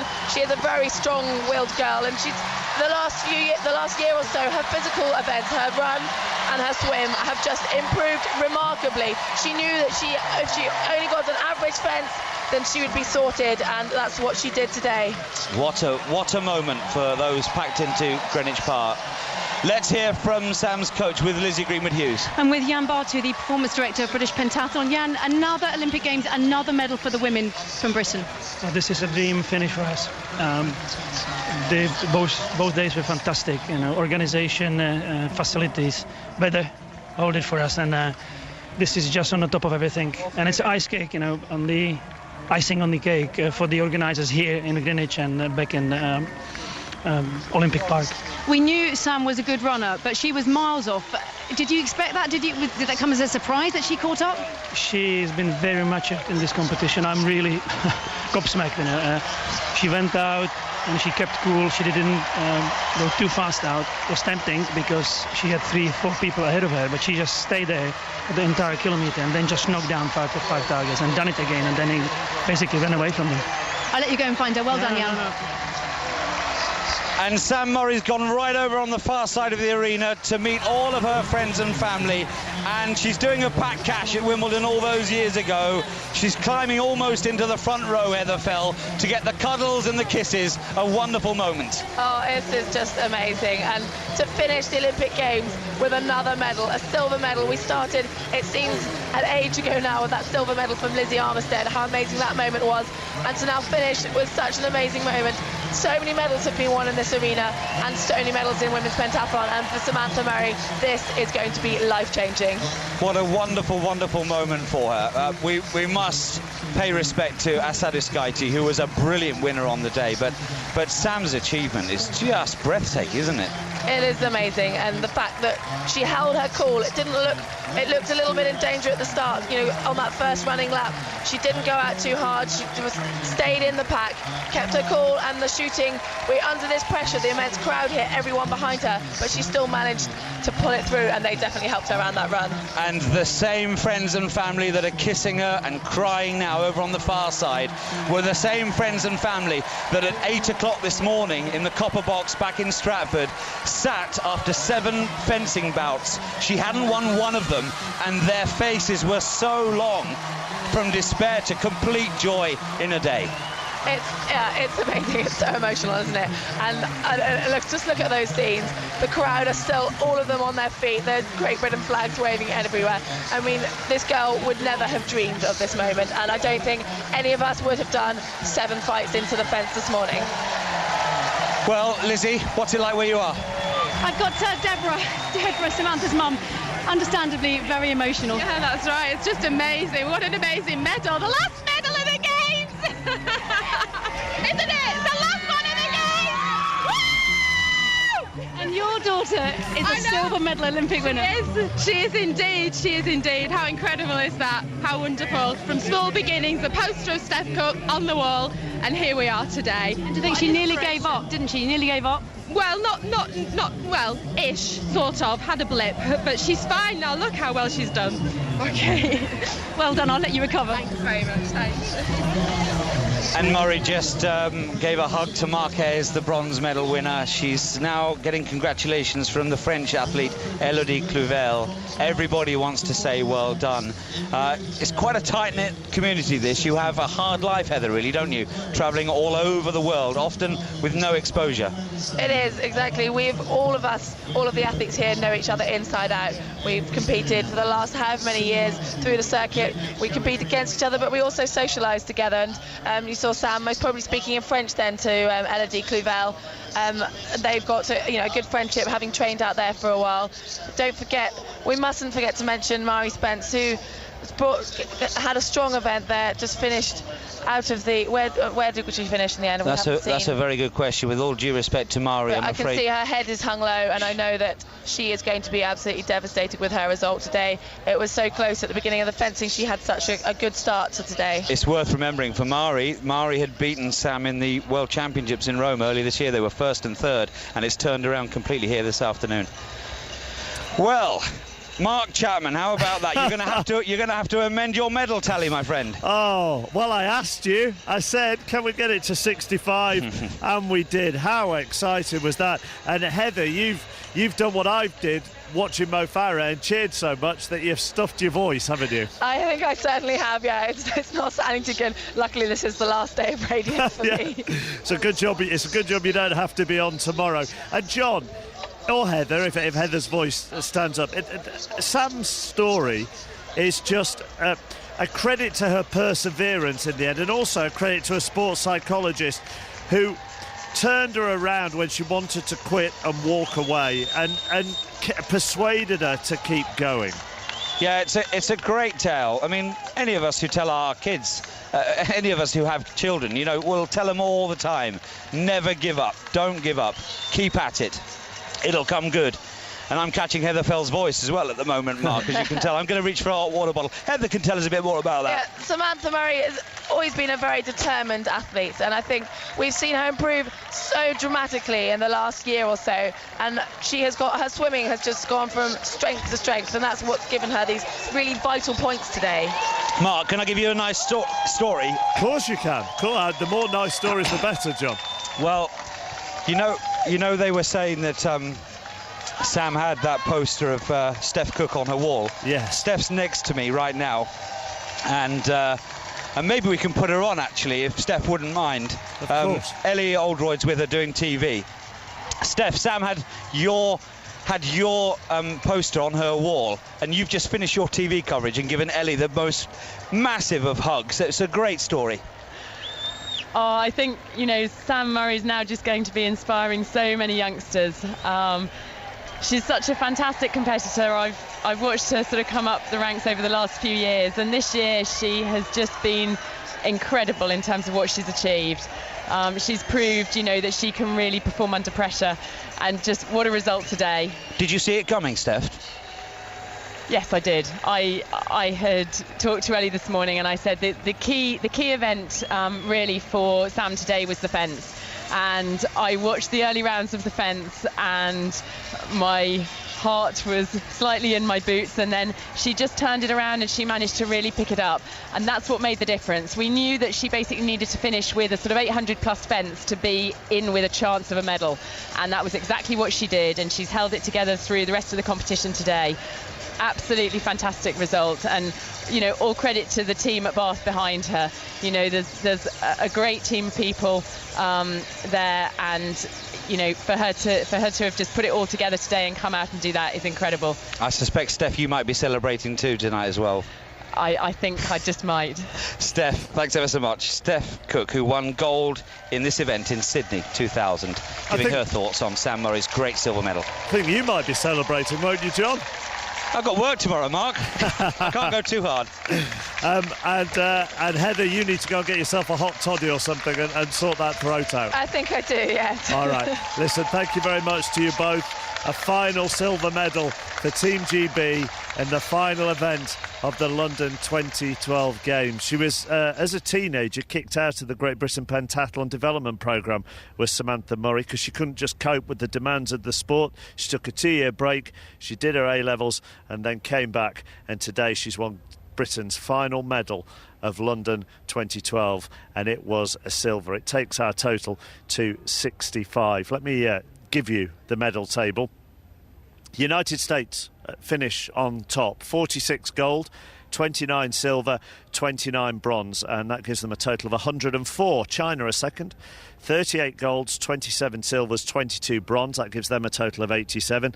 And then come Great Britain and Northern Ireland. Team GB, if you want, 29 golds, 16 silver, 17 silver, because I haven't updated my table. 17 silver and 19 bronze, that gives them 65.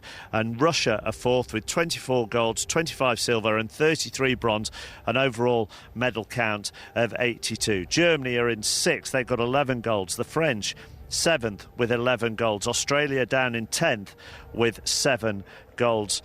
Jamaica, after all their success on the track, have 4 golds. They're down in 18th. Spain 21st with 3 goals. Brazil 22nd with 3 goals. The games makers are still around, guiding people towards the stadium. The troops are still around, searching everybody as they come in for the closing ceremony. Everybody who's been to any event at the Olympic Games will tell you that as well as the athletes, the true stars have been those volunteers and our armed forces and our troops, and we are very grateful and we thank them for their common sense and the joy that they have brought us all for the last 2 weeks. But as Colin Murray takes over, the games are over, but I think we all hope, and this may be a cliche, that it is not the end, this is the start of something special.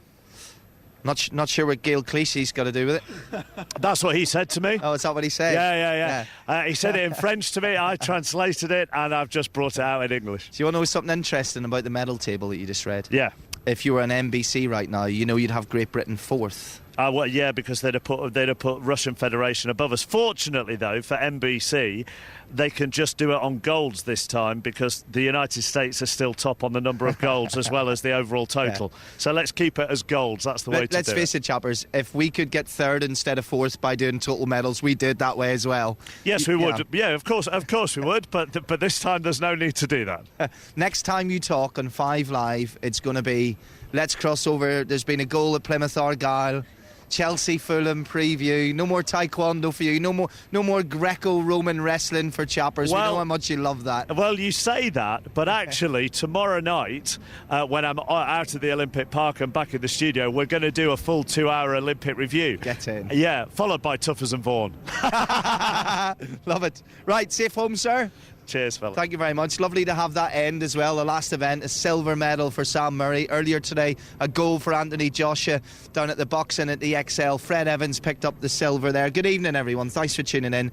90 minutes from now, a little bit over, we'll say hello to Mark Pugac and John Murray, who will in turn say goodbye to London 2012. I know they're very excited about the Spice Girls reunion, but they're going to have to hold it in for a little longer as we simply sit back and enjoy our final 5 Live sunset in the Olympic Park in the company of a man who came here a fan of tennis and left a lover of taekwondo, or as we like to call it between us, TKD. Jonathan Overend.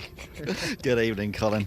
TKD Max. TKD. Taekwondo, as my young kid calls it, but we enjoyed that, didn't we? Yeah, I believe you're already talking to 5 Live bosses about covering the World Championships in Mexico. Is that true?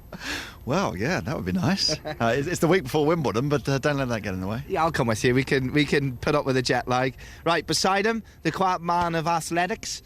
He almost single-handedly changed the entire fortunes of the St Kitts and Nevis team live on air about a week ago, and he's just about returned to full strength after Mo's double last night. Chris Akabusi. I tell you what, Colin, that was the games it was, and it was one wicked ride. Not finished yet, and with me also a lady who loves the water more than I love talking. Almost a decade representing Britain in water polo, and now a broadcaster, Lisa Knights. Lisa. It's been incredible, hasn't it? Just more than 40 games. I've lost count of how many exclusions, red cards and almost fights at the end in that final between Croatia and Italy. It was incredible. I was a little unnerved. I went to watch it, and you get the feeling that a lot goes on below the waist that you can't see. An awful lot more goes on below the water than anyone can see, yeah. One of the first tips I was ever given playing water polo was never stick your head under. No. You're coming up with a black eye. Is it true, and I heard this, I don't know where it's true, that you sharpen your nails into points so you can cut people? No. And wedgies are not true either. They do happen incidentally, but no, and you don't sharpen your nails. There's a nail check before each game. All right, so it's very tough. It's very tough. I got my first water polo today, and as these people stream through now, as we can see, heading towards the closing ceremony, there's a little bit of sadness because you almost become selfish. You almost start thinking, why Rio in 4 years? Why not just do it all here again? And you think, why not another week? Why not make it longer? But I suppose if everything had went wrong, we wouldn't be saying that. It's just went so well. Yeah, no, Colin, it's been a fantastic game from beginning to the end. And what I'm hoping is that the spirit, the goodwill, the generosity, the bonhomie, that will continue after the games. That doesn't need to leave. We need to capture that. We need to engage with that and continue on this high roller coaster energy and enthusiasm that we've got. Love one another, and let's get GB PLC out of the recession. Let's have an Olympic Games for getting out of the recession. And poor Jonathan Overend, he's ducking and diving, because if you think Joshua was any good, Akabusi's throwing a left and a right. He's ducking and diving. Boy, when you wait for him to come home, he's going to be black and blue all over. And he wasn't doing wedgies on the water polo. He's been with Akabusi on the radio. No idea what's going on. Thing is, Chris Akabusi is the most enthusiastic man you'll ever meet. Jonathan Overend, a little bit of a cynic. What will you do different next week that you wouldn't have done before these Olympic Games? I love, by the way, John Hunt said, oh no, I've got to go to work tomorrow. It's the 3:45 at Wetherby, isn't it? But in a way that does sum it up. We don't feel like we've been at work, do we, for the past fortnight? It's been such a privilege to be here on the Olympic Park. And you look out over the wonderful park in front of us here with the wildflowers. You just want to sort of hide in the bushes, hide behind someone said to me the other day, I mentioned this on air yesterday, when Colin, by the way, was ill and took the day off. Yeah. Someone said to me when we were watching on the big screen when I came with my family, there's a tree in the way. Who put a tree here? That tree is going to grow for hundreds of years in this park where we're standing now. This is not Beijing. The place isn't just going to sit there. No one's going to use it for years. Or Athens. This is going to turn into a wonderful, wonderful open space for the people not just of East London, but for the whole of London, for the whole of the country to come to and enjoy and be inspired by. And remember as well, recall those moments. can recall where you were when Jess won, when Mo won, when Jade won. And, it's just a wonderful, wonderful space. And no, we don't want to leave. We want to hide in the bushes. Or today at the volleyball, watching the Brazilians, I just wanted to get into their suitcases and they take us straight to Rio. Let's go. To be fair, though, last time you hid in bushes, it was 6 months suspended, so it's probably best not to do that. Lisa, some facts for you. I don't know whether you know them or not. We've got our statistician later coming in. I didn't even say that word right. But he's coming later, Phil Barker. He's going to tell us the truth. But from what I've learned, I think it's the most attended Olympic Games ever. So while it was a travesty to have those seats, the way they acted to fill them, more people have actually been able to see Olympic action here than ever before. That's quite special. It certainly is, and having been privileged enough to work at a couple of Olympics before this as well, the way they acted and got seats filled very quickly, because so many people were disappointed that they couldn't get tickets at the last minute. But I do think the organising committee acted really quickly on that, and of course you're always going to get the odd corporates not turning up, but I think the vast majority was. And also what's inspired me the most is how many people have come out at the end of sessions going, wow, that was a great sport, and inspires them to take up or perhaps try or watch a different sport other than, national sport of football. Here's another fact for you, Chris Akabusi. It's the greenest Olympics ever. Wow. Recycling and regeneration. It's done more than any Olympics in history. You're a man with all the facts and all the knowledge, but it's great. I'm the man with a good computer link. Well, I didn't know that, but it's great to see that London is leading the way in so many different areas. For me, it's leading the way in the entertainment value. The fact is each and every venue has been an entertainment area. So, yeah, green, clean, and the white big up machine. Yeah. Don't know what that meant? Well, you don't either, do you? I was gone there. I was gone there. Yeah. Problem is, when you commit yourself to a three-way ride, you're always going to get in trouble. I was thinking about the green machine. He's a hurdler, but forget that. Don't worry about that. I've got enough for one. And interesting, earlier today, the next job, as far as legacy goes, is they're going to put kitchens into the accommodation where the athletes have been staying, because they've all either been sold, they're going to become semi-council affordable housing, or they're going to become private flats to buy. But they've got them all to the stage just before the survey. So they've got to go and pick kitchens, and I love stuff like that. And the IBC, where we've been working out of, that's getting ripped down, and the basketball arena is getting packed away. They've got to take a level off the Olympic Stadium. That's the one thing that saddens me a bit. You can just imagine, Colin, can't you, the patter from the estate agent. They're saying, oh yeah, Chris Hoy stayed in this one. Then he takes them next door, Chris Hoy stayed in this one. And on the recycling thing, I mean, we're standing here. How many bins can we see? How many recycling units? We can actually see 6 different recycling units from where we're standing here. That's been one of the great things here. Has anybody here seen one piece of litter? No. Over the course of these games? No litter, no aggro. It's just been a brilliant place to be. Mainly because of these people. Look, these are the volunteers, not getting paid at all. At the moment, they're doing a Chariots of Fire walk. Have a listen to this. Keep going, keep going. Do your Chariots of Fire. We want to hear it in the radio. Do it again. Go. Do your Chariots of Fire.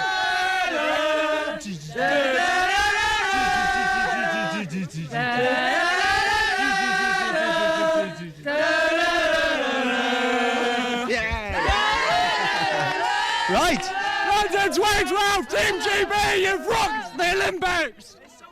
Excellent. Lisa Knights and I are off to the bushes. We'll be back with you after the latest news.